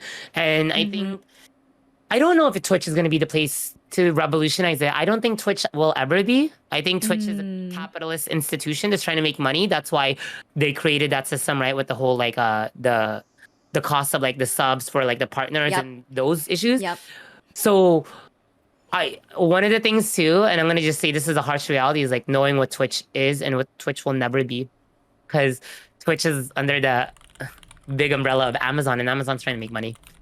But maybe and I'm very hopeful, but I'll use Twitch for what I'm able to use it, and I'm okay with that. It's not perfect, but it's a very powerful tool, and I'm gonna still push. If there's another day of action, I'll do it. If there's opportunities I do surveys, but I just wish that they featured, especially not just Pride, but like all these different moments, even like Asian Pacific Islander Heritage Month.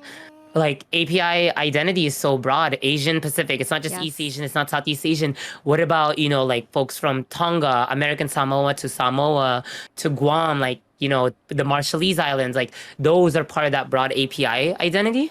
How are y'all featuring them? Because, I'm always intentionally looking for new creators. Like the tags I think I look at the most are LGBTQ, non-binary, Asian American, API. Yeah, and all the LGBTQ, non-binary, bisexual, basically like those. But like, those folks aren't featured, and it. I see who gets featured. My friend joked that, oh, it's that one drag queen that always gets featured, and they said the name, and I laughed, and I'm like, yeah, they're always on Twitch stuff. It's like, hey, oh my god, it's a gay event. Let's get this one person because they speak for all the gays. Or that one time, can I throw a little tea? Oh my god, do it. One time they interviewed when they were talking in Florida about the Don't Say Gay bill, and they had on there, I forgot which Fox News show it was, but they were interviewing Caitlyn Jenner, a trans-identified woman who has so much privilege, said that they don't think LGBT or children should learn about LGBTQ sexuality as young children. They shouldn't hear about that. Yeah.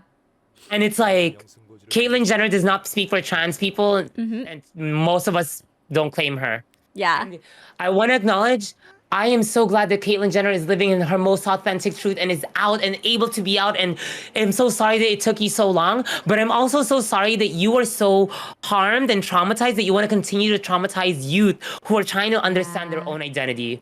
And so, no, don't get just one person. Don't go to the same people. There is a broad spectrum of us, and there's so many folks that are equipped to be able to represent and speak in a way that we're not just to be consumed as drag queens. We're not to be consumed as a commodity, but we're people existing, and we're offering a way to live in a world that is like authentic.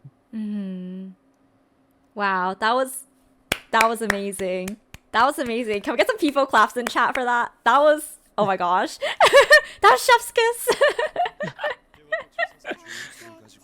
I love it. Yeah. Wow.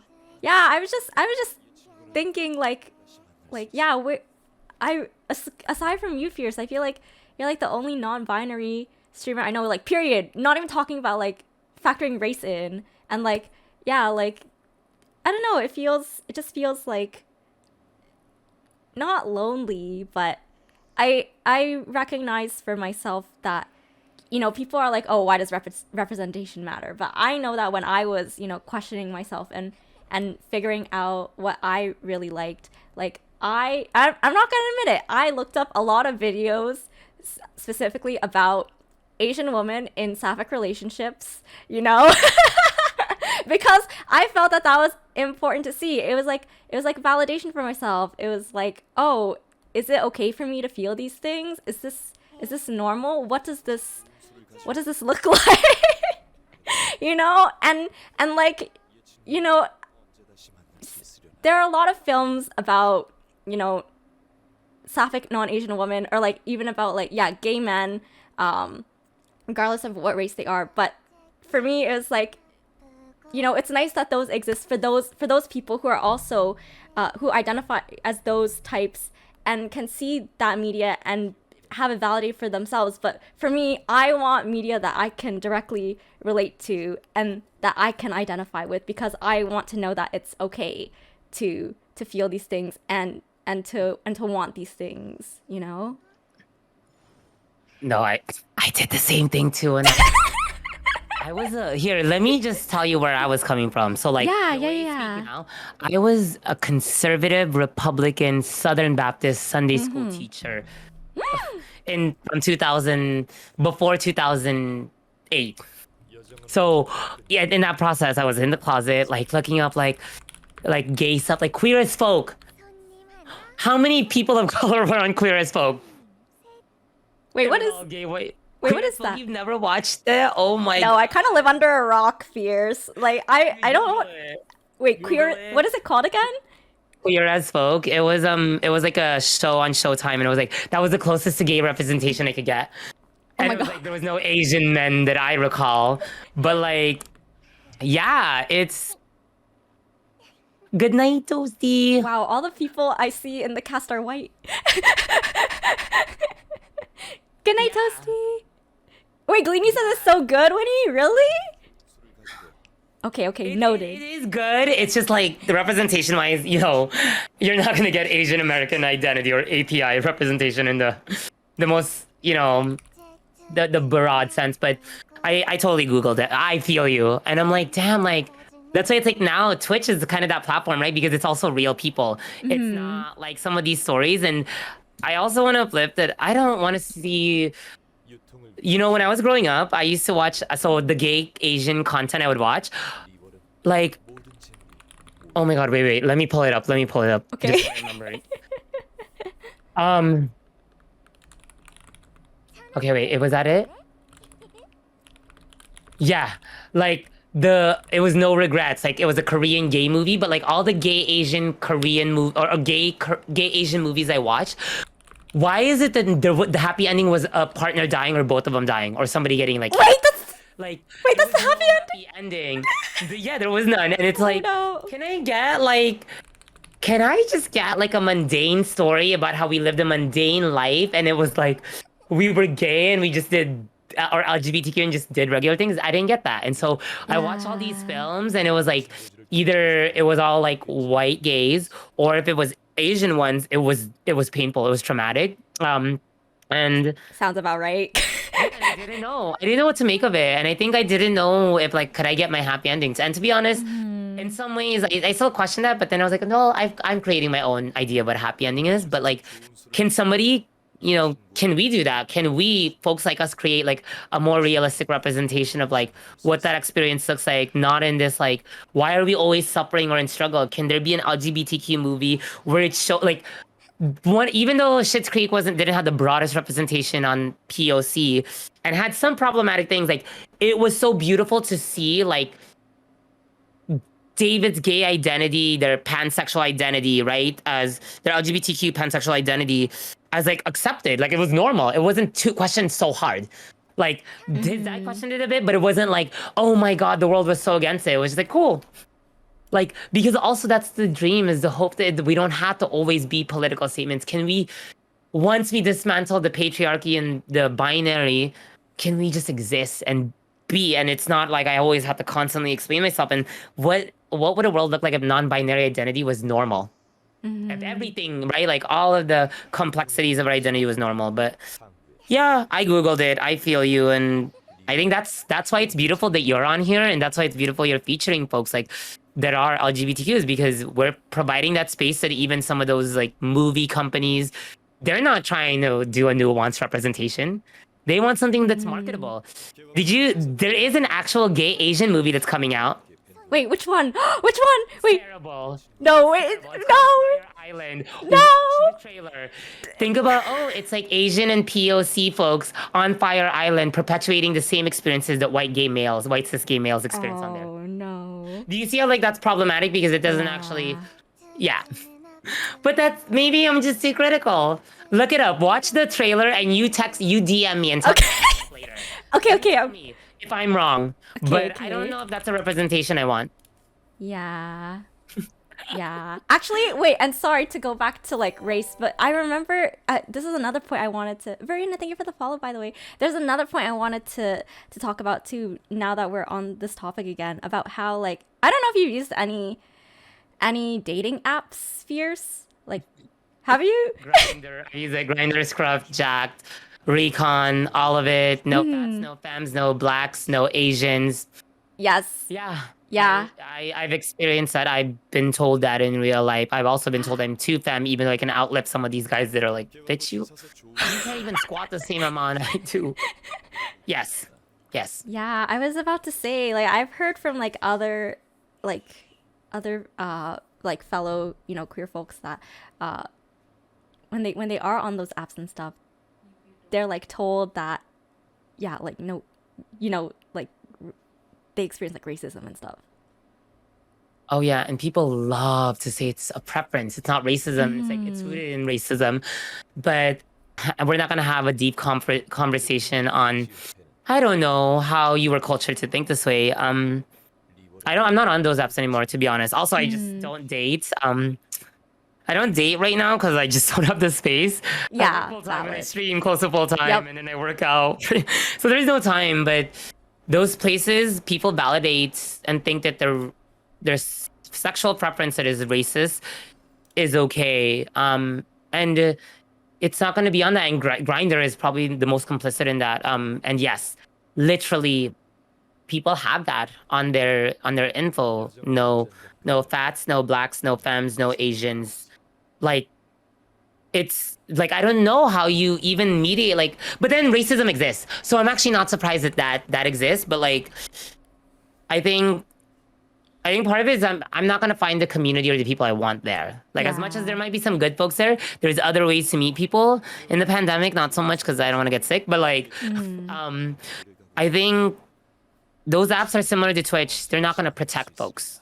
Yeah. You know what I mean? They Yeah. haven't. They've been complicit in perpetuating those harms, and I'm not mad at them because at the end, we all know what these apps are. I think that's why a lot of people leave, and then it's like, well, how do you find connections?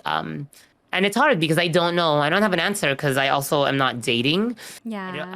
I wish I could. I wish I could connect with people, but there's just not those opportunities at the moment because I just don't have the energy. Yeah. And I Yeah. also want to be.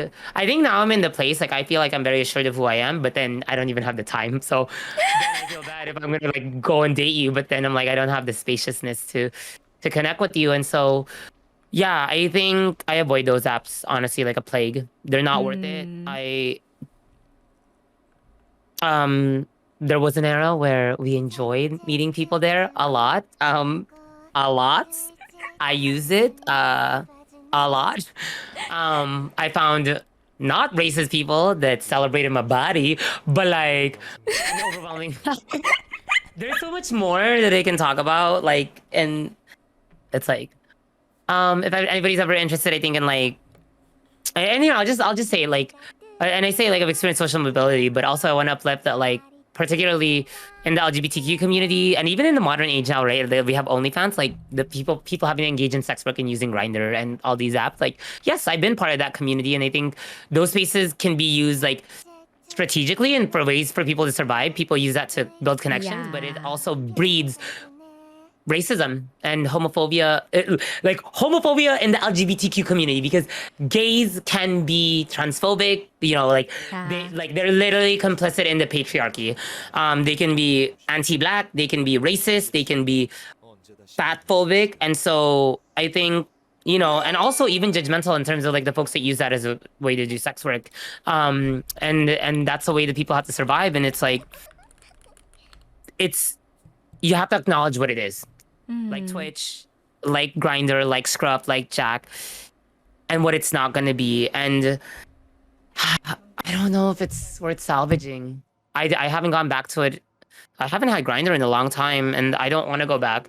Um, and also because at times it's a very femme, like Twinkie, even Twinkie, I guess, air quotes, Asian, like Asian identified person. Like, you know, I'm not a commodity to be consumed. I'm a person. I'm not Yeah. just for somebody's consumption.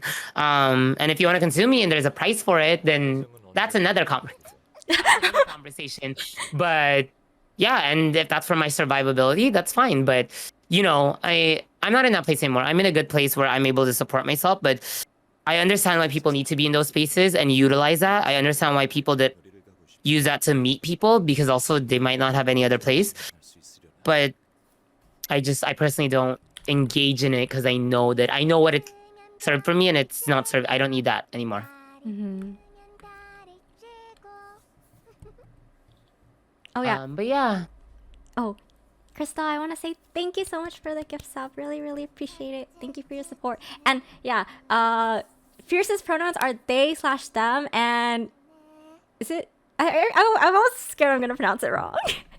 it's the Tagalog word Sha. Like it's spelled Siya, but it sounds like Shah. You know, like Shaws of Sunset. Mm, And hello, hello, hello. wow. Crystal, are you Filipino? That's a very Filipino thing.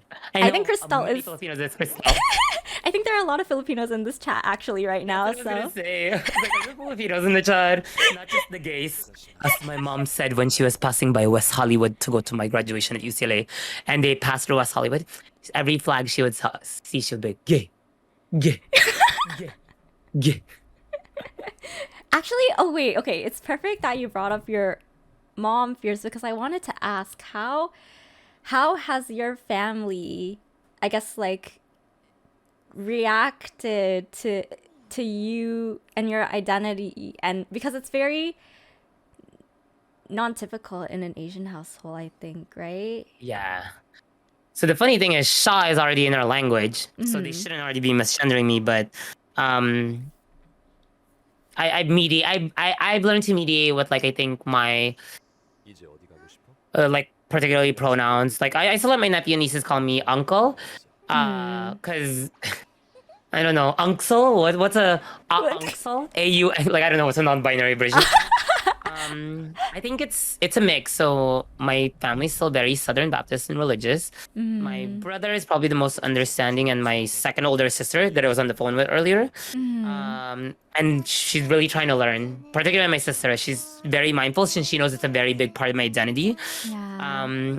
I think with my mom, and I want to share this because like I have so much love for my mom, and acknowledge that there is, she's done so much. Like, uh, she left me when I was 2 months old to petition us to get to the U.S., and I didn't really see her until I was almost 7 years old. Wow. And so she made that big sacrifice to like give birth to me, leave me with my dad and my sisters to work to be able to bring us here.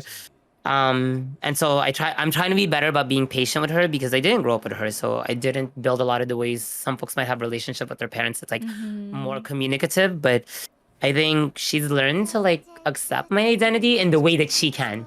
She'll ask me about fashion advice, or how to like decorate the house. And I know it's like she knows because, well, yeah, I have an eye for it. And then like actually recently she gave me these black booty shorts. And she's like, I think this will look good on you. Like, and it's it's a woman's clothing, or it's gendered woman, but clothing don't have a gender. And so she doesn't fully understand it, but like, and she's accepting in her own way. And I'm being peace with that because I mean, there's so many things I know she'll never be able to process. Like, she'll never be able to process her trauma of like, having to leave her family, like, and what she's had to sacrifice as like as an overseas Filipino worker, right? Like, since she had to leave her country to find opportunities, and so that's something I've actually like made a lot of peace with. I mean, it's hard too because it's like I'll only be able to get to share a part of myself with her. My other sister, who's probably the most conservative out of my siblings, she's a mixed bag. Her husband is very transphobic. I don't talk to him anymore after Thanksgiving that just happened this year. Because he, and I quote, yelled at me during was it Thanksgiving or Christmas dinner? Choose one. It's either you have balls or a vagina. And I was mute. I didn't say anything. And then I said, oh, I see how you feel, and walked away. And apparently she talked to him after, but she didn't say anything in that moment when the harm happened. And I don't hate her. I know she's trying to mediate between her husband and her family and her religion. She supports me. She supports me a lot. Like, she did my sponsorship stuff. She does my, like, the video game sponsorships when I get that. She tries to show up on stream. She'll check in on me, but I know she's not going to be revolutionary. And it's similar to how, like, I made peace with my mom and, like, how I'll interact with her. But I know I will never fully share my whole self with them. And I don't think she'll ever be ready to receive it. And I'm not actually forcing her. Like, it's up to her.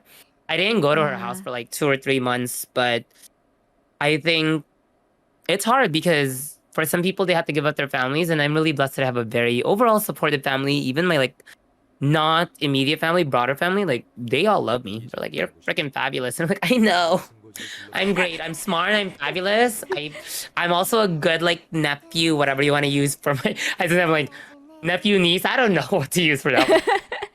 Family member.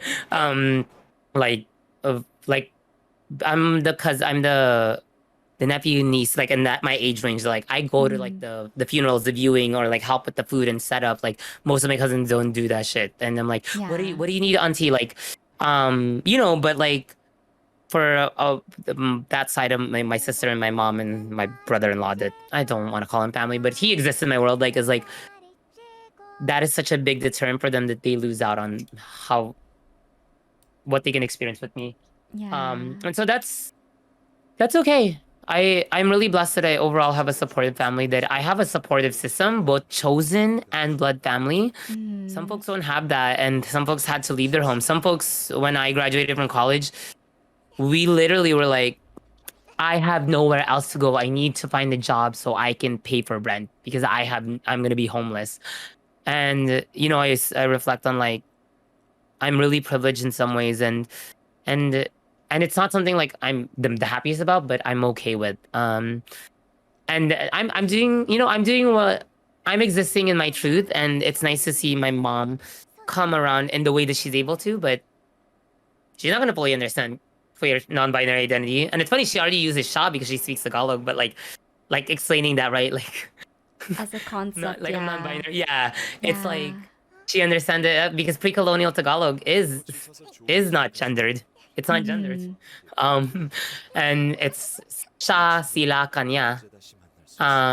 Yeah, and I think I've said what like about Twitch and Grinder and stuff, knowing what it is, like it's also knowing where you want to put your energy. And I put my energy where with my sister that's wanting to learn. That when I correct her, she knows I'm not trying to be mean. It's like it's her trying to be the best version of herself and understanding my identity. Because she wants to respect me, and she wants to share a life with me that like we can have this open, honest communication. Um, but it makes me sad. Like I said a lot about it. Like if I ever were to get married, will my family be there? Mm. Who in my family will be there, and then I'm like, you know what, who will be there will be there, uh and I'll be okay with it, and and that's enough. Yeah. Yeah. Jada says, I'm so grateful that uh, you're able to share the story with us since I really don't see a lot of media outside of that fantasy where everyone accepts you.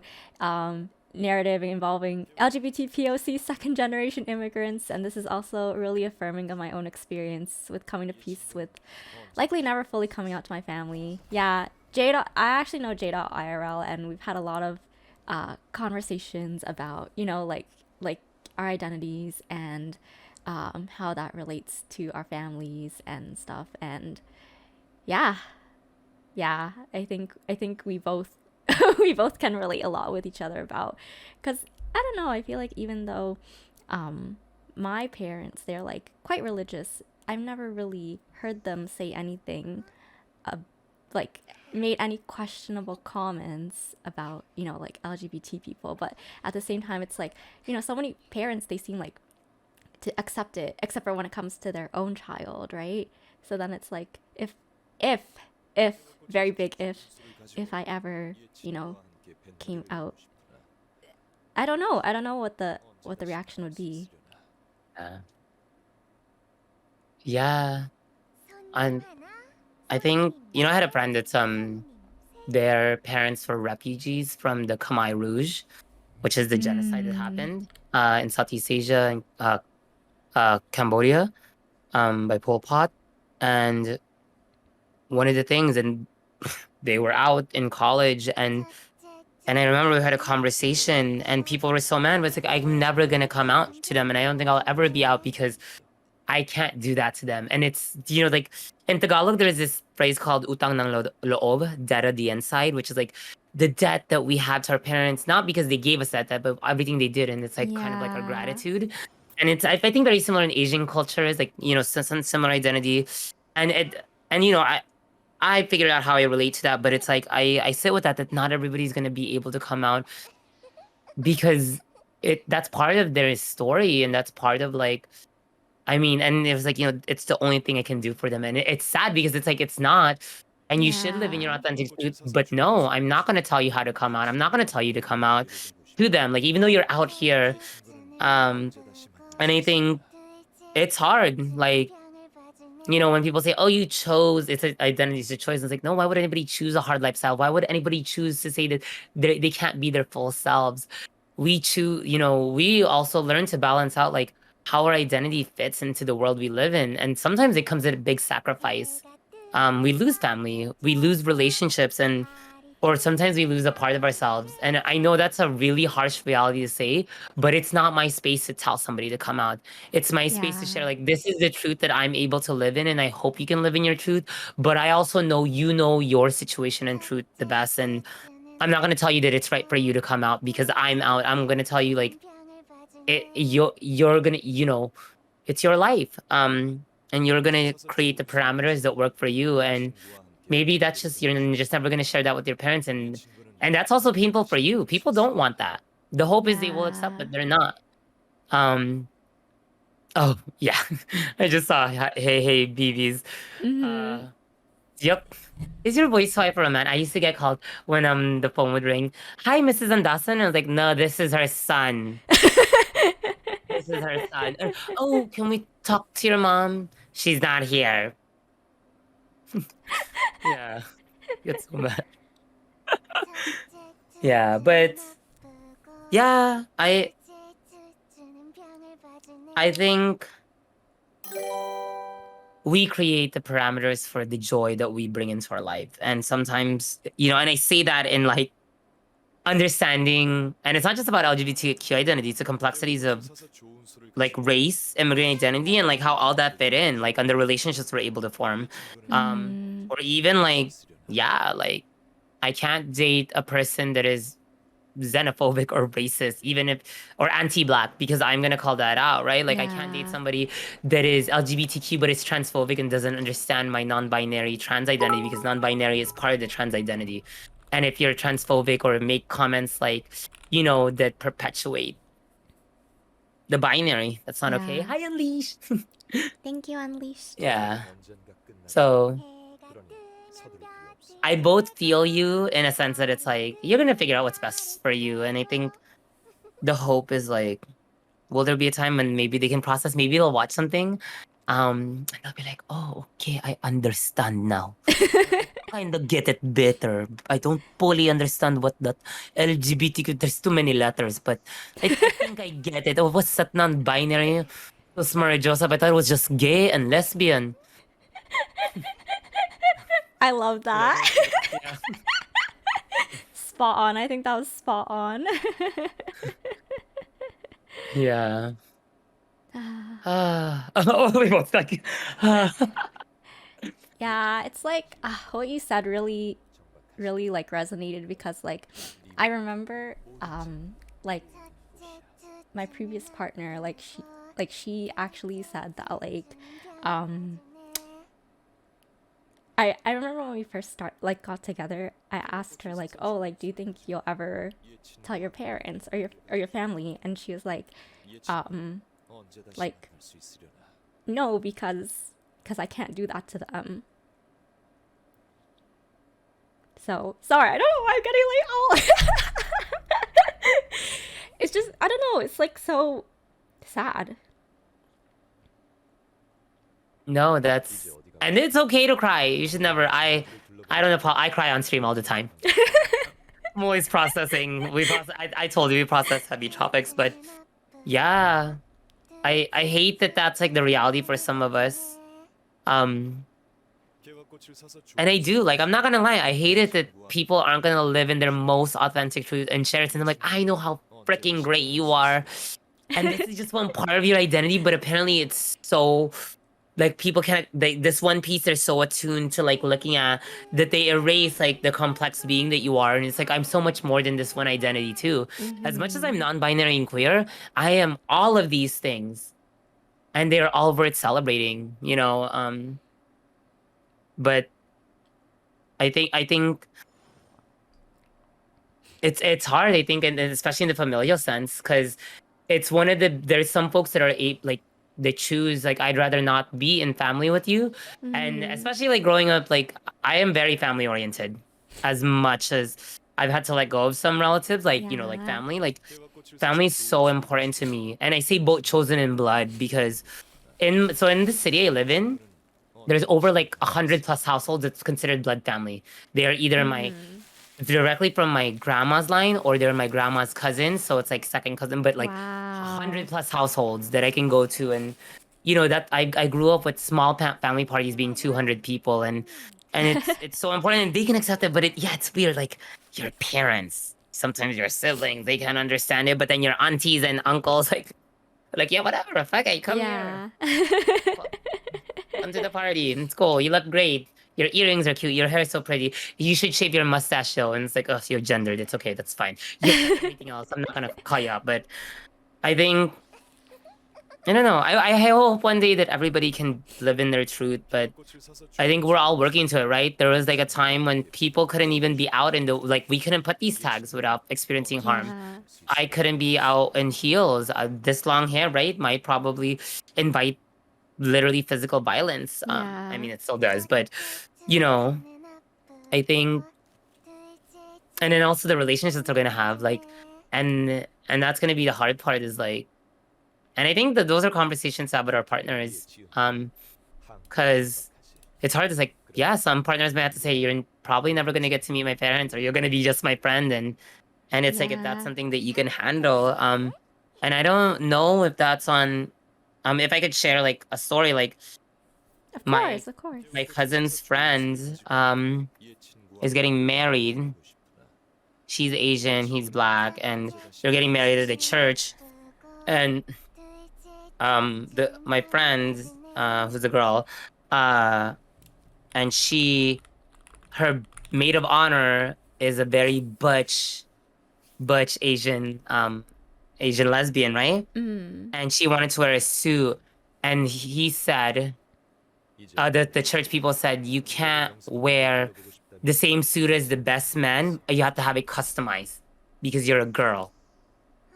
And I told my cousin, and they didn't say anything. They didn't fight back on that. And it's like that's really hard. I personally already something sits so wrong with me, like where it's like, then I don't want to be married in that church, but then your friends want to be married in that church, but then I'm your best friend, and that's why I'm your maid of honor, and I can't. This suit situation is kind of showing kind of those innocuous microaggressions that are Yep. deeply problematic. Yep. But then it's like, how do you balance that, right? It's like those same situations where it's like, are you gonna fight it? And it's like, they did end up getting a custom like suit, but it's like, but like I said to my cousin, if I was that friend, I would fight and been like, then no, I'm not gonna get married here. But then the Yeah. husband wants to get married here because that's his church, and it's like that's his church, which means that's their church for the rest of their lives, and that's the culture that's in there. Yeah. And so then it's like, and that's where I say, like, with your family, like, you form the relationships you have, or you completely cut them off, and it's hard to say that, and it's like we make peace with what we're able to manage. And for me, I'm always going to be the actively as much as I made peace with my mom, like when I do see something homophobic, I will still call it out. When my mom says something anti-black, I'll be like, that's racist, that's anti-black, that's not okay. Why are you calling out my dark skin? We have Kayumangi golden brown skin, that's in our people. There is nothing wrong with being dark. I don't need to lighten it, but like, and it's funny because I balance out how my queer identity fits in, but I'll still call out the shit that I'm like, I'm in this space to call out. Yeah. And so, yeah. And that's the most painful thing too, is like, I don't think it's compromises. I think it's understanding how we relate to the world. And it's not always the picture perfect world that we're working towards. It's a mix of like parts of what we're okay with and parts that we're not. Yeah. I just saw that. Hey, a message. Yeah. Was there anything else you wanted to do in Genshin Fierce? So we've done all our okay, so- weeklies. I usually do the 3-1. I'm so bad. Do you want to judge me? Here, let me judge me for a second. I Okay. leave my freaking resin sometimes at 160, like, because I'm like, if I can't condense it, I don't want to do domain. But I will say that my favorite thing is like, you go like just this is what, like, sometimes when I used to play, I would just do model walks. I mean, that's why you have your fashion show, right? Yeah, and then just have them do, and then like find places like right here, and it's like, wait, let me see. Kutao, making my way downtown, passing past spaces past, and I'm homebound. Da-na-na-na-na-na, and I need you, na-na-na-na-na-na, and I miss you now. I wonder if I could fall into the sky. Do you think time would pass me by? And she's gonna die. I can't. R.I.P. But yeah. Oh god, there's monsters here. Let me. But yeah, no, that's literally. Oh my god, on Catherine. Yeah, that's a good one. Is there anything you need to do? Those are usually the 3 that I do, and then I'm probably gonna condense it because I am trying to get a new set for my Zhongli on Ooh. the tenacity. But yeah, I think I can make 2 condensed resin. That's usually what I do on Mondays. And then Sure, I yeah. farm. Yeah. I'm good But to yeah. I'm good to condense too, Wait, so are you gonna be wishing on the any of the upcoming banners, by the way? I don't know because like I already have Kazuha and I don't think I want Constellation. I'm assuming this is I don't know about leaks chat. I'm just I'm very I feel very certain about how Kazuha and Yoimiya have to rerun soon. Honey Bunny, thank you for the follow by the way. I feel like Kazuha would be like a skip for me, and then what's it called? I don't know who else is coming out. Oh my gosh, Angelus! Oh my gosh, it's an honor to be rated by you. Have to go to bed. Thank you so much for the raid, though. Oh my gosh, chat. Make sure you follow Angelus because she is a fellow LGBTQIA plus Genshin streamer. Very big fan. People shy. Hello, welcome raiders. Hello everyone. Hello, 888 Kai. I hope I'm saying your name right. Lerman, bad at math. Same here. ICAB. Michael Icicle, oh hey! Rish, welcome everyone. Synergy Morning, bad at math. Be big, I'm 5'3" with an attitude? Yes, it's the attitude, Hi, Athena. Crimsel, welcome everyone. Thank you for stopping by. For those who don't know me, my name is Winnie or Winnie. People also know me as Whin. Just like Angela, I stream a lot of Genshin. I stream 4 times a week. And today we actually have a very special stream. Today we're doing Bosses and Banter, which is a regular segment on the stream. We have someone come over, a fellow Genshin content creator or streamer, and we just get to know them while we do the weekly bosses. And this month for Pride, we're doing a very special weekly edition where all of our featured guests are LGBTQIA plus identifying. And this week we have the one and only Fierce Renegade, who is a non. Fierce, you should introduce yourself. Actually, no one can do it better than you. Do the rap. Okay. Hi everyone. Welcome in the Winnie stream. Thank you so much for having me, Winnie. And thank you for the raid and supporting this beautiful, amazing person. My name is Fierce Renegade. My gender pronouns are they, them, and the Tagalog word siya. I'm a queer, non-binary, sober, immigrant Filipino, allegedly Genshin and DBD streamer that does squats and heels, push-ups and heels, karaoke, fashion shows, giveaways, conversations around my identity or trauma or healing, and creating safe spaces on Twitch. Amazing. Wait, Zelda says Whin can actually provide a beatboxing backtrack if you want it to actually be a rap. I don't think it would line up. But yeah, thank you again, Angela, for the raid. If I know you said you have to go to bed, so yeah, if you need to run and get some sleep or de-stream, totally understand. Just want to say thank you for the support and for bringing your community over. Really appreciate it. Adana says, Filipino, nice to meet you. Yeah, we have a lot of Filipinos in chat. I love it. Wait, Winnie, what? Since I know it says API, but what is your ethnicity? You know what I'm asking? I am Chinese. My parents are from Hong Kong, so we speak Cantonese. But I know a little bit of Tagalog because the area that I grew up in has a lot of Filipino people. So Yeah, I always wondered since I was like, it says API. Dope. No. Yeah. I love it though. Since I was like, I'm looking at some of the chat names and like Filipino. That's my mom looking, pointing at the gay flags heading to my graduation. Gay, Filipino. Oh, your name is John Michael Vincent or Filipino? No, the one that, love you it. know, not the beatboxing for thing, but I still need you to fully learn the pulled up in a monster automobile gangster with. Oh my god! Came from Sri Lanka, yeah, I'm in the Tanka. Like, I remember when they came in and I was like, I just go in and tell people to rap the monster. Oh my god! It's my my favorite God. verse. Yeah. I think one time when you rated me, you had me do. I was like, okay, I'll do it for you, but I didn't know the rap at all, and there were problematic words, and I was like, oh god, what do I say? I was like, I just bleep myself when. But yeah, I think it was like the. I'm sorry, go ahead. The male verses. Yes, I love it. Yeah, so when he's gonna learn it. Oh my god. Ollie, just the Nikki verse. Just the Nikki verse. Oh Just gosh. the Nikki verse. It's the most iconic. Like, yeah, like everybody knows at the moment. Like, pulled up in a Sri Lanka. Am I a Nikki fan? Yeah, girl. Oh my gosh. Okay, I'll do it just for you, Fierce. But yeah, thank you everyone for all the follows and the support. If you guys need to go, I'm sure you guys had a long stream with Angela, so yeah, feel free to head on out. But thank you all again for all the support. Really, really, really much appreciated. So yeah. All right. Fierce, so what do you want to do next? Or is there anything else that you I know we we already covered a lot, and like I'm sniffling because I did cry a little, chat. We were talking about some pretty heavy stuff, as these conversations tend to be. But yeah, was there anything else you wanted to talk about, Fierce? Anything we didn't bring up?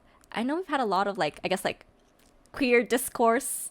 I haven't really asked you like what else you've done aside from like, streaming and your work with your organization, and you mentioned your YouTubing and how you used to flip bags and stuff. I'm like, man, I talked a lot. Dang, I mean, we covered a lot. We did. I'm like, I feel like we covered so much. Oh, but yeah, definitely. If you want to follow me on Instagram, Fierce Renegade. We love fashion too. I don't know if you follow me, Winnie. I don't usually go on Instagram, so maybe not. Yeah. That's my like go-to, but we just like fashion, and that's probably the last thing. No, I'm just kidding. That's it. I've shared with you all about me. I'm boring. That's the rest. There's nothing else. No way. No way. Um, I don't. Yeah, I feel like we've covered like such a like not even the 101, the like 181 of Fierce Renegade, right? The 207, Fierce 207.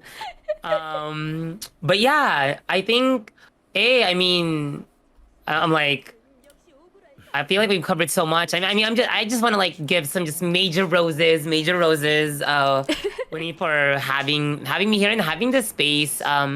But I also am just glad like and you offering your stream to share and listen. And I think there's something very powerful and how so intentional about like featuring LGBTQ voices in Pride Month that it's like. And I know like you have Gleeny, and I actually used to lurk a lot in the morning when I would see Gleeny stream.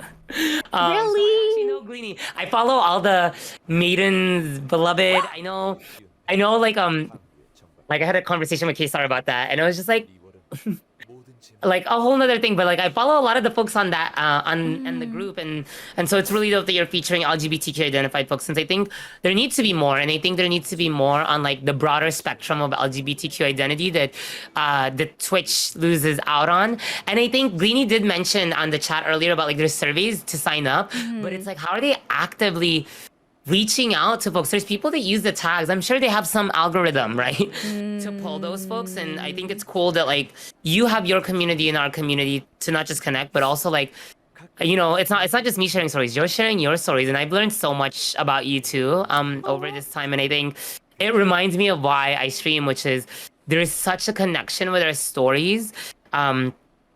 There's so many parallels, right? And it's both reaffirming, and I'm glad that you're here. And my invitation to you is to share more on like that B identity, right? Not the B as in a bitch, but like B as sexual, that maybe like folks don't hear about. And I think that might start those discourse and dialogue. And like, it's your stream. We can do whatever the fuck we want as long as it's not racist or homophobic or xenophobic. But like. No, I'm really glad that you invited me, and I think I have not only learned a lot, but I'm excited to like continue to like stream and like connect with you in different ways. I'm sure there'll be other opportunities to collaborate, and I don't know. I still say it'll be us on Twitch. We'll fill the gap of like the missing narratives that like the broader media spectrum of like. That white gay cis male narrative is so like a decade ago. There's other gays. We're here. We're complex. We have experiences that I think have so much value to share, and like I think folks will relate to it a lot. And I think just us continuing to stream is so valuable. But also like I think these dialogues, right? Because as much like people come in for Genshin, and you walk away with some understanding on how to be a better ally, how to be more respectful, and also like what stories you might not be accustomed with. And you offer that, and so I'm yeah, just so thankful for being here. Yeah. Aw, you know what, I'm the grateful one, Fierce, because like I feel like, yeah, there's just, again, so many like discussions that we've had today that I don't think I would have been able to have with anyone else. And like I think it's also like a thing, because you mentioned several times with, language, and how it's so difficult to describe what's happening to you when you don't have the words or the vocabulary and stuff. And I feel like my vocabulary has expanded today, so. Well, thank you. And like I said, definitely I'm on the Discord. So if you have any questions, if there's any folks that are dealing with recovery, and whether you're dealing with like recovery from alcohol or other drugs, I'm definitely, I try to make myself as available when I'm able to. But also, yeah, no, my DMs are open. Not for that kind of my DMs are open in terms of like I like to dialogue and discourse. So yeah, I'm really excited to see the rest of the folks. So I know you're featuring Greenie next week, so I'll definitely Yeah. make sure to catch that.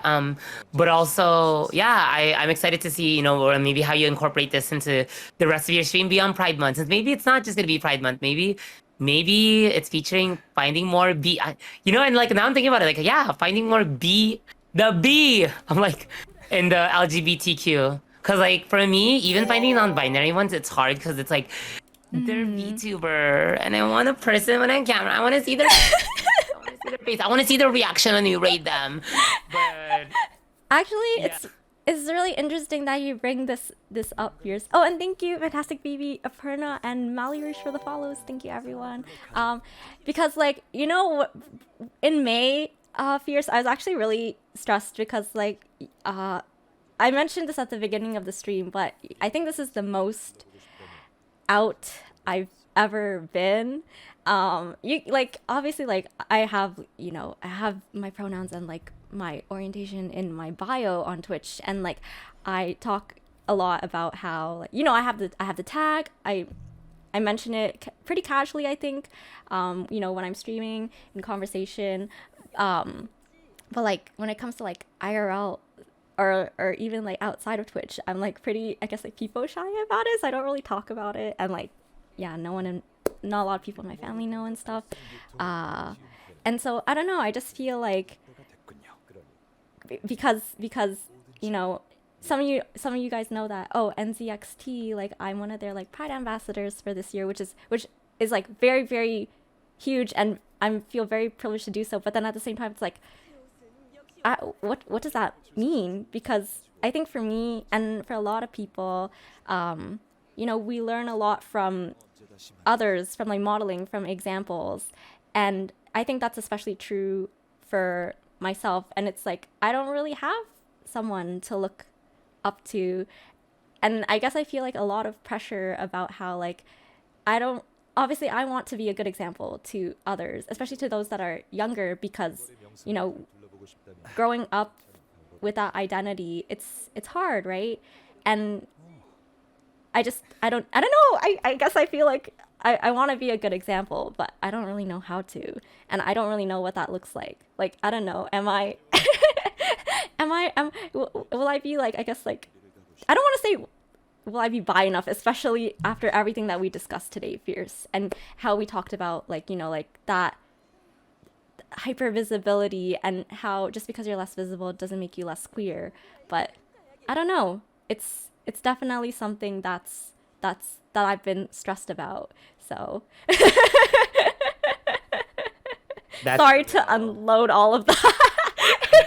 No, you're not unloading. Bitch, this is what I do full time for work on stream. So this is like a normal day for me. Let me grab my coffee. No, I mean, I didn't know that. Yeah, that's dope. I don't even know what that means. And see, I see all those stuff. Like, I see like Dick's Purse, Stream Cord Partner. I'm like, I don't know what any of those means. Like, the only thing, And then you're like Genshin Impact Partner for Streamer Program. So I'm like, oh yeah, that's why with the leaks. Yeah. What? But no, I think if this is maybe one comforting thought is like, as much as you're like, you're so well spoken, or you know where you're at, I'm still learning.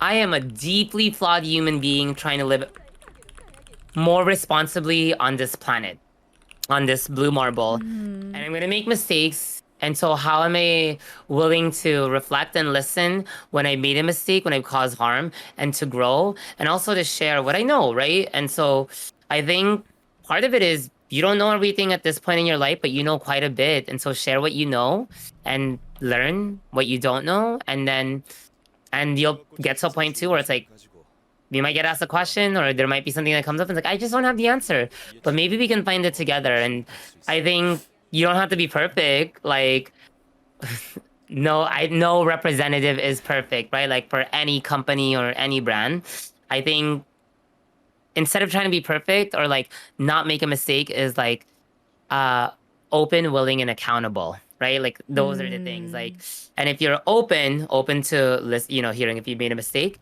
willing to reflect and change, and accountable is like, that you have huge power, because exactly what you said, you're not just a partner, but you have this stream, and so people look to you, and so how do you use that the best way you can? And also acknowledge, yeah, you might fuck up, you might say something problematic and been like, oh shit, because I'll say it and I'm like, was that problematic? No, I'm like, is critiquing the white supremacist society we live in problematic? No. If I hurt your feelings, can you get over it? Because racism's hurt my feelings and my ancestors' feelings. No, I'm just being sassy. No, but I think if you're already thinking about that and trying to be responsible, you're already in a good place. Yeah, and then I'm definitely glad. Like, I also want to offer myself. My DMs are open when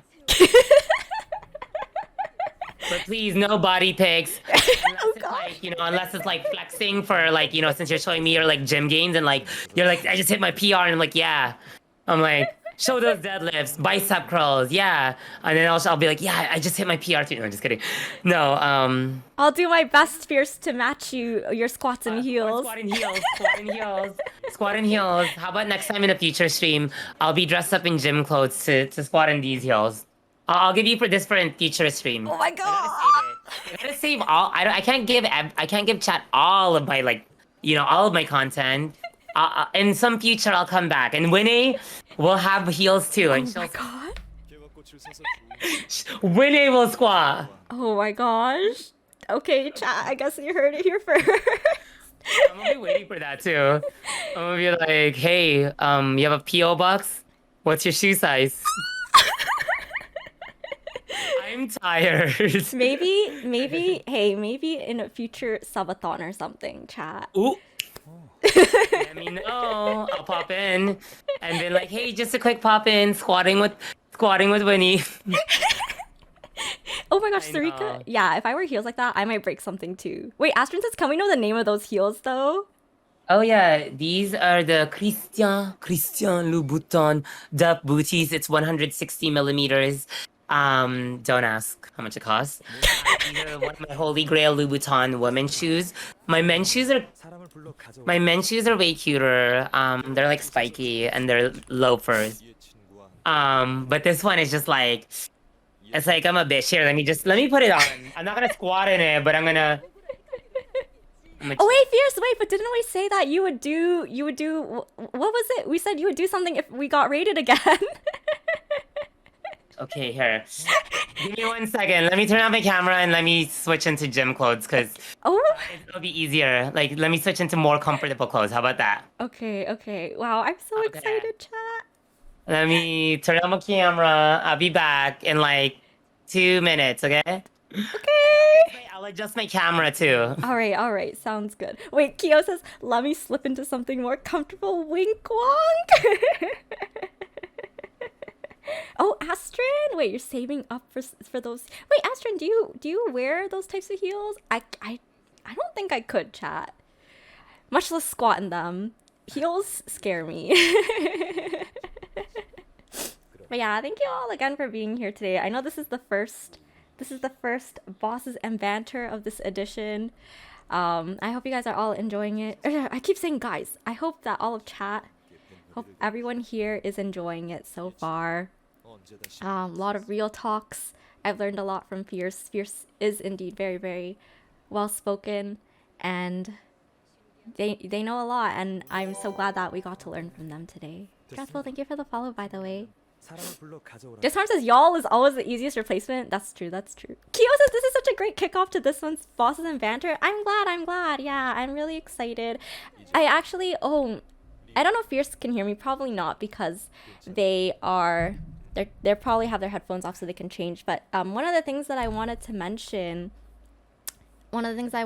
chat, when we were talking about when Fierce was even talking about how like it feels like there's not a lot of like, yeah, like they don't know a lot of like non-binary streamers, and I was talking about how I don't really know any other like bi streamers, or like bi people on Twitch in general.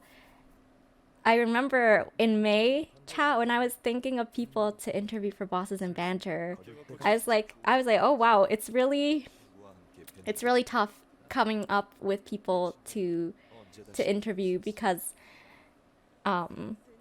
like I do have a couple of friends aside from Fierce who identifies LGBTQIA+, but they're not very active on Twitch anymore, or they stopped streaming, they're taking a break, they're on a hiatus.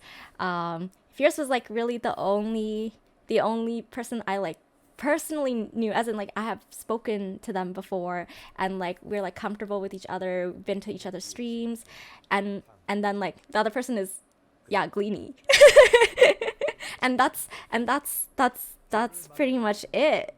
And I remember one night I was looking through the LGBTQIA+ tag of Genshin streamers, and I was like, wow, maybe it's like the time of day, but there's like not a lot of people. Yeah, it was, and I just felt very not sad, because I mean, if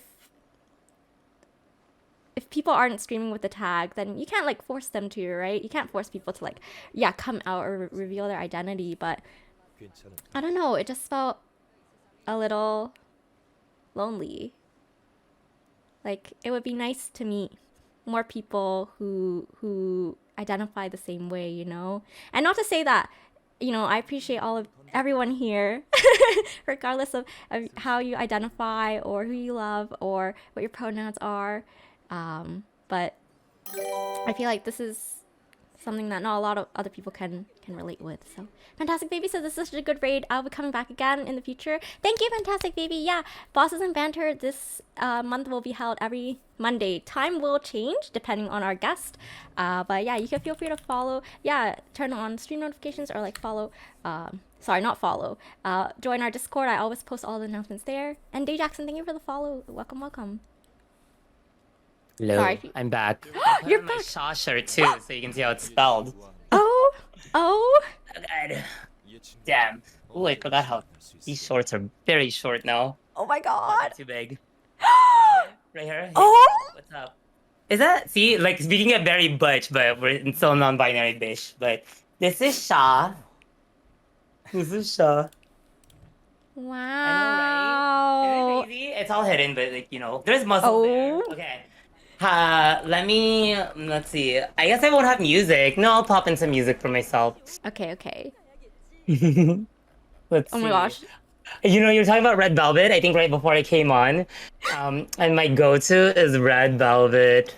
Red Flavor. Here, I'll play it too on my end.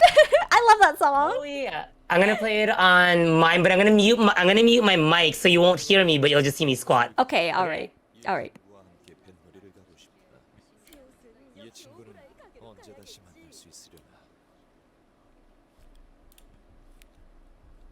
One second. So how many squats am I supposed to do? However many. I'm not. Oh wow. Wait. However many. What's your max? What's the max you can do? Well, I've done 1,000 on one of my subathon streams. What? Wait, 1,000 in a row? No, I did like the most I did in a row was like 400, I think. Yeah. What? Okay, I Feels- don't know if we have time for that. If you're doing that. Yeah, we're not. How about I give you 30 squats? okay. Okay, I'm gonna mute myself and then we'll. All right, we'll cheer you on. Let's go. Can we get some? I don't know. What's a good peepo emote? Chat. Is there a peepo workout? Is there a peepo workout? Oh my god. Look at that. Oh my god. Peepo riot. Why are we rioting? All right. Dre says I could only dream, right? Oh my god. Oh my god. 2, 3, 4, 5, 6, 7, 8, 9, 10, 11, 12. Oh my god. 13, 14, 15, 16, 17, 18. Oh my god, the factory of 19, 20, 21,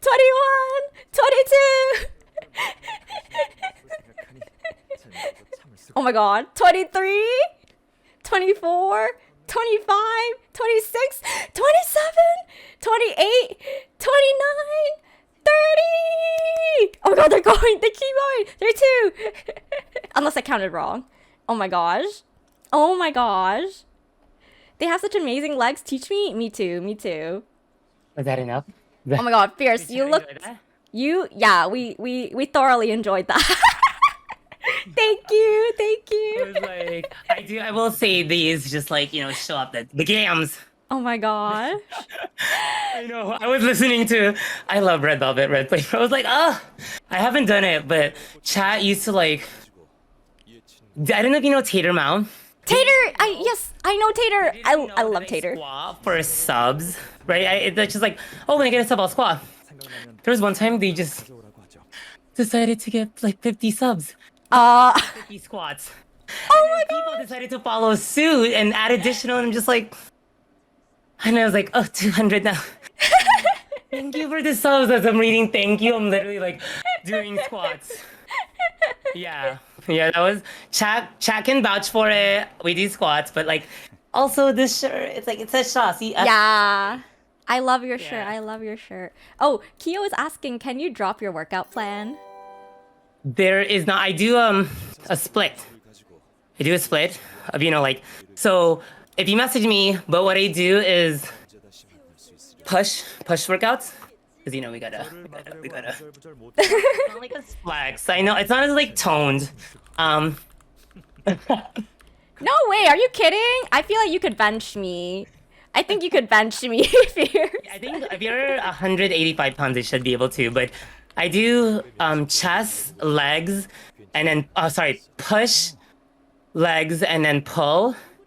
And then I always mix in cardio or like high intensity training in at least 2 of the days of the workout. But yes, but if you hit me up, yeah, I can. I actually do a side note. I do some physical training for folks because they're like, oh, can you show me how to build my glutes and stuff? And it's like, yeah, most people don't realize it's not just squats, hip hinge movements. So stiff leg deadlifts, hamstrings. That's how you get that butt bigger. But also, everybody wants big quads and calves, so. That's usually what I get hit up for. So I like train people on how to do that. Oh yeah. I think I did do it, but I don't think I've done it in this heel. The I've one. done it. Yeah, I've done it in like my shorter heels. This one is a little dangerous to do pistol squats, like since it's like Oh my you have god. to put all the weight and it's very thin. So you need like a thicker one. But if you didn't know, here I'll demo it. Oh my god, this is wild.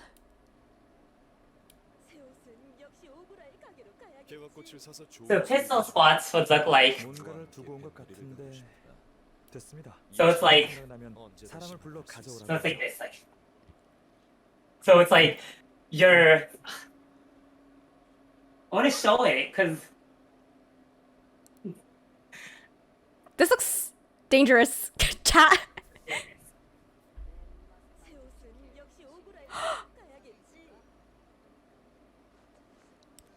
That looks hard.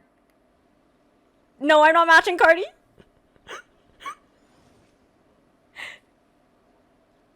Oh my gosh. yeah, I can't do it on the black heels. How? Huh? I can do it in the nude ones, but not the black heels. Only 4 centimeters, not 5 centimeters. Or sorry, 5 inches. That looks so tough. Wow, Kino's trying to get me to do more squats. Yes, we are going to be doing tons of squats on that day, so Be ready. Maybe you'll see Winnie. Maybe you'll see me squat in these. I would love to. Is that a redeem? Will that be a redeem or? I will probably add special squats regimes on that day. All right. Maybe sounds Win good. should match.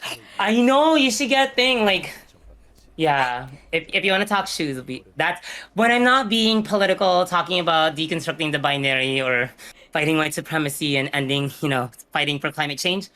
We're looking fabulous. Because like, can't you make the world better in like fabulous, cute 6-inch shoes? Damn right we can. But I also want to acknowledge it's very late. Like, isn't it like later in your time? You're an East Coast bitch. Yeah, but I usually stream at this time, Fierce. I don't It's like. bad. I looked at the time too when you asked if there was more, and I looked at it. Bitch, it's 10:59. Man, I talk a lot. Wait, actually, okay, Fierce, what's your sleep schedule like? I usually try. I used to be way better. I used to wake up at 5 a.m. every day. I'm so bad. Yeah, since I work out every day, 7 days a week, so I can eat Korean barbecue 6 times a month. Um, so I normally sleep at around like, I try to get off by the like internet by like 11-ish to like 11:30, and then I'll be on my phone, but I'll sleep by like 12. I'll wake up at around, depending on the day, like nowadays, but in the pandemic, like 6 o'clock, 6:30. Get ready, go to the gym, do the gym for like 2.5 hours. That includes sweating at the sauna, stretching, doing the full strength training, and if I do cardio, and then I grab my Starbucks coffee, and then if I need to run errands, then my day, since I'm work from home, is from 10 to 6. And then depending on the day, some like on Wednesday, I have to work till 8 p.m. On Thursday, I'm off, but then we're gonna do an action to protest the Summit of the Americas, where all North America, Central America, and Latin, South America people are coming to LA. So we're gonna be protesting, but Oh. that's gonna be like a 4 to 9 p.m. day. But then usually like right after work, if I'm not working past 6, I'll stream at 8, or if I have the energy, I'll start at 7. So yeah, but usually my day starts at like 6:30 a.m. But before the pandemic, it used to be 5 a.m. So yeah, because you had to drive into work after it. Yeah. But now since I work from home, I literally can shower during my lunch. So like I'll take my first two meetings from 10 to 12. Um, like I'll put a towel and switch into like or usually I switch into like indoor clothes, and then I'll sit, do my two meetings, shower for lunch, and then take the rest of my meetings. You guys are Wow. calling. Yeah. Wait, I'm. what time do you sleep?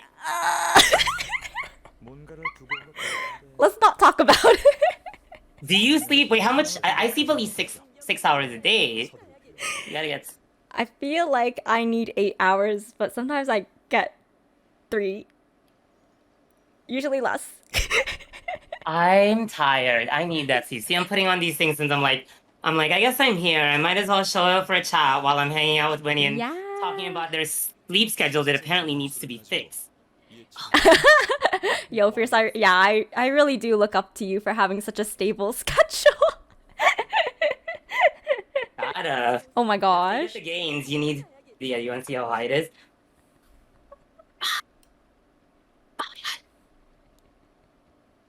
Yo, look at this chat. Oh my god. Right here. You see that? Bari, ari, ari, ari.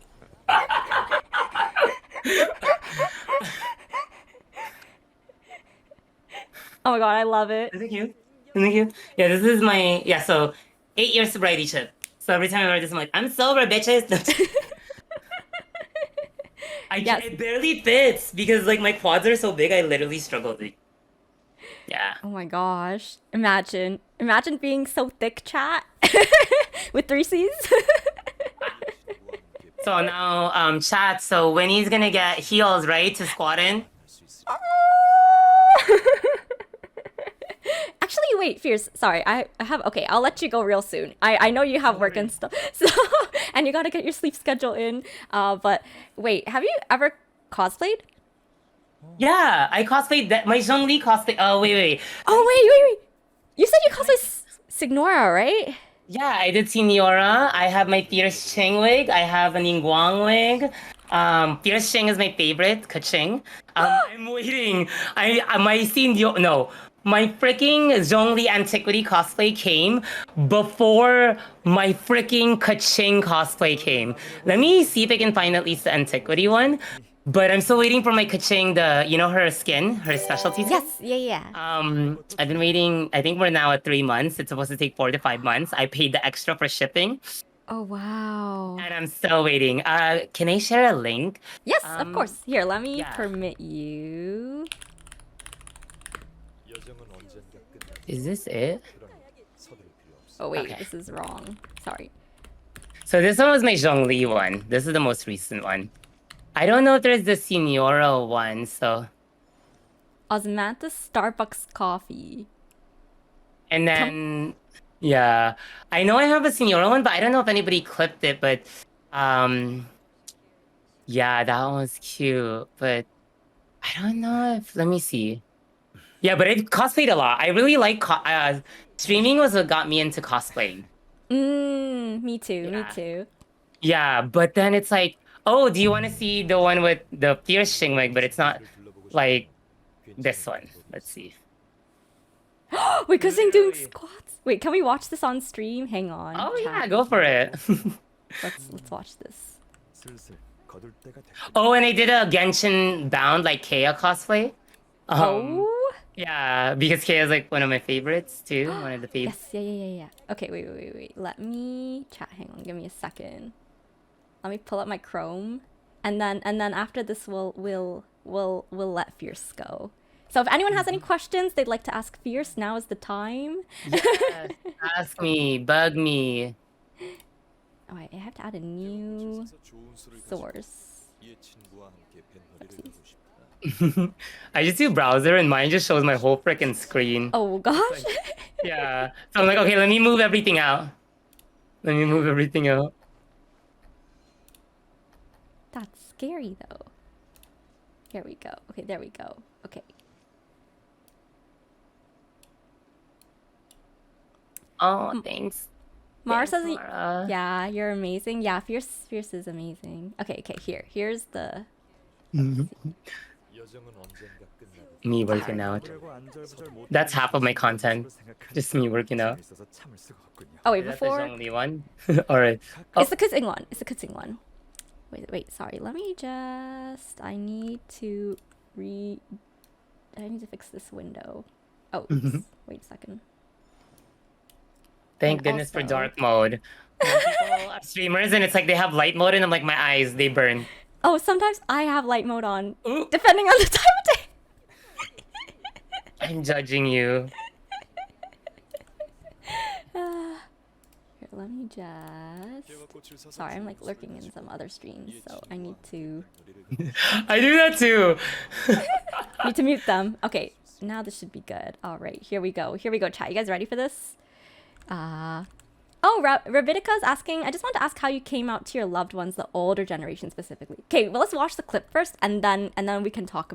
We talked about that previously, but I think, yeah, it's good for people to hear it again. So, okay, here we go. Just for Sora, I give you this. Wait. You know what? Just for Sora, I give you this. This damn dumbbell, and we're gonna squat. Let's go. We'll start with 0 just for you. 0, 1, 2, come on, stop procrastinating. 3, 4, 5. We're done. Ka-chingo. There's ones too where they're like, oh yeah. Oh my god, that Procrastinating. yo, that wig looked amazing on you. I love I'm it. still waiting for it. Oh my gosh, I'm still waiting for her cosplay. I'm actually very excited and I hope it fits. I think I got the right size, but yeah. I'm excited too. Come on, stop procrastinating. Go to sleep, Winnie. Apparently you don't get enough sleep. Kakui. Wait. Okay. So to answer Rebecca's question, yeah, about how you came out to your loved ones. Actually, I don't think we talked about this specifically. We didn't actually. Oh my god, wait. Yeah. Oh my gosh. It's kind of a funny thing because remember how I told you I was conservative Sunday school Southern Baptist teacher? The first time I came out to go back into the closet. Wait, what do you mean? like I sent myself. Well, I consented them to sending me to camps, which were terrible. Yeah, so it's actually a really terrible, like the conferences and to try to heal myself by praying to Jesus and going to events where it's like a bunch of gay Christians trying to find themselves. And let's be real, those bathrooms were a mess. Um, it was a mess. Those camps are not helpful. Those conferences trying, no. Yeah, because I thought that was the only path, and then I think when I went to college, really my coming out was like, it was like I'm not going to church anymore. It was actually that, and it's like this isn't the space that's gonna allow me to be myself, and so I stopped. And it wasn't, the funny thing is, it's like it wasn't that explicit, like I'm gay because I'm gay, and then I went back into the closet so I can find Jesus, and that didn't work. And I said, I'm done with this. I came back and I'm like, I'm not going back to church. And that was actually my coming out. And Wow. I know it's really like interesting because yeah, the first time I came out was I was trying to find Jesus to be healed, and it it does not work. Like as much as like we said like some folks might not be able to fully share themselves, that's a whole different context. And I think for me, my coming out has been these little moments, right, of like sharing parts of myself to my family. I think I came out to my mom and my sisters and my siblings, like that was like, okay, yeah, I'm gay, like deal with it in some way. And then they learned to navigate and like how they wanted to celebrate, be part of that life. But I think when it came to my mom and my mom and my dad, my dad's not with us anymore, but when he was alive, it was like, I'm not going to church. That's not where I'm going. That's not, and I alluded to, it's like that's not where I can be myself. And so yeah, I don't have that riveting I'm coming out story. Well, it is because then I tried to be healed by Jesus. Yeah. And a lot of people actually don't know that about me because it's like I'm so very out and non-binary, like I'm very femme. But it's Mm. also, I like sharing that piece because, and it wasn't religion. I think it was the community I found in the church that was important for me. But then I realized I found I in school and when I came out, like, and found other LGBTQ folks that like I can find community that's gonna accept all facets of me. That's not gonna force me back into some closet and not fully accept who I am. And so when I came back and said I wasn't going to church, it was like kind of that implicit way that it's like, yeah, that's the end of that chapter in my life. But yeah, but I feel like, even as non-binary folks, and I think you probably heard this time, but like LGBTQ folks were always constantly coming out. And as non-binary folks, we're always coming out since every day people are like, what the fuck are you? And I've had those specific words said to me. And it's like, you're in the wrong bathroom. And sometimes I respond in a loving way. Sometimes I respond in a way that is critical. And then sometimes I respond in like, I'm in the fucking right bathroom. I'm just trying to feel leave me the fuck alone. And then I think with my family coming out, is like kind of these little moments of like when I share parts of myself with them, right? That is part of that queer identity. And I think I'll always be coming out.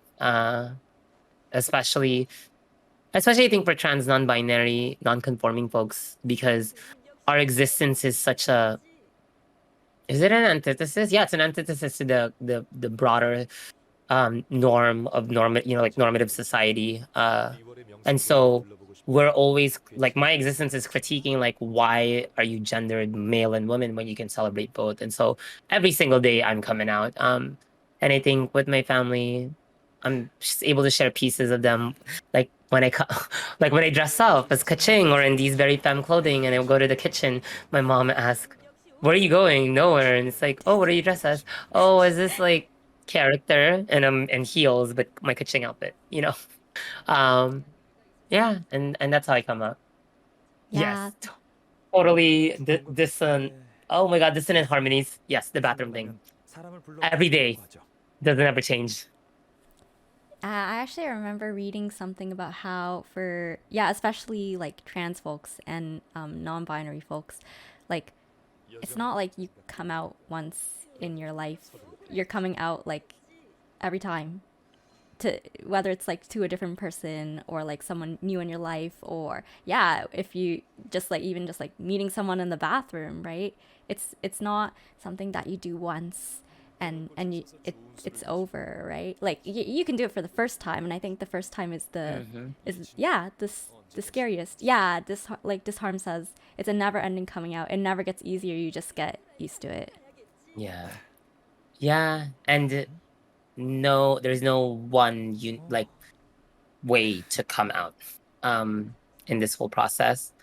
And however you come out or don't come out, or you're accidentally outed or purposefully outed in a harmful way, that doesn't make your story any better or any less. That is part of your story. And I think it's, yeah, I think we share it, but what I think people don't understand is like as if it's like it's linear, right? Like to the point that Dissonant just said, right? It's a never ending coming out, but it's also like it doesn't mean everything gets better or the world actually changes drastically. It varies for some people.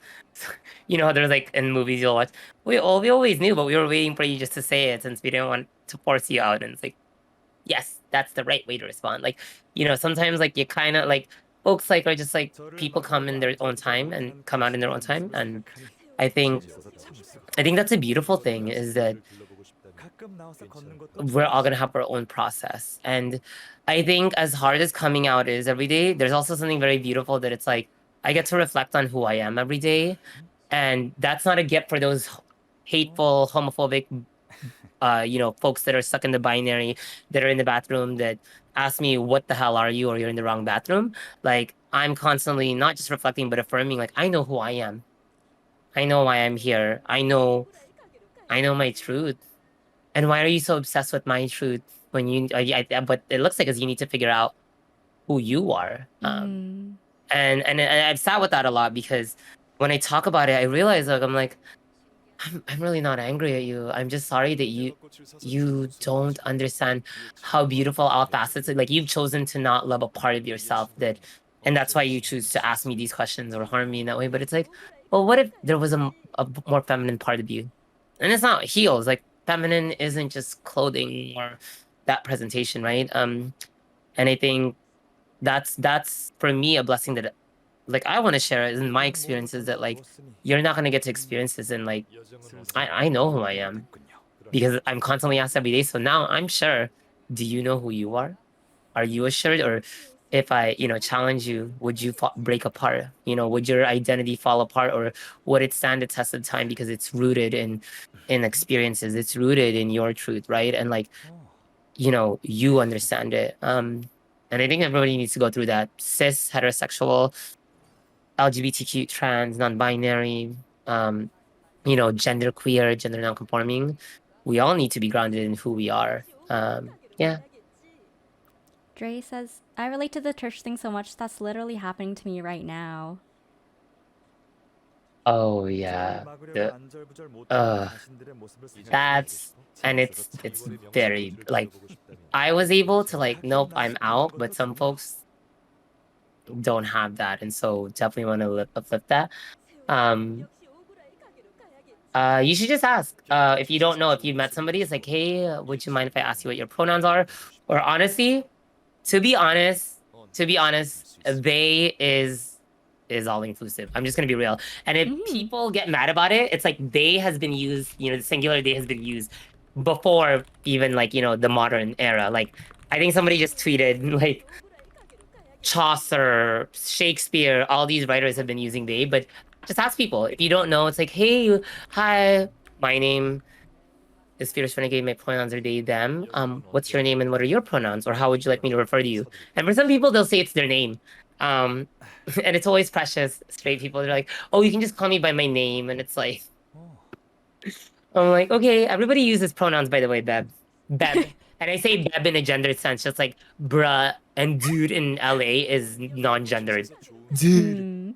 Like, I don't use dude that. I like dude, like dude, bruh. Like, but not everybody's gonna accept it that way. That's why I'm like, what are your pronouns? But I'll still say Beb. Beb. I love it. I love it. Only speak, yes, only speak in third person. I'm here for it. Okay, I think it is it is, yeah, it is getting late here and it is approaching your bedtime, I believe, here. So I don't want to keep you, but is there anything else that you wanted to say for good to chat, or anything you wanted to plug? I know you have some things coming up on your stream that's very, very exciting. So, Yes. Yes. I am streaming tomorrow. Like I shared with you earlier, I was like, I'm sponsored by the HelloFresh Factor 75, so I'm gonna be taste testing the food. So we'll ooh, see how that goes.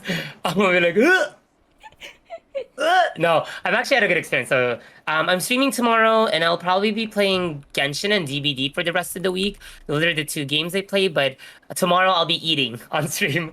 But the yum. big thing, if you are free, I'm taking a whole week off and that time. But on July 1st to July 2nd, I'm gonna try to do. Allegedly, I'm gonna try to do a 12-hour stream to celebrate my 1 year affiliate anniversary.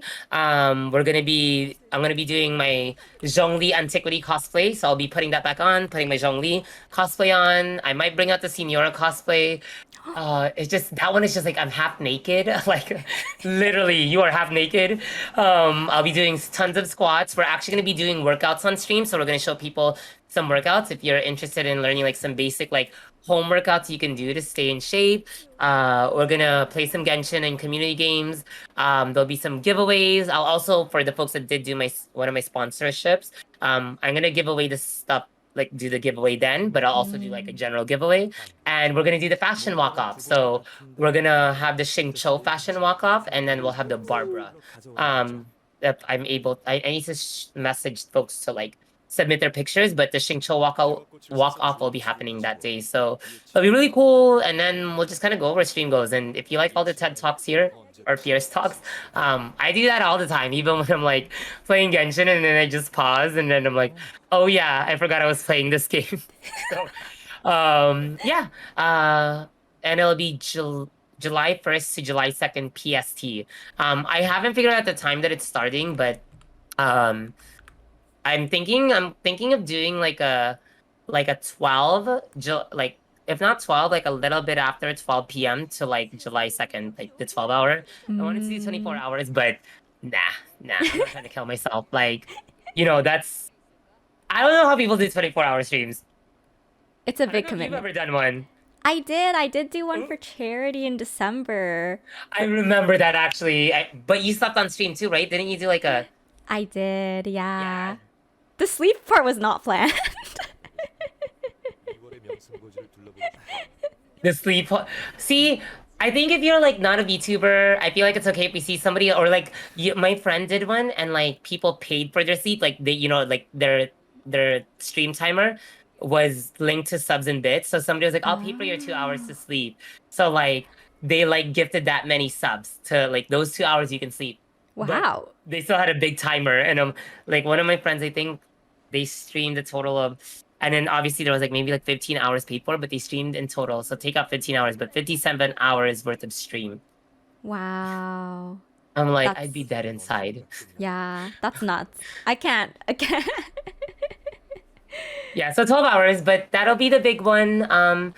But yeah, and then, I do lurk a lot, just a lot of times now. I don't really say much on chat. Because I'm still picking up my energy again, especially after not streaming for a while. And then I Yeah. streamed like 5 days last month. So that's why like last week I did like 2 hours stream and I got tired of 2 hours. Now I did 3 hours earlier this week. So I'm like, can I push for four? So this was good practice. Nice, But I had nice. fun. I had fun chatting with you. And it is nice like having somebody like, like spin off of and like, yeah, totally agree. We're both damaged. No, just kidding. It was Oh like gosh. totally our queer API experience. Yeah, I feel that. Oh, can we heal? I don't know. I hope so. No, just kidding. I hope so too. I think first that you're on the right track. So I see it for We're you. all damaged. Yeah, yeah. Well, thank you so much. Thank you, Of Winnie, again. course. And I can't wait for next week's stream. So I'll be waiting for when you send out the time. And thank you, Cha, for just hanging out. I appreciate all of you, and make sure to get some rest. Thank you. Yeah, and of course, thank you again, Fierce, for offering to come on and being our first guest. I know that, sometimes as the first one it's a little hard, but you yeah, you nailed it, and like so many good talks today. I learned so much. I'm so glad that we were able to, yeah, have this. And I think that chat is grateful as well for all of the, all of, not validation, but all of the support and all of the all of your experiences that you've shared with us. So, oh, and I do have one last question, Fierce. So who would you like me to rate tonight? Well, we gotta rate an LGBTQ streamer, right?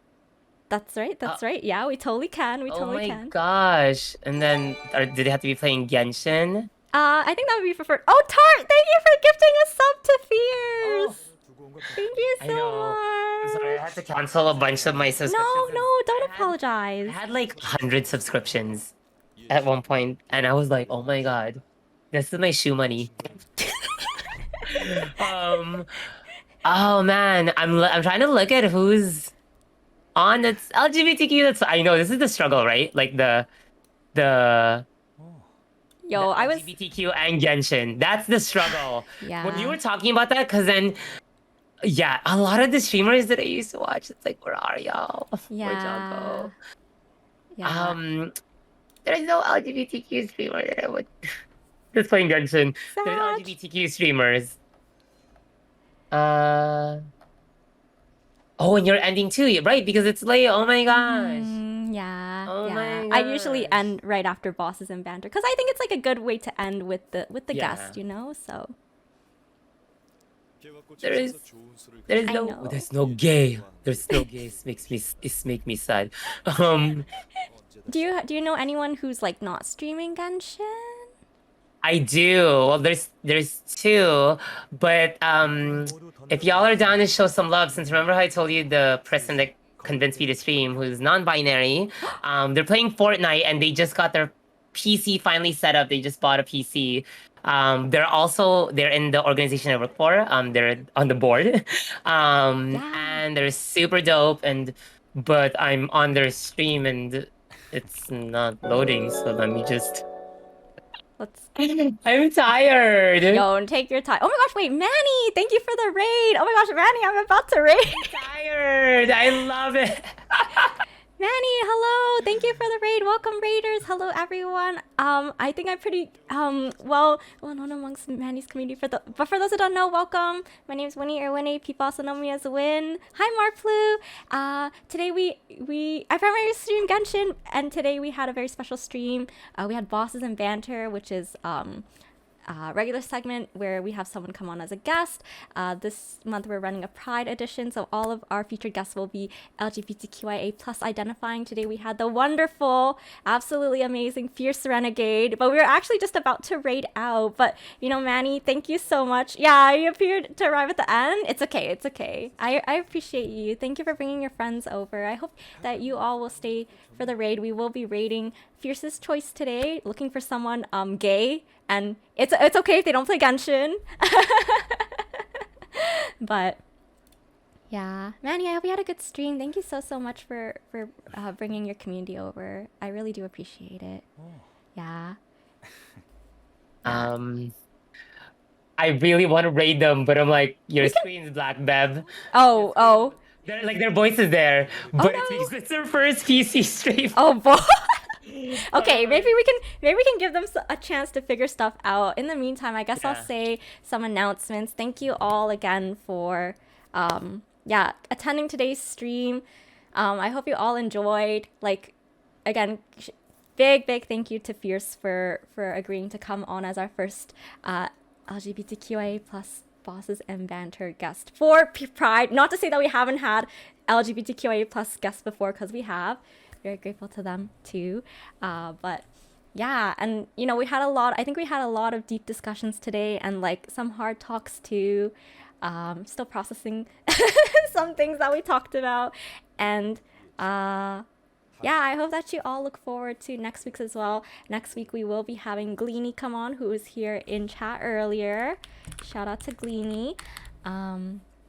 And yeah, next week's stream though will be at a different time, so I'll keep you guys posted on when the time is. I think it'll be like in the afternoon, like 3 p.m. Eastern time, because Gleany is from the UK. So, but yeah, and then my next stream will be on. So Fierce's next stream is tomorrow, as they mentioned, right? Is that right, Fierce?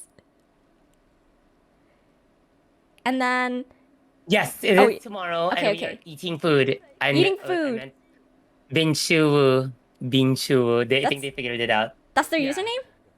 Yeah, Okay. BIN bench. Apparently that's a thing. I don't know. I'm a Yeah. boomer. Wait, you haven't heard of like a binge I before? no, I only heard it after them, and I'm like, hello. Yes, and they're playing Fortnite, and it is their first. It is their first PC stream because they just got it and built it. They built it All themselves. right. All right. So we'll head over to show support for Binge, who again, as Fierce mentioned, they're a huge part of why Fierce is streaming today and was able to be with us today. So, and it's their first PC stream. So, and hey, I could use some Fortnite. I have Fortnite installed. I just haven't launched it yet. People have been trying to convince me, but I don't know how I feel about it. So we'll cross that bridge. Yeah, okay. So I'll start the raid timer now. Thank you all again. Yeah, just a heads up, this channel is intended for mature audiences. And yes, I will be playing Fortnite with Zummers eventually. But yeah, next stream will be... Make sure to check out Fierce's stream tomorrow. They're going to be eating food, and they'll be giving more Fierce TED Talks, or Fred Talks, as Zelda mentioned. So make sure to give them a follow. And of course, my next stream will be on Wednesday. I will be doing the event and also Viewer Abyss. So... yeah, thank you all again for being here today. I always say this, but without you all, there would be no stream. Thank you for letting Fierce and I be ourselves and have a comfortable environment where we can just talk about things like this and try to be our best examples we can be for you all. And thank you to everyone here for teaching us lessons in return. So okay, all right. Bye everyone! Y'all are the best part of my day. Bye. And yeah, make sure to show support for Fierce. And I know it's been a long stream, but please let's try. If you can just go to Binge's channel and drop the raid message and stick around for a minute or two, I'm sure they would greatly appreciate it. So okay, good night everyone. Roses, right? Roses. That's what they are. Fierce. Okay. Bye. I'm a boomer. Bye.